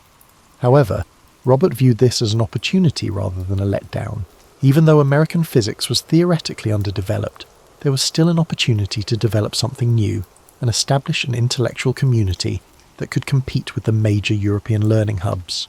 It only required someone who was prepared to sow the seeds and then patiently and enthusiastically tend to their growth. The physics department at the University of California, Berkeley, where he held his first job, was searching for someone who could introduce graduate students to the theoretical work that was transforming the field in Europe. When Robert got there were a few bright students who wanted to learn about quantum mechanics but didn't know where to start. It was similar to asking someone who had never heard the language to teach them a foreign language. What followed was one of those understated revolutions that alter everything but are rarely reported in the media. Robert started constructing the Berkeley School of Theoretical Physics, turning nearly nothing into a research program that would eventually compete with the best in the world. However, he accomplished this in a manner that was distinctively American, fusing European sophistication with a more open, cooperative, and democratic method of scientific inquiry. Robert's teaching style was the key because it was different from anything his students had ever encountered. Rather than giving polished lectures while standing at a blackboard, Robert would solve problems aloud as his students observed the process of discovery. It was similar to being permitted to watch a master craftsman in action, witnessing not only the final product but also the methods and ways of thinking that enabled excellence. The physics community came to revere Robert's seminars. He would be deep in conversation with whoever had arrived early, explaining connections between quantum mechanics, statistical mechanics, and astrophysics that most professors would treat as distinct subjects, while drawing equations on the blackboard. Everyone was expected to contribute, and the environment was more akin to a salon than a classroom. Do you know how some educators tend to oversimplify difficult subjects? Robert possessed the opposite talent. He was able to make even the most difficult theoretical physics ideas seem not just understandable, but inevitable. His seminars would leave students with a fresh perspective on physical issues as well as new knowledge, as if they had been given access to secrets about the true workings of the universe. Students from all over the nation were drawn to the Berkeley program because they had heard about this young professor who was making a significant contribution to the teaching of physics in America. They arrived hoping to learn quantum mechanics, but instead they found a whole new way of doing science, one that valued depth as much as breadth, philosophical insight as much as mathematical skill, and teamwork as much as individual success. Robert's impact went well beyond his official teaching duties. For a whole generation of American physicists, many of whom would later make important contributions to the discipline, he served as a mentor and intellectual mentor. More significantly, though, he was not merely teaching them to solve problems, he was teaching them how to think like scientists. Robert's interdisciplinary approach and wide range of interests were reflected in the research that came out of Berkeley in the 1930s, working on issues ranging from nuclear theory to astrophysics to atomic and molecular physics. His students frequently discovered connections between these ostensibly disparate fields that more narrowly focused researchers would overlook. Although Robert himself made significant contributions to the fields of quantum tunneling, cosmic ray showers, and neutron stars, his greatest accomplishment was establishing a scientific community capable of confidently and creatively addressing any issue. Robert's genuine excitement for the process of discovery, in addition to his mastery of physics, was what made him such an effective teacher. He tackled every new problem with the inquisitiveness of someone who was learning physics for the first time, and this enthusiasm was infectious. In addition to learning how to solve problems, students also discovered how much they enjoy the intellectual journey that is scientific research. The Berkeley School was one of the top hubs for theoretical physics research worldwide by the late 1930s. The collaborative, interdisciplinary approach that Robert had taught them was being carried by his former students as they dispersed throughout American universities. American physics was starting to compete with European science by creating its own unique research and teaching methodology rather than by imitating European techniques. However, Robert's career and the interaction between science and society were about to change as a result of the intersection of his teaching success with more significant historical forces. Soon, the same theoretical discoveries that made his seminars so fascinating would serve as the basis for weapons with previously unheard of destructive potential, and the educator, who had dedicated his professional life to fostering intellectual community, would be called upon to lead an unprecedented scientific endeavour to put an end to a conflict. All of Robert's interpersonal and intellectual leadership abilities would be put to the test as he went from being a university professor to a scientific administrator. However, the groundwork had been established during his time at Berkeley, where he discovered that the most significant scientific breakthroughs frequently result from groups of gifted individuals collaborating to achieve shared objectives rather than from lone geniuses. Imagine being tasked with creating a brand new city in the middle of a New Mexico mesa, assembling a team of some of the most talented and erratic scientists on the planet, and organizing them to tackle the most difficult technical problem in human history, all while keeping everything you do completely secret. In 1942, Robert was offered this task by the US government, and he accepted it somehow. At 7,300 feet above sea level, on a plateau encircled by mountains that seemed to go on forever beneath a vast sky. Robert's first impression of Los Alamos was hardly more than a boys' school. It was remote, harsh, and totally unfit for the kind of scientific work that would have to take place there. But it was also beautiful in the way that barren landscapes can be. After seeing the website, the majority of people would have recommended going somewhere more affordable. But when Robert looked at that mesa, he noticed something different. He saw a setting that might motivate the kind of extraordinary effort that extraordinary times required, a space that could support quick expansion, and an isolation that would offer security. More than that, he realized that developing the atomic bomb was a human challenge that would necessitate the establishment of an entirely new type of scientific community. The Manhattan Project marked a significant change in the structure and financing of scientific research. Los Alamos would unite hundreds of scientists and engineers to work on a single, well-defined goal under military security and government guidance, rather than having individual professors work with small groups of students on problems of their own. With Robert conducting, it was like attempting to turn scientific research from chamber music into a symphony orchestra. Just the logistical difficulties were astounding. Without knowing exactly what they would be working on, scientists and their families had to be recruited. The closest major city was hundreds of miles away, so housing, labs and support facilities had to be built there. Equipment had to be transported to an unofficial site via mountain roads, and it had to happen fast enough to change the course of a global conflict.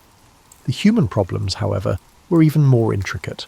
In addition to representing various physics and chemistry specialties, the scientists who arrived at Los Alamos also represented various cultures, research methodologies, and viewpoints on the best way to structure scientific endeavours. American scholars who had never left their homelands collaborated with European refugees who had fled fascism. Engineers who had to construct real devices that would function in combat environments worked alongside theoretical physicists who thought in abstract mathematical terms.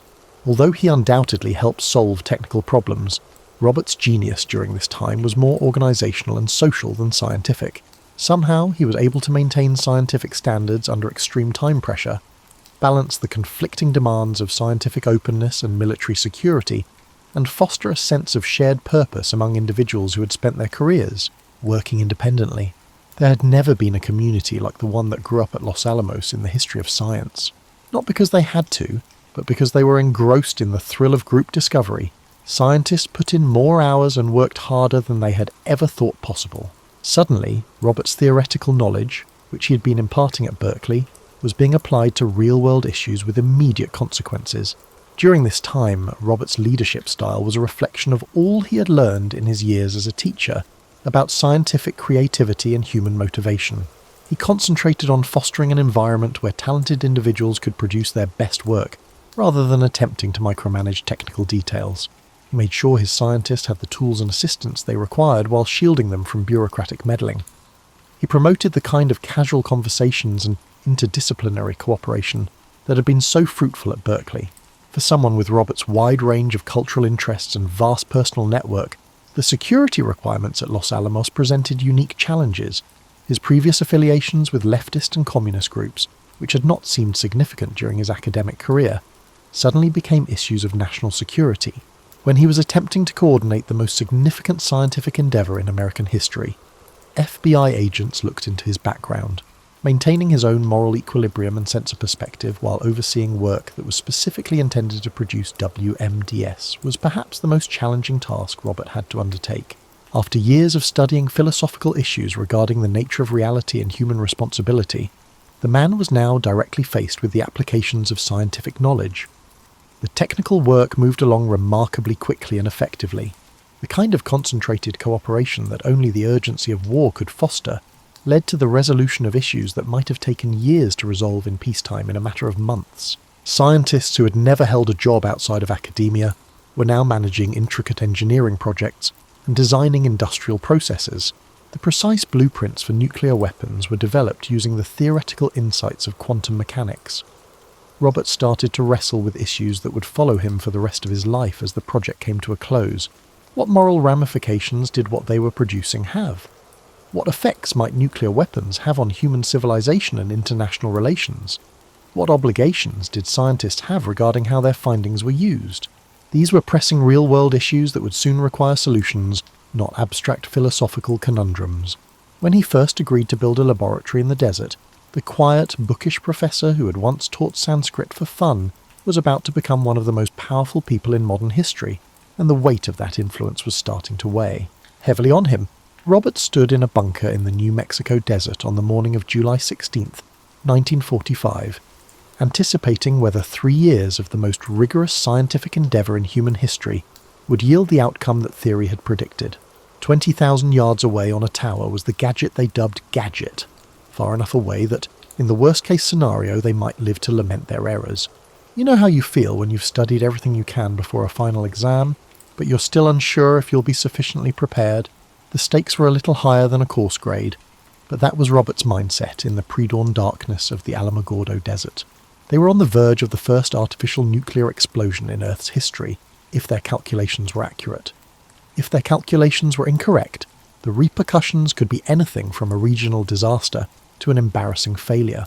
With the same mechanical accuracy that had defined the Manhattan Project as a whole, the countdown began 10, 9, 8, 7. At 0, a flash of light brighter than the sun blazed across the desert, visible from 150 miles away, transforming the mountains into bleak silhouettes against a man-made dawn. Even from a distance, observers could feel the heat on their faces. Then, like an unseen tsunami, the shockwave rolled across the desert floor. It was precisely the kind of literary illusion that had defined Robert's thinking throughout his career. But this time, the ancient poetry carried a weight that no classroom discussion could have prepared him for. Robert later claimed that a line from the Bhagavad Gita came to mind as he watched the expanding fireball rise into a mushroom cloud that would become the iconic image of the nuclear age. Now I am become death, destroyer of worlds. In addition to being Robert's greatest scientific achievement, the Trinity test marked the start of his most trying time as a person. However, the successful detonation also meant that Robert and his colleagues had succeeded in creating something that could potentially destroy human civilization, proving that the theoretical work done at Los Alamos had been correct and that the massive investment of talent and resources had produced the weapon that military planners believed could end World War II. The weeks after Trinity were a curious jumble of joy, fatigue, and mounting fear of what they had let loose. Though many of the scientists at Los Alamos were starting to realise that their achievement would fundamentally alter human perceptions of power war and the natural world, they had achieved something unprecedented in the history of science and engineering. Robert was in the odd position of receiving praise for accomplishments that made him feel more and more uncomfortable. It was a practical illustration of how humans could use the basic forces of nature for destructive ends, based on the same theoretical insights that had made his Berkeley seminars so intellectually stimulating. It was similar to receiving recognition for resolving a sophisticated mathematical puzzle, while being aware that the solution would result in great suffering. Robert and his colleagues discovered, along with the rest of the world, what their theoretical work looked like when applied to real cities with real people, when the bombs were dropped on Hiroshima and Nagasaki in August 1945. Photographs of destroyed buildings, reports of radiation sickness, and death tolls that reached the hundreds of thousands replaced the abstract calculations about energy release and blast effects. Like Robert's own emotions, the public's response to the atomic bombs was complicated. The weapons may have saved hundreds of thousands of American and Japanese lives by bringing an end to World War II without the need for an expensive invasion of Japan. However, they had also brought a new class of destructive power into human history, making earlier conflicts seem almost archaic in comparison. As the man who had enabled nuclear war, Robert was both feared and hailed as a hero. Everyone who had worked on the Manhattan Project found it difficult to make the shift from the urgency of war to contemplation in peace. But Robert found it particularly difficult. The immediate objective of bringing the war to a close before Nazi Germany could create its own atomic bomb had taken precedence over the ethical concerns surrounding nuclear weapons during the conflict. Now that the war was over and the US was the only country with nuclear weapons, those ethical issues needed to be addressed. Robert started discussing the ramifications of atomic energy in public, contending that a disastrous arms race could only be avoided by international collaboration and civilian control of nuclear technology. Some of his detractors would later view his support for international control of nuclear weapons and the sharing of atomic secrets with other countries as naive or even treasonous. However, Robert's worries were more grounded in his knowledge of the relevant science than in political ideology. He understood that a world with multiple nuclear powers would be far more dangerous than one where nuclear energy was managed cooperatively by international institutions. that the fundamentals of nuclear physics could not be kept secret forever, and that other countries would eventually develop their own atomic weapons. After learning Sanskrit out of curiosity and collecting rocks for fun, the man now found himself at the centre of discussions about the future of human civilization. In order to decide whether his scientific accomplishments would be regarded as humanity's greatest achievement or its ultimate error, the theoretical physicist, who had previously preferred the company of books and ideas, was now conferring with generals, politicians, and diplomats on this matter. By the end of 1945, Robert was starting to realise that scientific achievement could be more burdensome than failure, particularly if it provided humans with capabilities that their moral development and wisdom had not equipped them to manage responsibly. The boy who had once pondered his place in the universe was now struggling with the fact that he had helped create a world in which that universe might not have much more time to reflect. Following Los Alamos, Robert learned something that many successful people learn too late. Fame can be a trap that alters your perception of yourself as well as how other people perceive you. Now, one of America's most famous scientists, the bashful professor, who had been happy to lecture small groups of graduate students about quantum mechanics, was expected to have views on everything from nuclear policy to the fate of human civilization. Imagine being asked to comment on political decisions you're not qualified to make, invited to every significant meeting on subjects you have never studied, and treated as an authority on matters that are well outside of your actual area of expertise. This was Robert's life in the late 1940s, and he managed it with his usual wits and a naivete about public relations and politics that would lead to major problems down the road. Robert was offered a new position by the Atomic Energy Commission that seemed to be a perfect fit for his background in science and his wider interest in culture. Director of Princeton's Institute for Advanced Study, one of the most prominent places in American intellectual life, it allowed the brightest minds in the world to focus on basic research without being sidetracked by administrative or teaching responsibilities. Along with other titans of 20th century mathematics and science, Einstein worked there. In the late 1940s, Princeton was a haven for scholars, where serious thinkers could ponder the most profound issues in their disciplines. With the same fervour he had brought to Los Alamos, Robert threw himself into this work, but this time the urgency was intellectual rather than military. He sought to ascertain whether there were more profound ideas that might bring together our knowledge of matter, energy, space, and time, as well as whether the theoretical insights of quantum mechanics could be expanded upon. However, Robert was unable to fully escape the public role that his wartime accomplishments had given him. He testified before Congress on nuclear policy, served on government advisory committees, and delivered lectures to audiences who were more interested in hearing from the father of the atomic bomb than from a theoretical physicist tackling abstract quantum field theory problems. Robert was exposed to political forces through these public activities that followed rules very different from those he'd learned in academic and scientific circles. Although there may be disagreements over ideas, most people in universities respect one another's right to have differing views. Ideological disagreements in politics, particularly in the early years of the Cold War, could easily turn into personal assaults and inquiries about loyalty and patriotism. Politicians and journalists searching for proof of disloyalty among high-profile Americans suddenly turned Robert's previous affiliations with communist and leftist groups, which had seemed inconsequential during his academic career and had been disregarded during the war because his services were needed, into ammunition. They dusted off and looked for evidence of subversive activity in the same FBI files that had been put aside during the Manhattan Project. Ironically, Robert had never been a particularly political individual. In the 1930s, his engagement with leftist groups was driven less by a methodical political philosophy and more by intellectual curiosity and social justice concerns.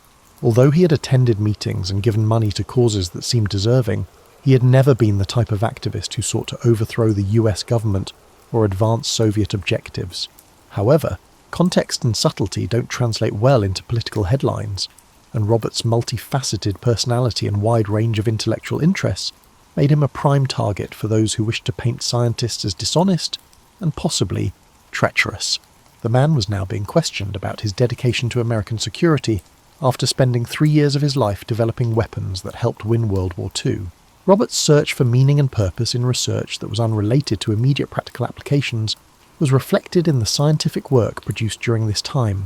He was working on issues in elementary particle physics and quantum field theory that might not be useful for decades, if at all. With the weight of knowing how quickly theoretical insights could be turned into game-changing technologies, It was like going back to the pure intellectual pleasure that had initially drawn him to physics. Robert's lectures during this time show someone attempting to understand the meaning of science in a world where scientific advancements could have such far-reaching effects. He discussed the need for scientists to consider the wider ramifications of their work, the responsibility that came with discovering nature's secrets, and the relationship between scientific knowledge and human values. For Robert, these were urgent personal issues that kept him up at night, not purely philosophical debates. The man was now struggling with the ethical implications of scientific knowledge, whereas previously he had delighted in the pure intellectual beauty of quantum mechanics. When knowledge of the natural world could be abused, how do you seek it out? How do you strike a balance between citizens' duty to advance human welfare and scientists' duty to pursue the truth? Those who had ever expressed sympathy for leftist causes or supported international cooperation in nuclear policy faced growing hostility in the political atmosphere of the early 1950s. Politicians like Senator Joseph McCarthy were advancing their careers by disparaging fellow travellers and suspected communists, fostering an environment where affiliation with divisive ideologies could ruin reputations and lead to career termination. Robert's position became more and more vulnerable. Politicians seeking to prove their anti-communist credentials naturally targeted him because of his notoriety as a scientist and his prior affiliations with leftist causes. At the same time, he disagreed with political and military leaders who supported a more aggressive strategy for Cold War competition with the Soviet Union because of his persistent support for international control of nuclear weapons and his opposition to the development of hydrogen bombs.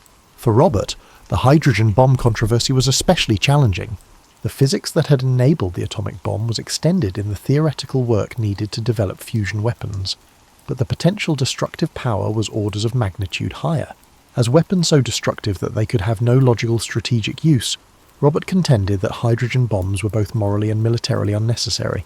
Critics, however, saw his resistance to the hydrogen bomb as proof that he was either unaware of Soviet intentions or deliberately trying to undermine American nuclear capabilities. In a political climate that favoured straightforward classifications of loyalty and disloyalty, it was challenging to convey the nuanced viewpoint of someone who opposed some types of nuclear weapons but supported nuclear deterrence. Robert became more and more excluded from the policy debates where his scientific background could have been most useful as the 1950s went on. He was now distrusted by the same government that had trusted him to plan the Manhattan Project. Decisions about the development and deployment of America's nuclear arsenal were routinely excluding the man who had contributed to its creation. This time period had a huge personal cost. Robert had based his career on the belief that reasonable people would respect and acknowledge scientific integrity and intellectual honesty. He was learning that moral complexity was frequently misunderstood as moral confusion, and that these traits could be viewed as weaknesses rather than strengths in the context of Cold War politics. The scene was being prepared for a confrontation that would put not only Robert's fortitude to the test, but also the balance between political power and scientific knowledge in American democracy. The boy who had once read Sanskrit and collected rocks was about to encounter the most challenging task of his life, a political trial that would decide whether or not intellectual independence and public service could coexist in Cold War America, rather than a scientific issue that could be resolved with careful consideration and innovative thinking.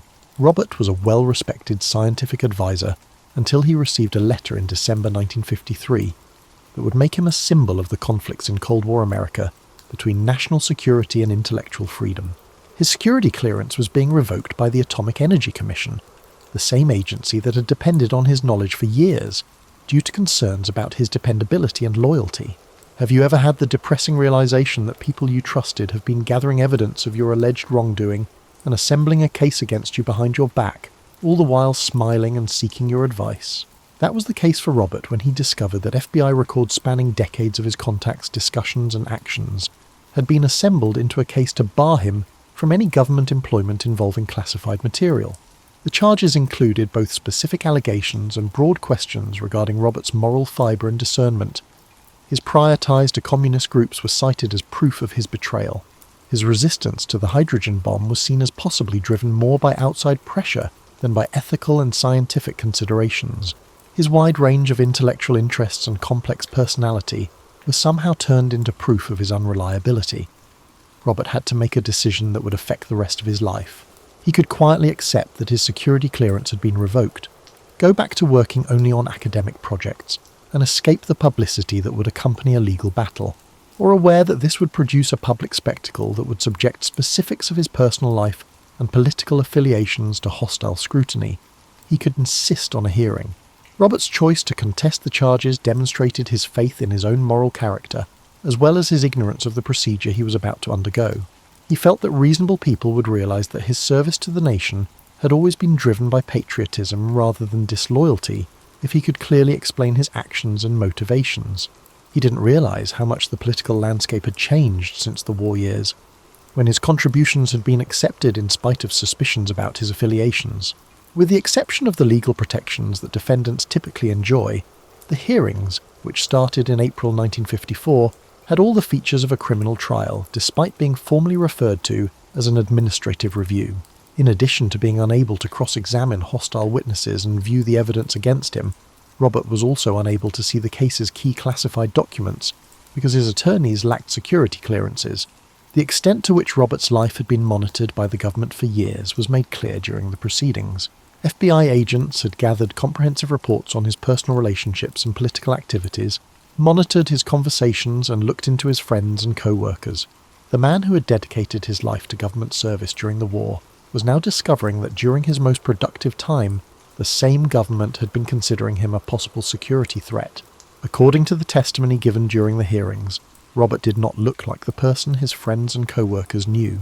He was characterized by witnesses as conceited, untrustworthy, and possibly disloyal, someone whose resistance to specific weapons programs may be driven more by outside pressure than by sincere ethical and scientific concerns. The sophisticated, introspective physicist who had constructed Los Alamos was reduced to a cartoon villain whose every move could be seen as proof of subversive intent. According to Robert's own testimony, he was being methodically humiliated by a procedure that appeared to be more intended to ruin his reputation than to ascertain the truth about his loyalty, and he was fighting to keep his dignity. He responded to inquiries about personal details, described relationships and conversations from decades past, and attempted to explain his nuanced stances on complex policy issues to those who seemed intent on misinterpreting them. The testimony of former co-workers and friends who'd been coerced into testifying against Robert was the most upsetting part of the hearings. Testimonies regarding his character, judgment, and dependability were requested from government officials who had consulted him, scientists who had collaborated with him at Los Alamos, and close friends who had confided in him. Others gave him the kind of carefully qualified testimony that hurt him, while preserving their own security clearances, while others bravely stood by him. Given the political atmosphere and the way the proceedings were set up, the final decision, which was made public in June 1954, was inevitable. The hearing board came to the conclusion that although Robert was most likely loyal, his character and judgment were questioned, making him unfit to have access to classified material. His position as a government advisor was essentially terminated when his security clearance was revoked, and many Americans began to view him as a security risk. Both personally and professionally, Robert suffered greatly in the immediate wake of the hearings. Many in the government and defense establishment now viewed the man who had once been one of America's most eminent scientists as a pariah. Former co-workers were reluctant to associate with someone who carried the stigma of having their security clearance revoked. Speaking invitations were withdrawn and job opportunities vanished. However, the hearings also had wider ramifications for democracy and science in America. Other scientists were warned by Robert's treatment that moral complexity and independent thought were dangerous traits in anyone wishing to work on matters of national significance. The case showed how easily political factors could override expertise, and how easily the demands of ideological conformity could compromise scientific integrity. Robert was starting a new chapter in his life that would put his fortitude to the test, and require him to re-evaluate his identity and mission as he walked out of the hearing room for the last time, having lost both his security clearance and his position as a government advisor. In a democratic society under pressure, the young man who had constructed atomic bombs and the boy who had gathered rocks now represented the strength and fragility of intellectual independence. Robert was placed in a strange form of exile following the security hearings. He was not exiled from the nation, but he was essentially cut off from the government work that had provided the greatest practical value to his scientific expertise. It was similar to being a master craftsman who was abruptly informed that his abilities were no longer required for the most important projects. abandoning him to work alone on his craft while others made the choices that would determine the course of events. Both practically and psychologically, the change was abrupt. Robert had been at the forefront of America's most significant scientific and policy debates for over 10 years. He had grown accustomed to receiving calls from government representatives, requests for advice on nuclear weapons policy, and invitations to high-level meetings. For the first time since before the war, the man who'd been one of America's most consulted experts found himself with extended periods of unbroken time when the phone abruptly stopped ringing and the invitation stopped coming in. The Institute for Advanced Study at Princeton served as a haven during this trying time. Because of the Institute's culture of intellectual independence, Robert's political issues had no bearing on his reputation there, and his colleagues still respected him for his scientific accomplishments. Even in this safe haven, though, Robert found it difficult to understand the new meaning of his life and work. You know how losing something significant can occasionally reveal sides of yourself that were hidden or ignored while you were preoccupied with it? Robert's exile from government service compelled him to rediscover aspects of himself that his work as a nuclear policy advisor had obscured. With new vigour, he went back to his physics studies, tackling quantum field theory problems that were intellectually demanding but wholly unrelated to military uses. During this time, Robert produced some of his most imaginative and ambitious scientific work. He could now focus on the kinds of fundamental questions that initially drew him to physics, freed from the pragmatic concerns that had dominated his thinking both during and after the war. Whether the theoretical framework of quantum mechanics could be expanded to offer a cohesive understanding of all the fundamental forces in nature, what physicists now refer to as a theory of everything, was of particular interest to him. However, Robert also started to approach the relationship between science and society, and the wider ramifications of scientific knowledge in a more methodical manner. He had a unique perspective on how scientific advancements could be used to gain political and military power, as well as how scientists could be torn between their civic duties and their dedication to the truth, thanks to his experiences during the Manhattan Project and the security hearings. Robert became one of the first well-known scientists to write thoughtfully about what is now known as the social responsibility of science as a result of these reflections. He maintained that scientists could not merely seek knowledge for its own sake without considering the potential applications of that knowledge. He also cautioned against the perils of permitting political factors to obstruct free speech and scientific investigation.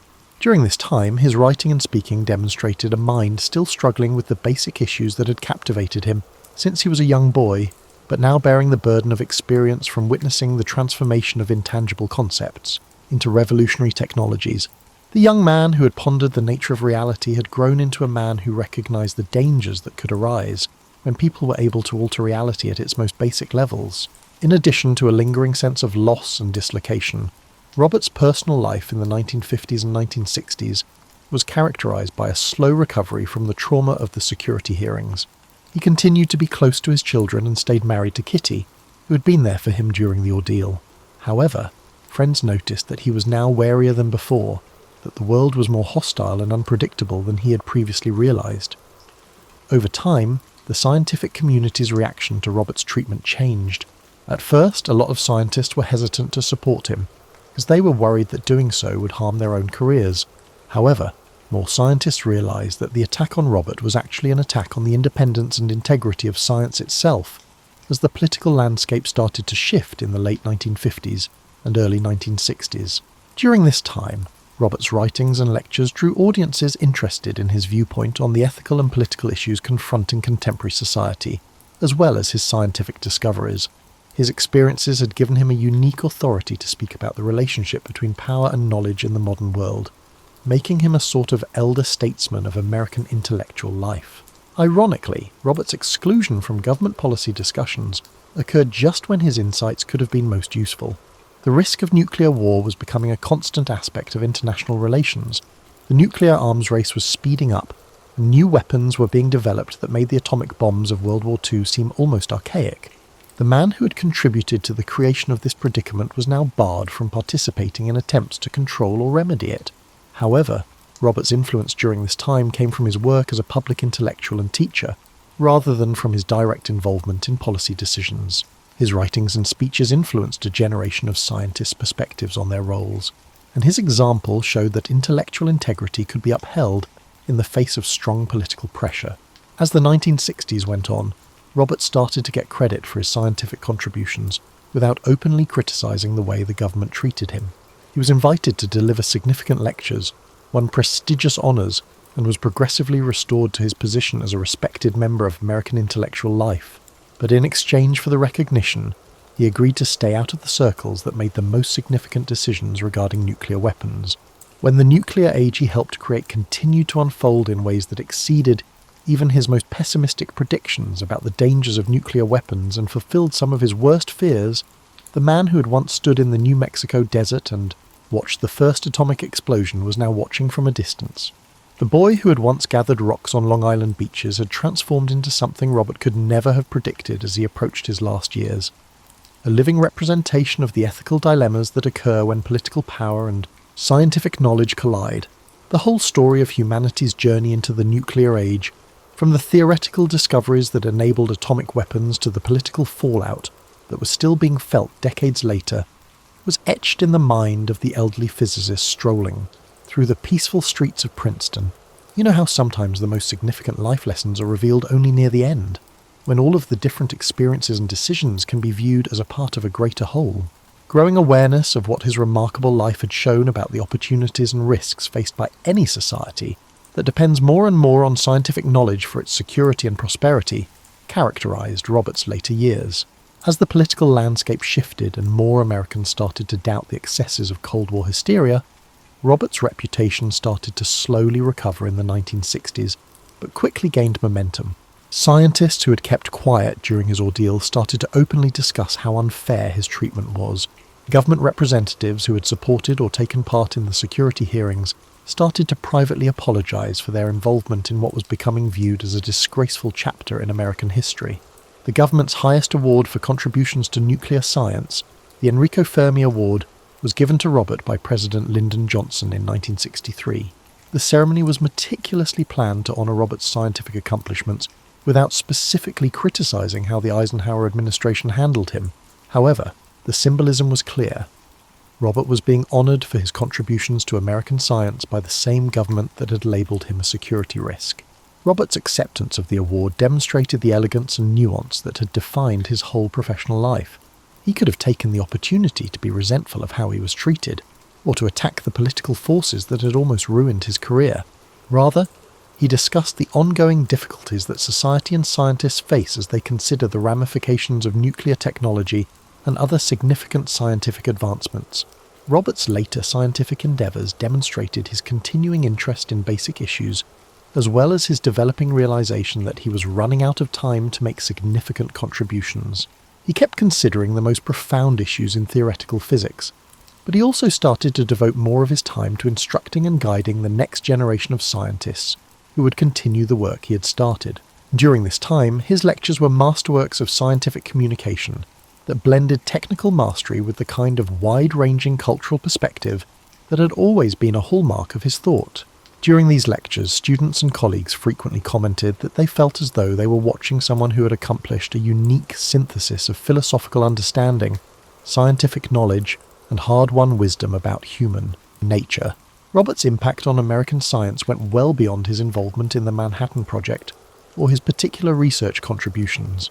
He had contributed to the development of the idea that a scientist should be a public intellectual who could explain difficult scientific concepts to a wider audience, and who had an obligation to consider the social and political ramifications of scientific advancements. As science and technology shaped modern society more and more, this model would become more and more significant. During his time at Berkeley, Robert trained a generation of physicists who would go on to make important contributions to American science. Perhaps more significantly, though, they continued his method of conducting scientific research, which placed a strong emphasis on teamwork, intellectual diversity, and the significance of comprehending the larger context in which scientific work is conducted. The Berkeley School of Theoretical Physics served as a model for the structure and methodology of cutting-edge scientific research. In his later years, Robert's interpersonal relationships were characterized by a greater understanding of the familial ties and friendships that had supported him during his darkest moments. With those closest to him, the man who had occasionally come across as distant and intellectually intimidating became more approachable and emotionally transparent. Friends observed that, in ways that his prior emphasis on academic success may have obscured, His experiences had taught him to value loyalty and real human connection. Some of the most profound observations on science and society ever written by a scientist were found in Robert's last years of life. He wrote about the need for wisdom to keep up with human technical capabilities, the beauty and horror of scientific discovery, and the responsibilities that come with knowledge. Future generations of scientists would consider their work and its implications differently as a result of these lectures and essays. When Robert's health started to deteriorate in the late 1960s, he approached his impending death with the same blend of emotional nuance and intellectual curiosity that had marked his approach to all of his other significant life challenges. He did not seem to see death as a tragedy to be avoided at all costs, but rather as another mystery to be pondered. At 62, Robert Oppenheimer passed away from throat cancer on February 18, 1967. A legacy as complicated and difficult as the man himself was left behind by the passing of the boy who had collected rocks, the young man who had learned Sanskrit, the teacher who had revolutionized American theoretical physics, the scientific administrator who had planned the Manhattan Project, and the public intellectual who had wrestled with the moral implications of nuclear weapons. Think about this as you go to bed tonight. Intelligent people are still awake today because of the questions that kept Robert Oppenheimer up at night during his most trying times. How can we strike a balance between seeking knowledge and being concerned about its implications? What obligations do professionals have to society, and what obligations does society have to uphold intellectual freedom? How do we make informed choices about technologies that have the potential to drastically alter human civilization? There are no simple answers to these questions in Robert's life, but it does offer something perhaps more valuable. An example of how a thoughtful individual can wrestle with moral complexity without slipping into either naive idealism or cynicism. The man who assisted in the development of nuclear weapons spent the remainder of his life attempting to comprehend and explain the ramifications of his actions, never escaping responsibility, but also not letting guilt stop him from making further contributions to the welfare and knowledge of humanity. Robert contributed to the creation of the atomic age, which is still developing today. Although nuclear weapons continue to pose a threat to human survival, nuclear technology also produces carbon-free energy and life-saving medical treatments. The same scientific techniques that uncovered the mysteries of atomic structure are still producing new types of problems that we haven't yet learned to predict, or that may provide answers to humanity's biggest problems. Many of the same problems that Robert and his colleagues faced during the Manhattan Project still face scientists today, who are developing genetic engineering, artificial intelligence, and other game-changing technologies. How do you continue potentially useful research while being aware of its risks? How can one uphold scientific objectivity while admitting moral obligations? How do you explain complicated technical matters to the public and political leaders who have to decide how these technologies should be developed and governed? Robert's example implies that although there are no easy answers to these questions, anyone who chooses to work at the boundaries of human knowledge cannot avoid them. Conducting scientific research in a vacuum, apart from social and political influences, is not a morally neutral endeavour. It occurs in human communities, is supported by human institutions, and generates knowledge that can be applied to both positive and negative human goals. The young man who gathered rocks out of natural curiosity grew up to realise that curiosity, no matter how pure its original motivation, always leads to power, and that power always raises issues of responsibility. Perhaps the most distinctive feature of the contemporary scientific endeavour is this shift from naive awe to moral complexity. But Robert's life also shows that despite circumstances that could be used as an excuse for pessimism or hopelessness, it is possible to preserve human decency and intellectual integrity. He never lost faith in the value of seeking the truth, even if doing so resulted in knowledge that was dangerous. Even when his efforts were misinterpreted or dismissed by political authorities, he never gave up on applying his knowledge to advance human welfare. According to the Sanskrit texts Robert had read as a young man, wisdom is the result of realizing how everything is interconnected and the obligations that follow from that realization. He explored those ancient insights and applied them to contemporary scientific knowledge throughout his career. In a way, humans who acquire the ability to control these connections take on responsibilities that go well beyond their immediate goals. The universe that physics reveals is, in fact, interconnected at the most basic levels. As you fall asleep, you may have a dream about a slender young man standing on a mesa in New Mexico, witnessing the first artificial sunrise over the desert and realizing that everything has changed forever. Or, years later, you might dream of that same person strolling through Princeton in the evening light, still thinking about issues of responsibility and knowledge that have no definitive answers but require constant consideration from anyone, concerned with the future of human civilization. Even though Robert Oppenheimer passed away more than 50 years ago, the issues he brought up are still relevant today. Our world is shaped by technological advancements and scientific discoveries that would have seemed magical to earlier generations. The decisions we make about how to use these advancements will determine the kind of world we leave for future generations. The legacy of the boy who gathered rocks and went on to become the man who helped discover the secrets of the atom is not a list of solutions, but rather a dedication to continuing to ask the right questions with wisdom, bravery, and humility.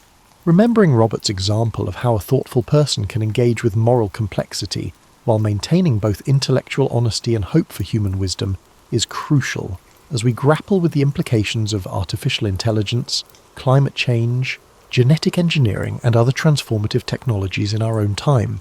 Rest easy, knowing that somewhere tonight someone is sitting at a computer or working in a lab, pushing the limits of human knowledge while grappling with issues of accountability and consequence that bind them across decades to a theoretical physicist who once stood in the New Mexico desert and saw the world transform in a burst of artificial light. There are still questions. Each new generation takes on the duty of interacting with them in a thoughtful and brave manner. And the greatest hope for our future as a species may be found in that continuous dialogue between human wisdom and curiosity.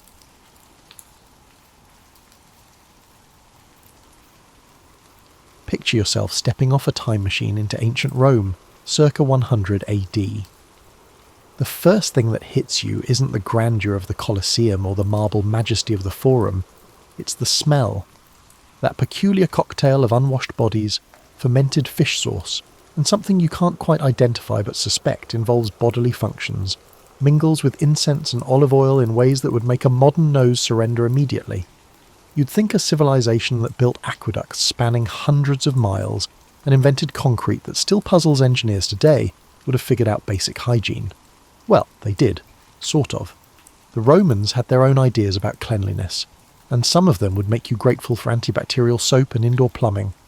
Take their approach to bathing, for instance. The Romans not only bathed, but also transformed it into a social gathering that could rival any local book club.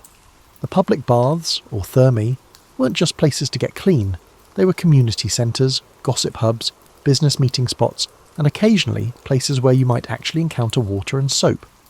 Think of them as ancient shopping malls, except instead of Orange Julius, you had pools of varying temperatures, and instead of Spencer's, you had rooms where people scraped oil and dirt off each other with metal tools. But here's where it becomes interesting. Romans believed that hot water opened your pores to let the bad spirits out, while cold water snapped them shut to keep the good spirits in. This wasn't just folklore, it was medical theory endorsed by their most respected physicians. So your typical Roman bath experience involved a carefully choreographed dance between the caldarium, hot room, tepidarium, warm room, and frigidarium, cold room, like some ancient version of a Swedish sauna routine designed by committee. The wealthy Romans had their private baths at home, complete with hypocaust heating systems that channeled hot air through the walls and floors. Imagine having heated floors in 100 AD while most of the world was still figuring out how to make fire reliably. Yet these same innovative people thought that sharing bath water with dozens of strangers was perfectly hygienic. The water in public baths was changed infrequently, sometimes only once a day, sometimes less. By afternoon, you weren't so much bathing as marinating in a human soup that would horrify any modern health inspector. And then there were the slaves whose job it was to help with the bathing process. These weren't just attendants handing out towels. They were skilled craftspeople of cleanliness, wielding strigils, curved metal scrapers that removed the oil, dirt, and dead skin that accumulated on Roman bodies. The wealthy would coat themselves in olive oil, then have slaves scrape it all off, taking the grime with it. It was effective, sure, but imagine explaining to your modern dermatologist that your skincare routine involves having someone scrape you down with what amounts to a medieval back scratcher. The Romans also had some fascinating ideas about dental hygiene. They brushed their teeth with twigs. Specifically, they chewed on aromatic twigs until one end frayed into a brush-like texture, then used that to clean their teeth. The good news is that the technique actually worked reasonably well. The troubling news is that their favourite toothpaste was made from powdered mouse brains, crushed bones, and sometimes human urine. Portuguese urine was considered particularly effective, which raises all sorts of questions about ancient trade routes and quality control standards. But perhaps most puzzling of all was their relationship with perfume. Romans doused themselves in scented oils and perfumes with the enthusiasm of teenagers discovering body spray for the first time. They had different scents for their hair, arms and feet. Walking through ancient Rome must have been like navigating a cosmetics section in a department store, except with more togas and considerably more creative interpretations of what constituted pleasant fragrance. Now let's talk about something that every Roman had to deal with, but no one particularly wanted to discuss at dinner parties: using the bathroom. If you found Roman bathing habits to be communal, you might be interested in learning about their approach to toilets. Roman public latrines combined engineering marvels with social awkwardness. Picture a long marble bench with round holes cut into it, positioned over flowing water that carried waste away. So far, so good. It's basically an ancient sewage system. But here's the catch. There were no dividers, no doors, and no privacy screens. There was just a row of holes where Romans would sit side by side, conducting business, and presumably discussing the weather or the latest gladiator match. The arrangement wasn't considered strange or embarrassing. In fact, it was another social activity. Romans would chat, conduct business deals, and catch up on gossip while attending to their bodily needs. Imagine trying to negotiate a grain shipment contract while sitting on a communal toilet with your neighbour. It puts a whole new spin on the phrase, getting down to business. The most interesting part is that they used something other than toilet paper, which was invented a millennium later. Romans used a communal sponge on a stick called a xylospongium. Yes, you read that correctly, a shared sponge. After use, it was rinsed in the flowing water channel that ran in front of the toilets, then left for the next person. This system worked well enough from a hygiene standpoint, since the flowing water kept things relatively clean, but the social implications are staggering. You had to time your bathroom visits not just based on your needs, but on when you could psychologically handle using the community sponge. Wealthy Romans had their own private toilets, often beautifully decorated affairs with mosaics and frescoes. Some featured images of Fortuna, the goddess of luck, because apparently even bathroom humour was a thing in ancient Rome. These private facilities usually emptied into the same sewer system as the public ones, flowing eventually into the Cloaca Maxima, the Great Sewer, which was one of Rome's genuine engineering marvels and still functions today. But Romans had some peculiar superstitions about bathroom activities. They believed that evil spirits lurked in sewers and might emerge through toilet holes to cause mischief. To ward them off, many Romans wore amulets or muttered protective charms before sitting down. There's something endearing about a civilization that conquered most of the known world, but still worried about sewer demons sneaking up on them during vulnerable moments. The really wealthy took bathroom security seriously. Some installed elaborate wind chimes and bells near their toilets, believing the noise would frighten away any supernatural toilet lurkers. Others hired slaves whose job was essentially to be professional bathroom attendants, not just for cleanliness, but for spiritual protection. Imagine having toilet bodyguard on your ancient Roman resume. Personal hygiene after using the facilities was handled with scented oils and perfumes. Romans would clean themselves and then apply various aromatic substances to mask any lingering odours. These practices led to some interesting combinations. You might encounter someone who smelled like a mixture of rose oil, myrrh, and whatever had happened in the latrine 20 minutes earlier. Ancient Rome captivated the senses, often in unexpected ways. The Romans also had public urinals called foracae, positioned throughout the city. These were simple stone or ceramic vessels where men could relieve themselves. The urine wasn't wasted, it was collected and sold to fullers, dry ancient cleaners, who used it to clean clothing and whiten togas. Urine contains ammonia, which is actually quite effective for cleaning, so the collection wasn't just gross recycling, it was practical chemistry. Still, imagine the job interview process for becoming a professional urine collector. Women had their own challenges with Roman bathroom culture. They were generally excluded from public toilets and had to rely on private facilities or chamber pots at home. This meant that Roman women rarely ventured far from home without carefully planning their routes around available bathroom facilities.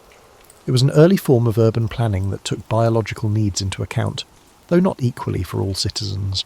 Roman society was built on rigid class distinctions, and nowhere was this more apparent than in their hygiene practices. Your cleanliness level wasn't just about personal preference, it was an advertisement of your social status, broadcast through scent, skin condition, and the quality of oil glistening on your freshly scraped body. At the top of the hygiene pyramid sat the wealthy patricians, who treated cleanliness like a competitive sport. These folks didn't just bathe, they orchestrated elaborate cleansing rituals that would make modern spa treatments look like a quick rinse in the garden sprinkler.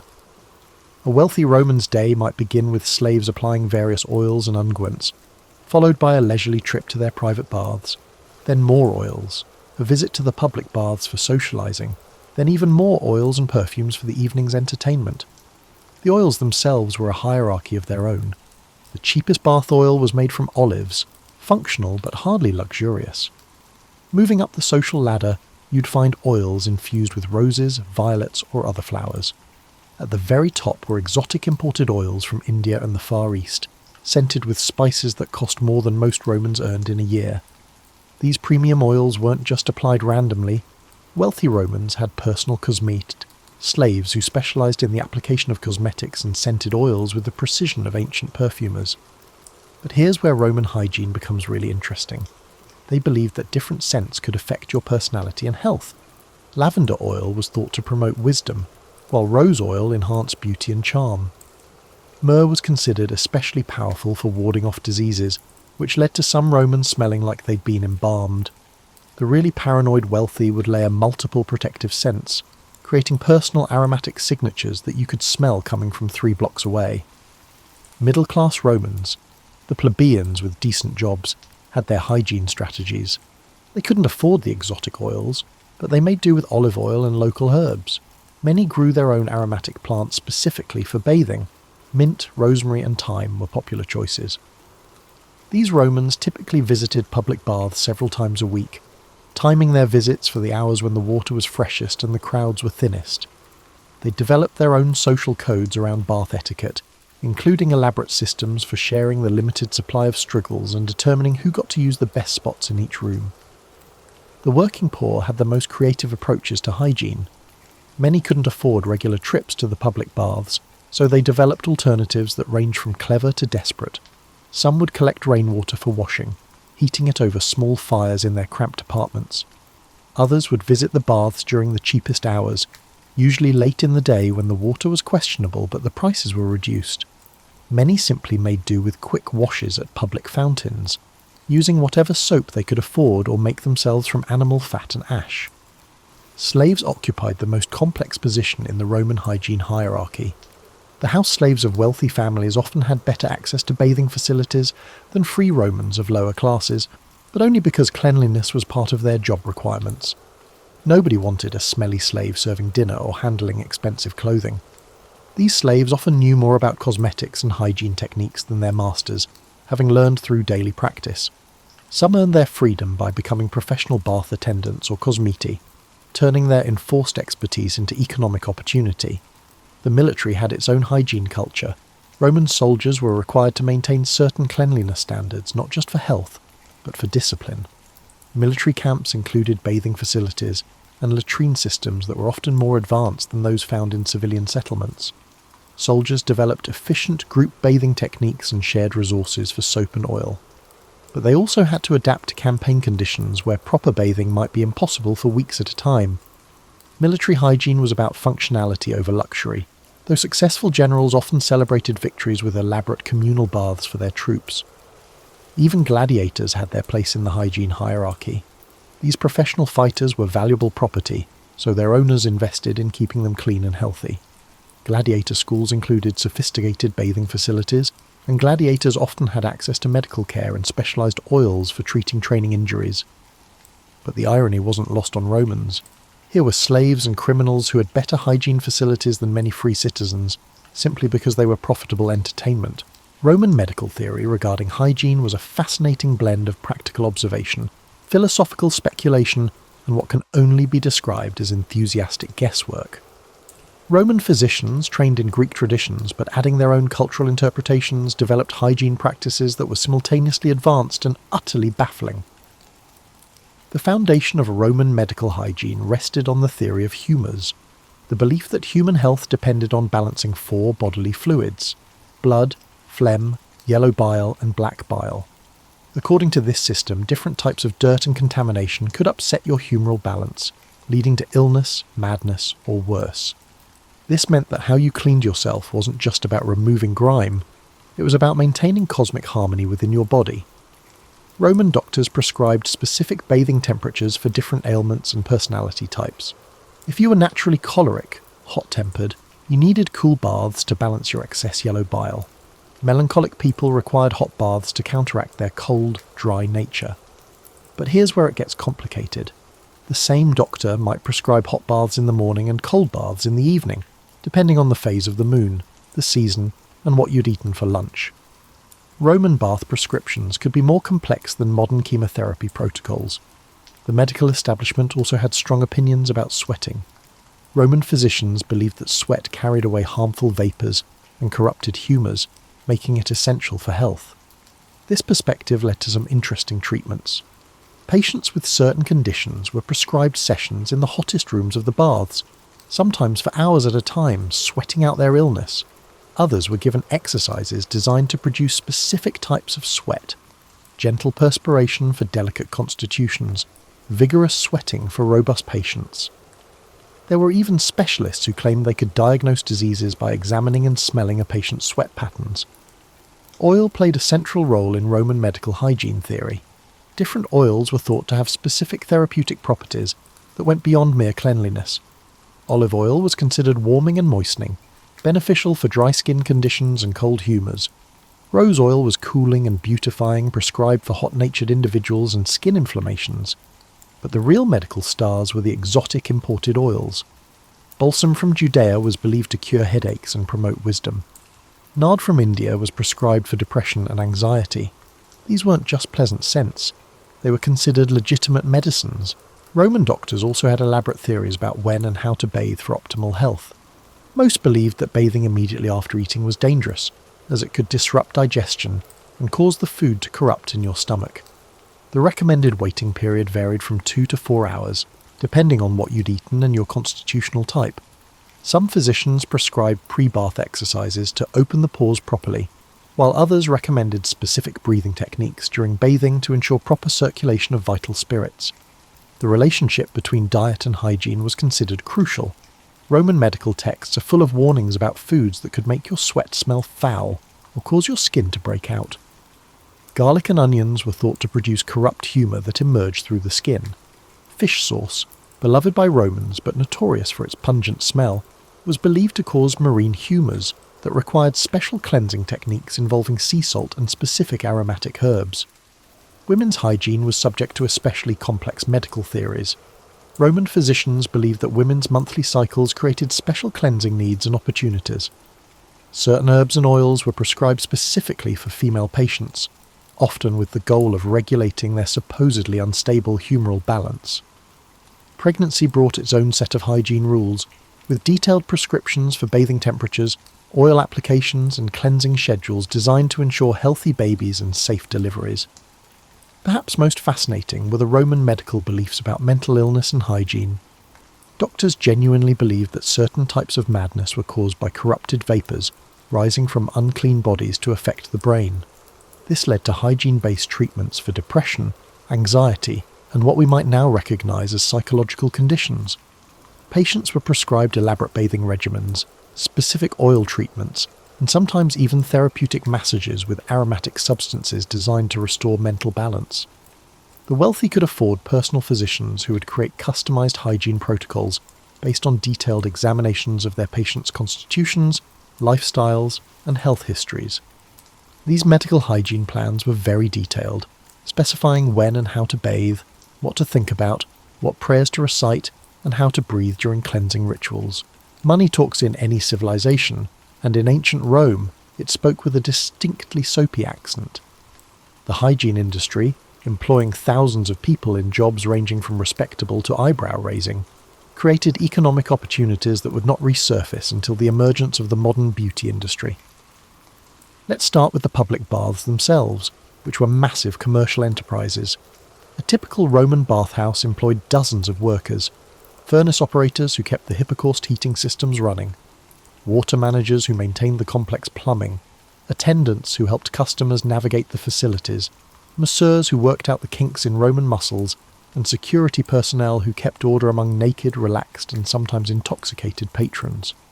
The larger thermae were like ancient shopping malls, with vendors selling everything from snacks to jewellery to good luck charms designed to protect you from sewer demons. The oil trade was particularly lucrative. Olive oil was the foundation of the Roman hygiene industry, and controlling olive groves could make you wealthy beyond imagination. But the real money was in specialty oils and perfumes. A single amphora of high-quality rose oil from Egypt could cost more than a skilled craftsman earned in 6 months. The perfume merchants who dealt in these luxury goods often became powerful political figures, using their wealth to buy influence and status. Import businesses thrived on Roman hygiene obsessions. Exotic ingredients came from across the empire and beyond. Frankincense from Arabia, cinnamon from India, amber from the Baltic regions, and silk for the finest bathing towels from China.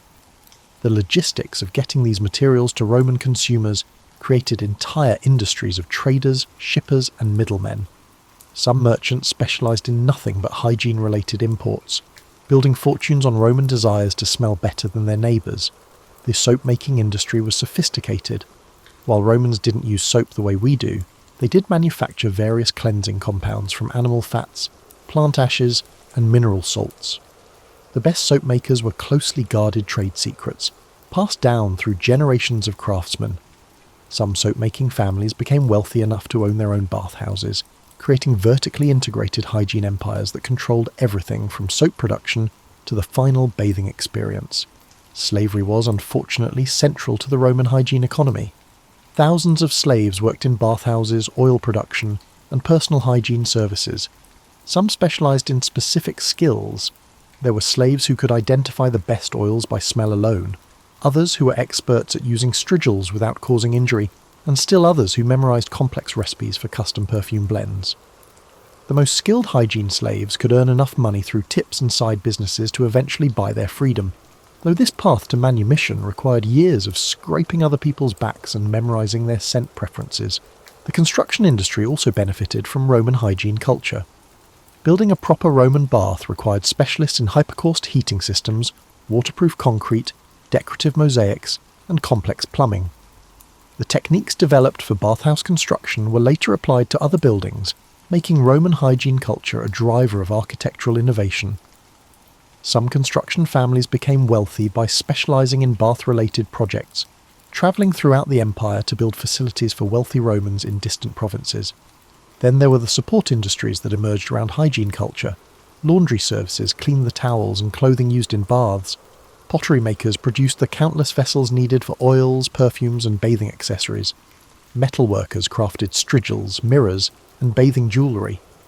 Even the food industry got involved, as many Romans liked to eat and drink while bathing, creating demand for waterproof serving vessels and special bath-appropriate snacks. The medical side of hygiene created its own economic opportunities.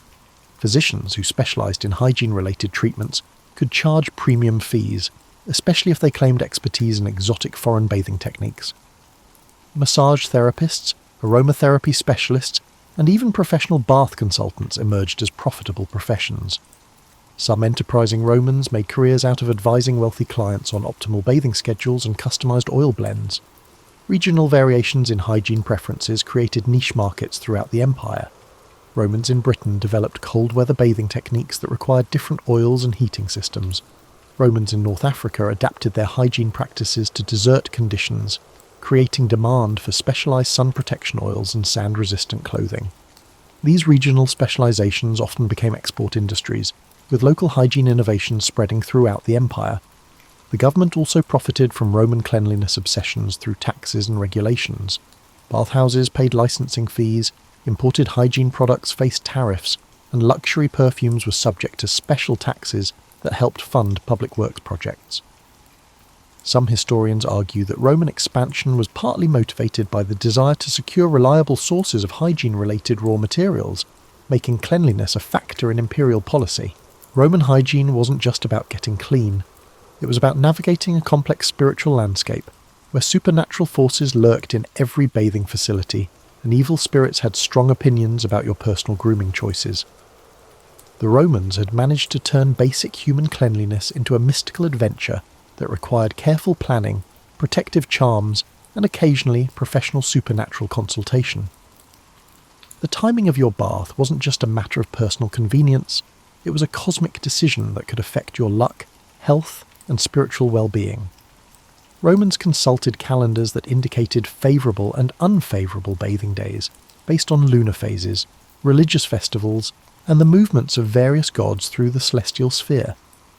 Some wealthy Romans employed personal astrologers whose job included calculating optimal bathing schedules. Imagine having to verify your horoscope before deciding whether to take a shower. Water itself was considered to have spiritual properties that varied depending on its source and treatment. Spring water was thought to carry the blessings of water nymphs, while rainwater collected during thunderstorms was believed to have purifying powers that could wash away curses and negative luck. The Romans went to extraordinary lengths to obtain water with the right spiritual qualities for important bathing rituals. Some wealthy families maintained private springs specifically for ceremonial bathing, hiring priests to bless the water sources regularly. The direction you faced while bathing was considered crucial. Most Romans believed you should face east while entering the bath to welcome the blessings of the rising sun, then turn to face west while leaving to ensure that any evil influences washed away with the setting sun. More superstitious bathers would rotate through all 4 cardinal directions during their bathing session, creating a kind of mystical water dance that must have been entertaining to watch. Protective amulets for bathing were big business in ancient Rome. These weren't just decorative jewellery, they were considered essential safety equipment for anyone venturing into the spiritually dangerous environment of a public bath. Popular designs included images of Hercules for strength, Mercury for protection during travel, including spiritual journeys undertaken while bathing, and various household gods who specialised in bathroom-related protection. Some amulets were designed to be worn while wet, using special materials and construction techniques that modern jewellers would find fascinating. The Romans had elaborate rituals for entering and leaving baths that would make modern spa protocols look casual. Many would pause at the threshold to recite protective prayers, asking the gods to guard them from evil spirits, prevent accidents, and ensure that their bathing experience would be beneficial rather than harmful. Some would leave small offerings, coins, flowers, or drops of expensive oil. At shrine niches built into bathhouse walls specifically for this purpose, shared bathing created its own set of spiritual concerns. Romans worried about picking up not just physical dirt from other bathers, but spiritual contamination from people with bad luck, evil intentions, or supernatural enemies. This led to complex etiquette systems designed to minimize spiritual risk while maintaining social politeness. You couldn't just ignore someone in the baths that might offend them and invite retaliation from their personal gods. But you also couldn't become too friendly with strangers whose spiritual status was unknown. The oil and perfume application process was ritualized to an almost ceremonial degree. Wealthy Romans would recite specific prayers, while different oils were applied to different parts of their bodies. Rose oil might be blessed to Venus while being applied to the face, while olive oil could be dedicated to Minerva while being used on arms and legs. The goal was to invoke divine protection for each body part while also ensuring that the gods approved of your grooming choices. Dreams about bathing were considered prophetic and required professional interpretation. Romans who dreamed about dirty bathwater might consult priests about impending spiritual danger, while dreams of crystal-clear pools were considered signs of divine favour. Some Romans kept dream journals specifically to track bathing-related dreams and their outcomes, creating a kind of ancient database of supernatural bath predictions. The Romans even had superstitions about soap and cleansing materials. Some believed that using soap made from animals that had died violently could transfer aggressive spirits to the user. Others thought that cleaning tools used by people who later suffered misfortune were cursed and should be avoided. Such beliefs led to complex systems for tracking the history and spiritual pedigree of bathing accessories, with some wealthy Romans employing servants whose job was to maintain detailed records of where their strigils, sponges, and oils had come from. Seasonal bathing rituals aligned with the Roman religious calendar created additional layers of complexity. During certain festivals, bathing was considered either especially beneficial or particularly dangerous, depending on which gods were being honoured. The spring festival of Anna Perenna included ritual bathing that was supposed to ensure health for the coming year, while bathing during the Lemuria, when restless spirits roamed the earth, required special protective measures. As you settle back into your modern bathroom, surrounded by antibacterial soap dispensers and privacy walls, it's worth reflecting on what the Romans actually got right about hygiene, and what we might have learned from their more colourful mistakes. Their approach to cleanliness reveals something profound about human nature, our eternal struggle to balance individual needs with social expectations, practical health concerns with cultural beliefs, and the desire to be clean with the reality of what that actually means. The Romans understood something that we sometimes forget in our modern, individualistic bathing culture. Cleanliness was inherently social. Their communal baths weren't just about getting clean. They were about maintaining the social fabric that held their civilization together. In an age before television, the internet, or even widespread literacy, the baths served as information networks, business centres, and community gathering places. Romans didn't just wash their bodies, they washed themselves back into society each day. Modern hygiene science has validated many Roman practices while debunking others. Their emphasis on regular bathing, the use of oils to protect skin, and even their practice of scraping away dead skin cells were remarkably sound from a dermatological standpoint. The Romans understood that healthy skin required both cleansing and moisturising, though they achieved it through olive oil and metal scrapers rather than lotions and exfoliating scrubs. Their recognition that mental health and physical cleanliness were connected wasn't wrong. It was just expressed through theories about humours and evil spirits rather than modern psychology.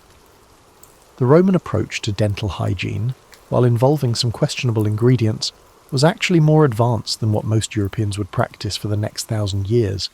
Chewing on aromatic twigs did clean teeth effectively, and some of their herbal mouth rinses contained ingredients that modern dentistry recognises as beneficial. The fact that they cared about dental hygiene at all put them ahead of many later civilizations that considered tooth care vanity rather than health maintenance. Perhaps most importantly, the Romans demonstrated that public health infrastructure could transform civilization. Their aqueducts, sewers, and public baths created living conditions that wouldn't be matched in European cities until the 19th century. The decline of Roman bathing culture after the fall of the empire coincided with centuries of reduced lifespans, increased disease, and general scruffiness that historians now recognise as preventable consequences of abandoning public hygiene infrastructure. The economic lessons of Roman hygiene culture are equally relevant today. They understood that cleanliness could be an industry, creating jobs and driving innovation in ways that benefited entire societies. Their willingness to invest public money in bathing facilities and sanitation systems paid dividends in public health and social stability that lasted for centuries.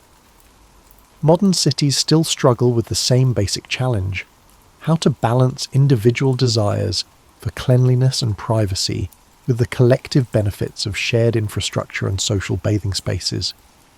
The Roman mistake of mixing hygiene with superstition offers its lessons. When cleanliness becomes too ritualized or culturally loaded, it can become a source of anxiety rather than health.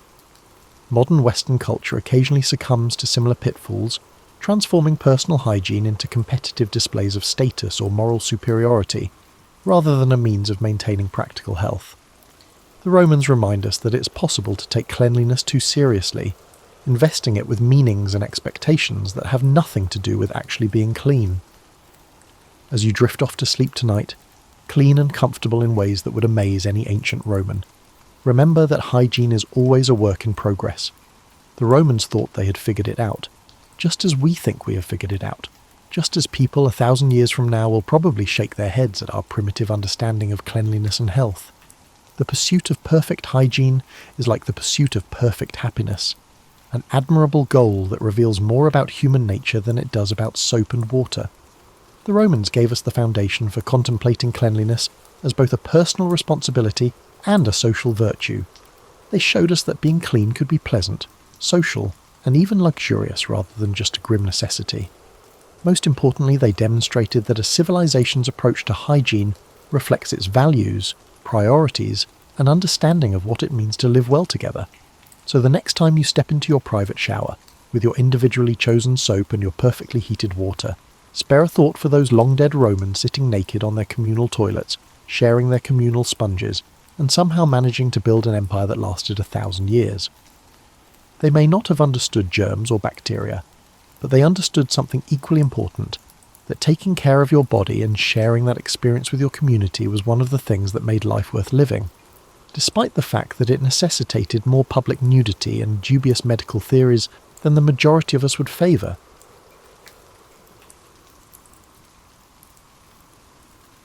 Born in 69 BCE, Cleopatra, the seventh Philopator, came from a family that had controlled Egypt for over 3 centuries. These were the Ptolemies, who were descended from a general under Alexander the Great. The Ptolemaic Empire was a peculiar hybrid by the time Cleopatra was born, a Greek-speaking monarchy situated atop a deeply Egyptian terrain. The dynasty itself was plagued by family feuds, political assassinations, and tense truces with growing Roman authority, despite the capital, Alexandria, being a global centre of scholarship. Tradition frequently portrays Cleopatra as a captivating queen who captivated influential men. However, that portrayal disregards her extensive education, linguistic proficiency, and strategic savvy. She pursued studies in philosophy, astronomy, medicine, and mathematics in the renowned Library of Alexandria. Cleopatra was raised in society that demanded royals demonstrate their abilities, as each prospective heir faced the risk of being outwitted by cunning family members. In a court notorious for backstabbing, mental acuity was just as important to survival as birthright. For a large portion of his rule, her father, Ptolemy XII Auletes, had to balance local unrest with Roman favour. Despite the Ptolemies' claims to divine heritage, Roman power actually loomed big. To gain Roman political support, athletes paid hefty prices, which put Egypt's finances in jeopardy. As she observed these discussions, Cleopatra learned early on that money could purchase allies but could never ensure true respect. She also saw how quickly a monarch may lose their position of authority if they made a mistake that alienated those in charge. When Cleopatra was a little girl, she travelled to Rome with Auletes on diplomatic missions and saw a civilization on the verge of enormous growth. She watched the Senate's operations there as well as the moves of powerful people like Julius Caesar and Pompey. She had a first-hand insight from these experiences that few Egyptian royals had ever experienced. Cleopatra's route to the Egyptian throne was uncertain. To maintain the unity of the bloodline, Ptolemaic law encouraged sibling marriage partnerships, and her father had other children. An ancient Macedonian custom that the Ptolemies had taken to extremes, this behaviour was startling to modern ears. As a result, Cleopatra's destiny was intertwined with her brothers, one of whom would, at least in theory, share power with her. Everyone knew that a puppet sibling could be used to overthrow a more ambitious relative, and the tension in the royal family was evident. History frequently reduces Cleopatra to an exotic character who courted Roman rulers, but she was developing her diplomatic abilities from an early age. She acquired multilingual skills, in addition to Greek. She reportedly knew Aramaic, Ethiopian, and probably Hebrew well as an Egyptian, which most of her Ptolemaic predecessors never tried to master. She was able to avoid having her comments misinterpreted by interpreters by speaking to courtiers, merchants, and foreign envoys in their own tongues. Her ability to communicate directly became one of her most powerful assets, enabling her to bridge cultural gaps. The domestic politics of Egypt were very complicated. As they had done for thousands of years, priesthoods held considerable power. Careful supervision was required of the irrigation system. Grain shipments fueled the kingdom's economy by feeding both Egyptians and international markets. Cleopatra was aware of the fragility underlying the opulence of the court spectacles. In ancient times, grain was valuable, and managing the Nile's resources meant managing the money needed to survive. To keep the Roman bankers happy, the priests placated, and the crops steady, a wise ruler was required. However, when her father passed away in 51 BCE, Cleopatra was still a young woman. She and her younger brother, Ptolemy XIII, were designated as joint rulers in the will. This arrangement was less about true balance and more about ceremonial tradition. Groups in the court tried to influence the young boy king against his sister very immediately.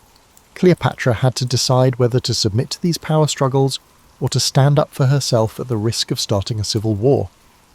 Cleopatra's early life prepared her for her eventual decisive actions, even though most people only recall her later involvements with Mark Antony and Julius Caesar. Her background, learning at the library, observing Roman politics, and negotiating a contentious court formed the foundation of her strategic perspective. She was adamant that ambitious Romans should not use Egypt as a prize or a province. Although the road ahead was dangerous, Cleopatra had been well prepared by her upbringing. She wasn't a passive character. She was already planning ahead and prepared to play a political chess game that would decide her kingdom's destiny. Cleopatra, who was 18 at the time of Ptolemy XII's death, found herself sharing the kingdom with her brother, Ptolemy XIII, who was only 10 or 11 years old at the time. Although they were classified as equals in their official titles, Cleopatra was aware of the covert power structures in the royal court. The young king's advisors saw an opportunity to marginalise her by portraying her as an intrusive sister who posed a danger to the boy's legitimate authority. Political scheming by a flurry of courtiers, including the powerful regent Pothinus and a general by the name of Achilles, soon compelled Cleopatra to leave Alexandria. Cleopatra was sent into exile because she would not concede defeat. Instead of disappearing into obscurity, she gathered a small troop and set up camp east of the Nile Delta to wait. She made appeals to border troops who were devoted to her father's legacy, merchants who were upset over the mayhem in Alexandria, and local allies. Cleopatra closely monitored Rome's internal conflicts during this period. Caesar's previous ally, the Roman general Gnaeus Pompey, was now losing a civil war against his erstwhile comrade.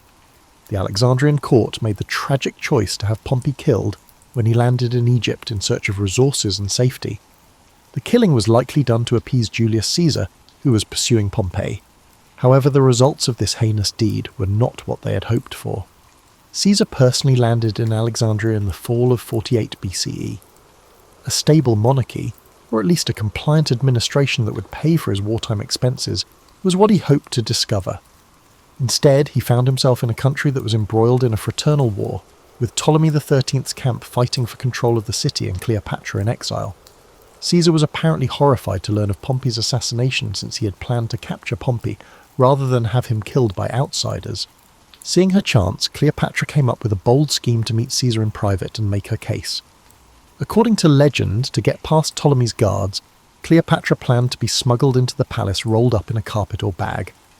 Although some historians disagree with the precise approach, everyone agrees that Cleopatra's first-hand meeting with Caesar was a persuasive masterstroke. She portrayed herself as a legitimate queen whose brother's court had turned treacherous, rather than as a defenceless exile. She knew Latin well enough to communicate directly with Caesar. He was said to be as fascinated by her intelligence and humour as he was by her royal demeanour. Caesar, a master strategist, believed that Cleopatra was a better ally than her younger brother in ensuring Egypt's stability. The siblings must get back together and rule together again, he said. The councillors to Ptolemy XIII refused to obey because they felt their authority was in jeopardy. As tensions increased, the Alexandrian War broke out. Alexandria's streets and docks became battlefields when Caesar's army engaged in combat with Ptolemy XIII's supporters. Although reports differ on the extent and timing of the destruction, the renowned library itself may have sustained some damage during this fight. Cleopatra remained calm in the face of chaos. She collaborated closely with Caesar, providing local intelligence and resources. She understood that while she required Caesar's help, she also possessed power, because Caesar wanted a stable monarchy, and control over Egypt's grain supply was vital to Rome. They eventually routed Ptolemy XIII's army. While attempting to escape, he himself perished in the Nile. To maintain the illusion of a dynastic tradition, Cleopatra's younger brother, Ptolemy XIV, was appointed as a nominal co-ruler. However, Cleopatra held the real power. After the civil war was done, Cleopatra sided with Caesar and, according to many, fell in love with him. Caesarion, the child they would eventually have, symbolized the marriage of Egyptian ancestry with Roman ambition. Nevertheless, Cleopatra never saw herself as a simple consort. Her goal was to bring her kingdom back to life while juggling Roman interests and preserving some degree of autonomy.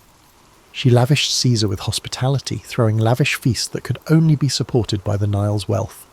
Beneath these extravagant outbursts, however, she engaged in painstaking negotiations to secure her rule's continuation after Caesar's inevitable departure. Alexandria had been returned to Cleopatra at the end of this turbulent time. She was no longer the helpless fugitive. Instead, she had become Egypt's undisputed monarch, albeit one who was closely associated with Roman authority. She had forged a complicated alliance with the most powerful man in the Mediterranean by navigating war and conspiracies. There were new obstacles in the way, primarily how to balance Egypt's sovereignty with Rome's demands. However, Cleopatra had demonstrated that she was more than capable of skillfully navigating through situations that would shatter a less powerful ruler. Following the Alexandrian War, Cleopatra oversaw a court that combined Roman and Hellenistic elements with old Egyptian customs. She reclaimed trade routes vital to Egypt's growth and dispatched envoys to negotiate border accords to regain control over areas lost during previous crises. Beyond politics, Cleopatra prioritized cultural patronage. She provided financial support for academic pursuits, sponsored building projects, and made sure that Egypt's temples, particularly those honouring the goddess Isis, whom she came to identify increasingly with, received royal backing. She and Julius Caesar's relationship kept changing. Caesar, attracted by Cleopatra's companionship as well as political motives, stayed in Egypt longer than many Roman senators thought was wise. Their well-known Nile cruise, which was later romanticised, served two strategic purposes. Caesar learned about the area's resources and fortifications firsthand, while Cleopatra demonstrated the size of her dominion. Though some Alexandrians questioned the expenditure, Cleopatra recognised the importance of spectacle and heard tales of sumptuous feasts on royal boats. She wanted the Egyptians and Romans to understand that the Ptolemaic throne had not lost its majesty in a time when the ability to dazzle was frequently used to gauge one's level of authority. Caesar and Cleopatra, however, were unable to deny Rome's restlessness. After defeating Pompey's allies, Caesar solidified his hold on power, and his status as dictator was both admirable and vulnerable. He brought Cleopatra back to Rome in 46 BCE, but not as a simple concubine. She successfully positioned herself on the Roman stage by arriving with her retinue, which included the baby Caesarion. Conservative Romans, who disapproved of her alien status and her alleged aspirations, were scandalized by this. Caesar gave Cleopatra a privileged position that no other foreign ruler had, however, by letting her remain at a villa across the Tiber. Within the city's political circles, rumours circulated that Caesar may declare himself king and Cleopatra his queen, a notion that was unappealing to Romans who had vivid memories of overthrowing monarchs centuries before. Both xenophobic animosity and curiosity were stoked by Cleopatra's appearance, her attire, and her entourage of Egyptian courtiers. In the meantime, she researched the tribunes, the Senate, and the network of patronage that connected aristocratic families in Rome. She realised how shaky Rome's acceptance of her was. Nevertheless, she engaged in diplomatic outreach, establishing connections with powerful senators and their spouses, giving presents and organising cultural events that showcased Alexandria's refinement.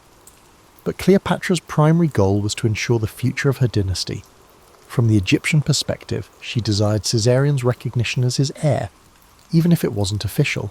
Caesar gave Caesarion preferential treatment even though he never legally declared him his son under Roman law. Caesar's continuous success appeared to be the key to the future.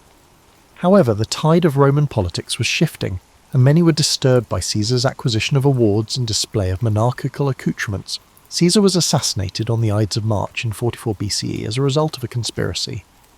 Cleopatra, shocked and exposed, was in a dangerous situation in Rome. She swiftly retreated amid the confusion, returning to Alexandria with Caesarion and her entourage. According to some accounts, she thought about siding with Mark Antony or other groups in the ensuing power war. Cleopatra, however, was realistic. She understood that Romans would fight for the Republic once more, and before making any dangerous agreements, she needed to know who would win. Securely established in Egypt, she concentrated on bolstering the economy and defences of her realm, while she awaited the next Roman ruler to initiate contact. She made a deliberate decision to stay out of Rome during this rough time. If she had stayed, one side or the other might have exploited her as a pawn. Rather, she withdrew to a world in which she was truly in charge. She developed an image of herself at home as a conventional pharaoh in addition to being a Hellenistic queen. Her picture with a diadem, occasionally with subtle references to Egyptian iconography, was featured on coins bearing her name.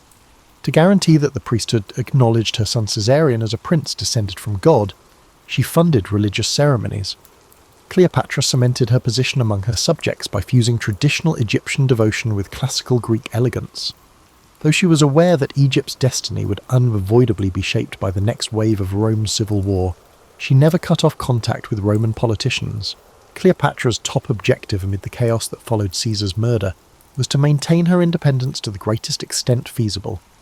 Although she had already navigated the maze, the Roman stage was about to change again, bringing new performers who would test her wits. She would have to carefully consider her options now that she could no longer rely on Caesar's favour, forming alliances and battling for time in a game where the outcome could affect the Mediterranean's future. After Caesar's death, Rome fell into civil war, creating a power vacuum. On one side were the assassins led by Brutus and Cassius, advocating for a return to republican ideals. The second triumvirate brought together three important figures: Octavian, Caesar's adopted son and heir; Mark Antony, a seasoned general and close ally of Caesar; and Lepidus, whose influence quickly diminished. In the following 2 years, these factions fought for dominance. From Alexandria, Cleopatra observed, knowing Egypt's wealth could become a bargaining chip again. Mark Antony had previously been kind to Cleopatra. He visited Alexandria during Caesar's time and enjoyed the court's hospitality. As the triumvirate faced Brutus and Cassius, Antony required resources, grain, ships and money, to strengthen his position. He called Cleopatra to Tarsus, Asia Minor, to negotiate terms. The summons was not just a polite request. Ignoring it could provoke Roman anger. Cleopatra recognized an opportunity. Negotiating from a strong position could help her gain recognition for Caesarion and assert her autonomy. Her arrival in Tarsus turned into a legendary tale. Rather than seeming like a beggar, she glided up the river Cydnus on an ornate barge, adorned with luxurious fabrics and fragrant sails.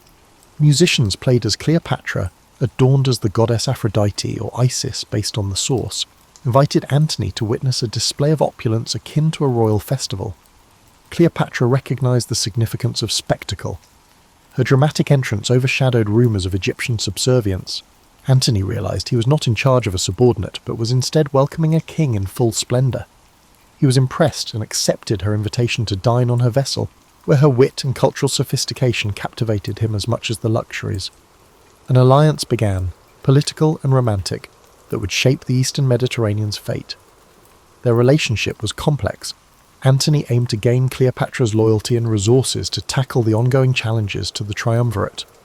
Cleopatra demanded the return of Egyptian territories lost under previous Ptolemaic rulers. She urged for formal Roman recognition of Caesarian significance, at least in Egypt. What started as a tactical partnership evolved into a personal bond. Antony spent the winter in Alexandria, enjoying the city's lively culture. He took part in festivals, enjoyed hunts along the Nile, and even created a drinking society with Cleopatra, humorously called the Inimitable Livers. Cleopatra remained focused on her political goals despite the distractions of revelry. She maneuvered through court intrigues, handled the Egyptian bureaucracy, and protected her throne despite rumours that Antony was succumbing to her spell. These rumours extended beyond mere gossip. In Rome, Octavian eyed Antony's actions warily.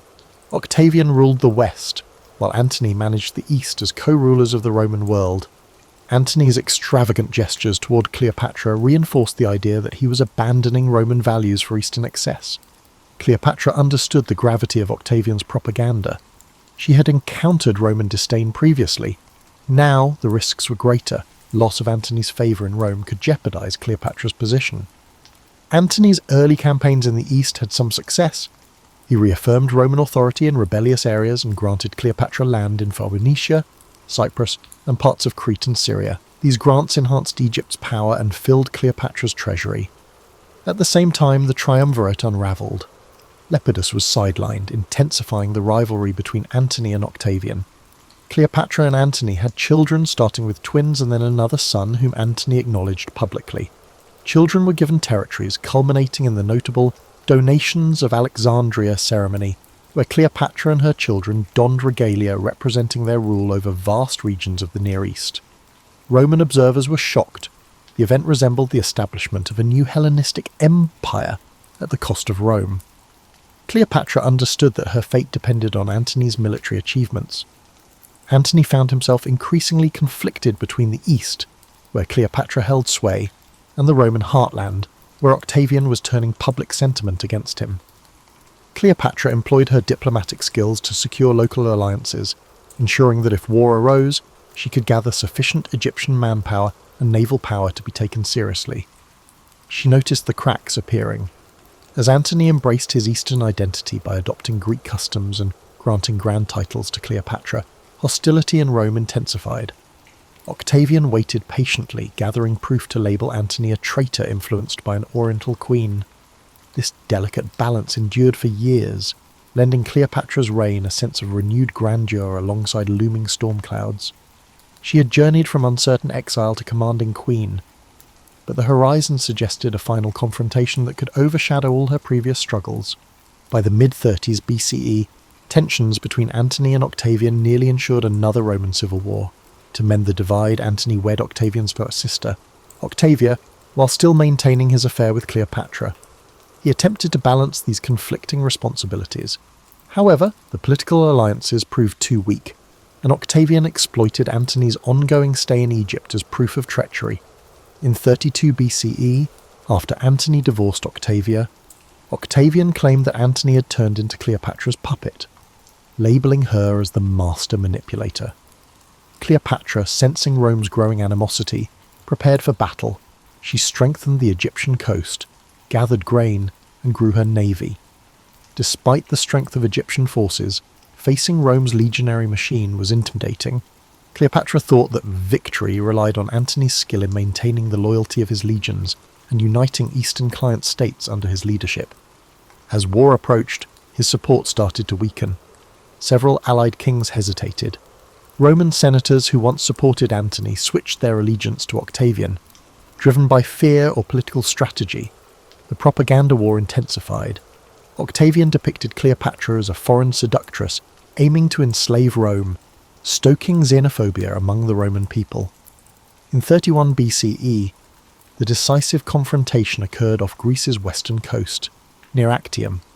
Antony and Cleopatra gathered a significant fleet, but Agrippa, Octavian's admiral and subadmiral, outsmarted them.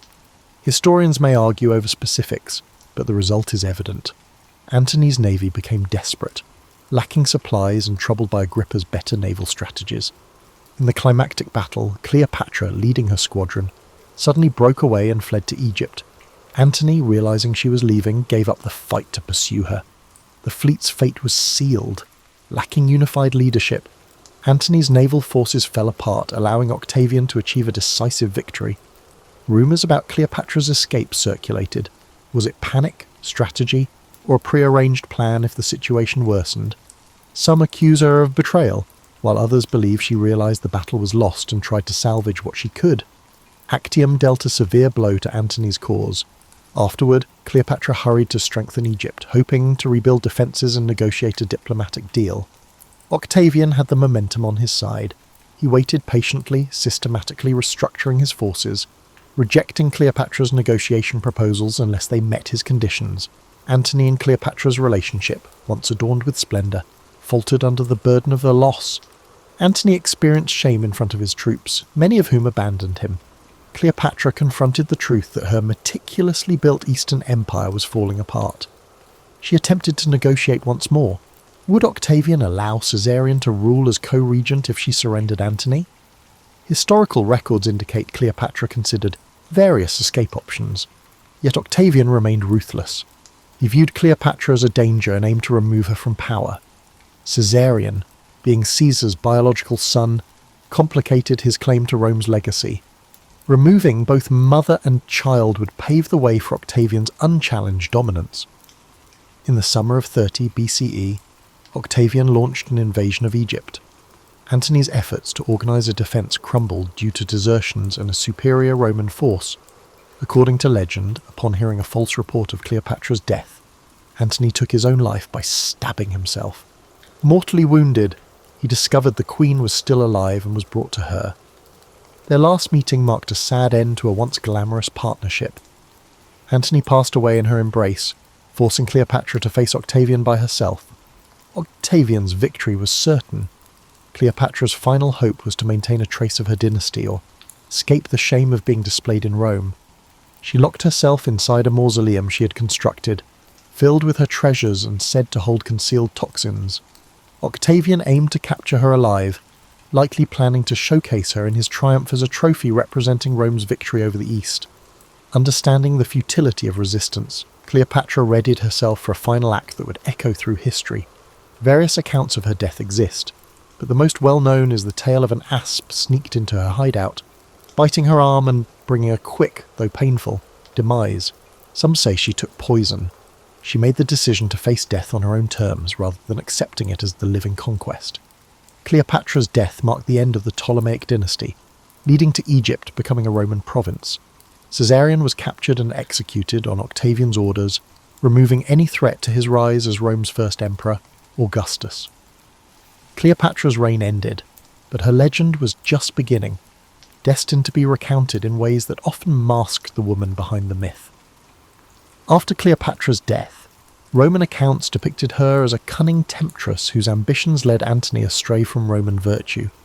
Poets and historians aligned with Octavian, who would become Augustus, reflected the official narrative that Cleopatra represented the corrupt East. Her final stand, the gilded mausoleum, and the tale of the asp became material for moralizing treatises and sensational storytelling. Despite the Romans' vilification, they could not deny her importance. She was the final monarch of a once mighty dynasty, and her fall signified Rome's clear dominance in the Mediterranean. Egypt transformed under Roman control. Cleopatra's administrative frameworks, such as tax systems, land management, and temple support, remained intact, with Roman officials now at the helm. Alexandria remained a significant cultural hub, despite no longer being a royal capital. Cleopatra's memory in Egypt became intertwined with the local folklore over time. Some viewed her as a tragic figure aiming to safeguard the land from foreign control. Some, swayed by Roman propaganda, held her responsible for leading the nation into war. The temples showcased images of Ptolemaic rulers in pharaonic attire, reflecting the hybrid world Cleopatra once ruled. Rome gained a vast province and a compelling narrative. The victory over Cleopatra symbolized the triumph of Roman discipline over Eastern luxury. Augustus leveraged this narrative to consolidate his power. He erected monuments to commemorate his conquest of Egypt, minted coins declaring peace restored, and influenced the Roman mindset to see Cleopatra's downfall as unavoidable. Behind the propaganda was an acknowledgement that Cleopatra was an extraordinary opponent. She matched Roman statesmen in diplomacy, commanded resources, and nearly forged a new political reality. If Actium had unfolded differently, the narrative of Rome could have changed significantly. Over the centuries, Cleopatra's reputation changed numerous times. Roman playwrights depicted her as a witch, captivating Antony with his potions and spells. Early Christian writers used her as a cautionary tale about the dangers of lust and power, emphasizing moral lessons. However, there were also more understanding perspectives. Chroniclers, particularly of Greek descent, lauded her intelligence, multilingual abilities, and cultural refinement. Alternative accounts reveal her negotiations with local elites, philanthropic gestures to the Alexandrian poor, and efforts to maintain Egyptian autonomy. These insights provided an alternative to the prevailing Roman story. In the medieval period, much classical literature remained in monasteries. Cleopatra appeared occasionally in moral tales or collections of notable women, frequently overshadowed by biblical figures. The Renaissance revival of classical learning sparked new curiosity. Scholars found Greek and Roman texts, revealing Cleopatra as a multifaceted figure. Artists drew inspiration from her dramatic life, creating paintings, plays, and poems. Shakespeare's Antony and Cleopatra portrays her with a tragic grandeur. Shakespeare partly followed Roman biases, portraying her as theatrical and manipulative, yet he also revealed her depth, showcasing the fiery intelligence that fueled her allure. Subsequent centuries witnessed additional reinterpretations. Enlightenment thinkers debated if Cleopatra was an enlightened ruler or a reckless tyrant. The Romantics saw her as a symbol of passionate defiance against a cold, practical empire. In the 19th and early 20th centuries, European Orientalist views transformed Cleopatra into the symbol of exotic allure. Painters depicted her in extravagant settings, focusing on her beauty and wealth, while overlooking her administrative skills and political acumen. Hollywood embraced this image, creating epic films that highlighted spectacle, grand sets, intricate costumes, and a Cleopatra who captivated famous Romans with alluring glances. However, beneath these depictions, historical research dismantled the stereotypes. In the 20th and 21st centuries, scholars refocused on Cleopatra's intelligence, linguistic skills, her role as a living goddess in Egyptian tradition, and her adept rule during challenging times. Recent archaeological discoveries and fresh interpretations of primary sources portray her not just as a femme fatale, but as a stateswoman facing the mightiest empire of her time. This change in viewpoint highlighted the conflict between Cleopatra's real governance, managing taxes, suppressing uprisings, directing foreign policy, and the narrative crafted by those who aim to rationalize her defeat. Cleopatra's reputation changed with Rouge era's agendas, reflecting cultural fantasies and fears. Her true legacy, her efforts to preserve a sovereign Egypt against Rome's expansion, endures as a testament to her strategic prowess, even if overshadowed by the highlights of her personal liaisons. Cleopatra is a figure that urges us to see beyond stereotypes, highlighting that the true complexity of history is often lost in the propaganda and entertainment of the era. Cleopatra's story still captivates in our modern age. She has become an icon that transcends her time, symbolizing female power, political skill, cultural fusion, and the tragedy of lost sovereignty.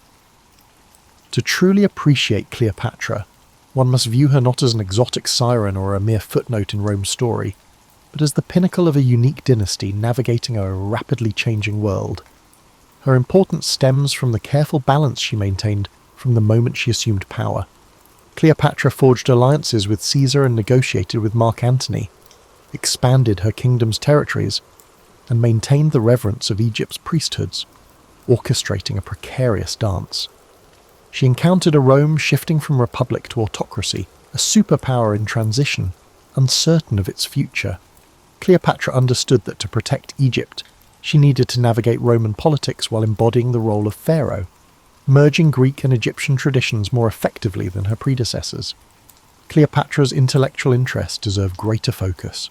Growing up in Alexandria's vibrant intellectual atmosphere, she gained both scholarly and practical knowledge. She authored works on medicine, cosmetics, and possibly linguistics, but these writings have now vanished. She communicated with the subject peoples in their languages, an ability that granted real legitimacy in the eyes of those unfamiliar with Greek-speaking Ptolemaic rulers. Cleopatra engages with Roman elites in Greek or Latin and leads Egyptian ceremonies in the local language, showcasing her cultural fluency as a political asset. Her story highlights how quickly propaganda can distort a legacy. Roman accounts depicted Cleopatra as a seductive foreign queen, overshadowing her contributions as a stateswoman. The caricature persisted over the centuries, influencing art and theatre while reducing her complexity. By piecing together scattered evidence, from coins with her profile to Greek historians' descriptions, we glimpse the real Cleopatra, a determined monarch making monumental decisions in a time of colliding global powers. Their ultimate demise highlights the weaknesses of a smaller state trapped among Roman factions. Cleopatra's relationship with Antony was both personal and practical, yet in the competitive realm of Roman politics, it served as a tool for Octavian's ambitions. The empire needed new conquests to solidify its political transformations, and the idea of Cleopatra's conspiracy with Antony gave Octavian the moral pretext to march on Egypt. However, Cleopatra managed to outsmart him, engaging in covert negotiations until Actium irreversibly shifted the balance. Even Cleopatra's death, often recounted with melodramatic flair, reflects her refusal to be paraded as a captive in Rome. By choosing to die on her terms, she denied Octavian a triumphant display, ensuring her final image was one of defiance instead of submission. This act, dramatized in art and theatre, embodies a political strategy. Cleopatra ensured she was remembered as a queen, not a captive. After that final act, Egypt turned into Rome's breadbasket, supporting an empire that would rule Europe, North Africa, and the Near East for centuries. Alexandria continued to be a centre of scholarship and trade, maintaining Greek and Egyptian cultural influences even during Roman rule. Cleopatra's children with Antony were taken to Rome and largely disappeared from history, except for one daughter, Cleopatra Selene, who married into another African kingdom and preserved a fragment of her mother's legacy. Caesarion, the son of Julius Caesar, was executed to eradicate any rival claim to Rome. Thus, the direct line of Cleopatra ended brutally, a testament to how Roman realpolitik disdained potential threats, however young or innocent. Interest in Cleopatra continues over 2,000 years later. Historians discuss her strategies, Archaeologists search the Egyptian coast for her burial site, and filmmakers recreate her life in grand productions. Every retelling reveals as much about the storyteller as it does about Cleopatra. Her character reveals the complexities of power, the dynamics of gender and politics, and the resilience of a dynasty facing extinction. She bridges worlds, Greek and Egyptian, a female leader and Roman ally, a scholar and politician. Cleopatra emerged as a leader who would not allow her kingdom to be a mere pawn in Rome's strategy. She engaged in high-stakes gameplay, experiencing both spectacular victories and devastating losses. She transcended the caricatures that defined her posthumous image. The final Queen of the Nile remains an enigma who challenges us to look deeper than the simple myths, reminding us that history is often shaped by those who wield the pen, and that a life as momentous as hers deserves constant re-examination.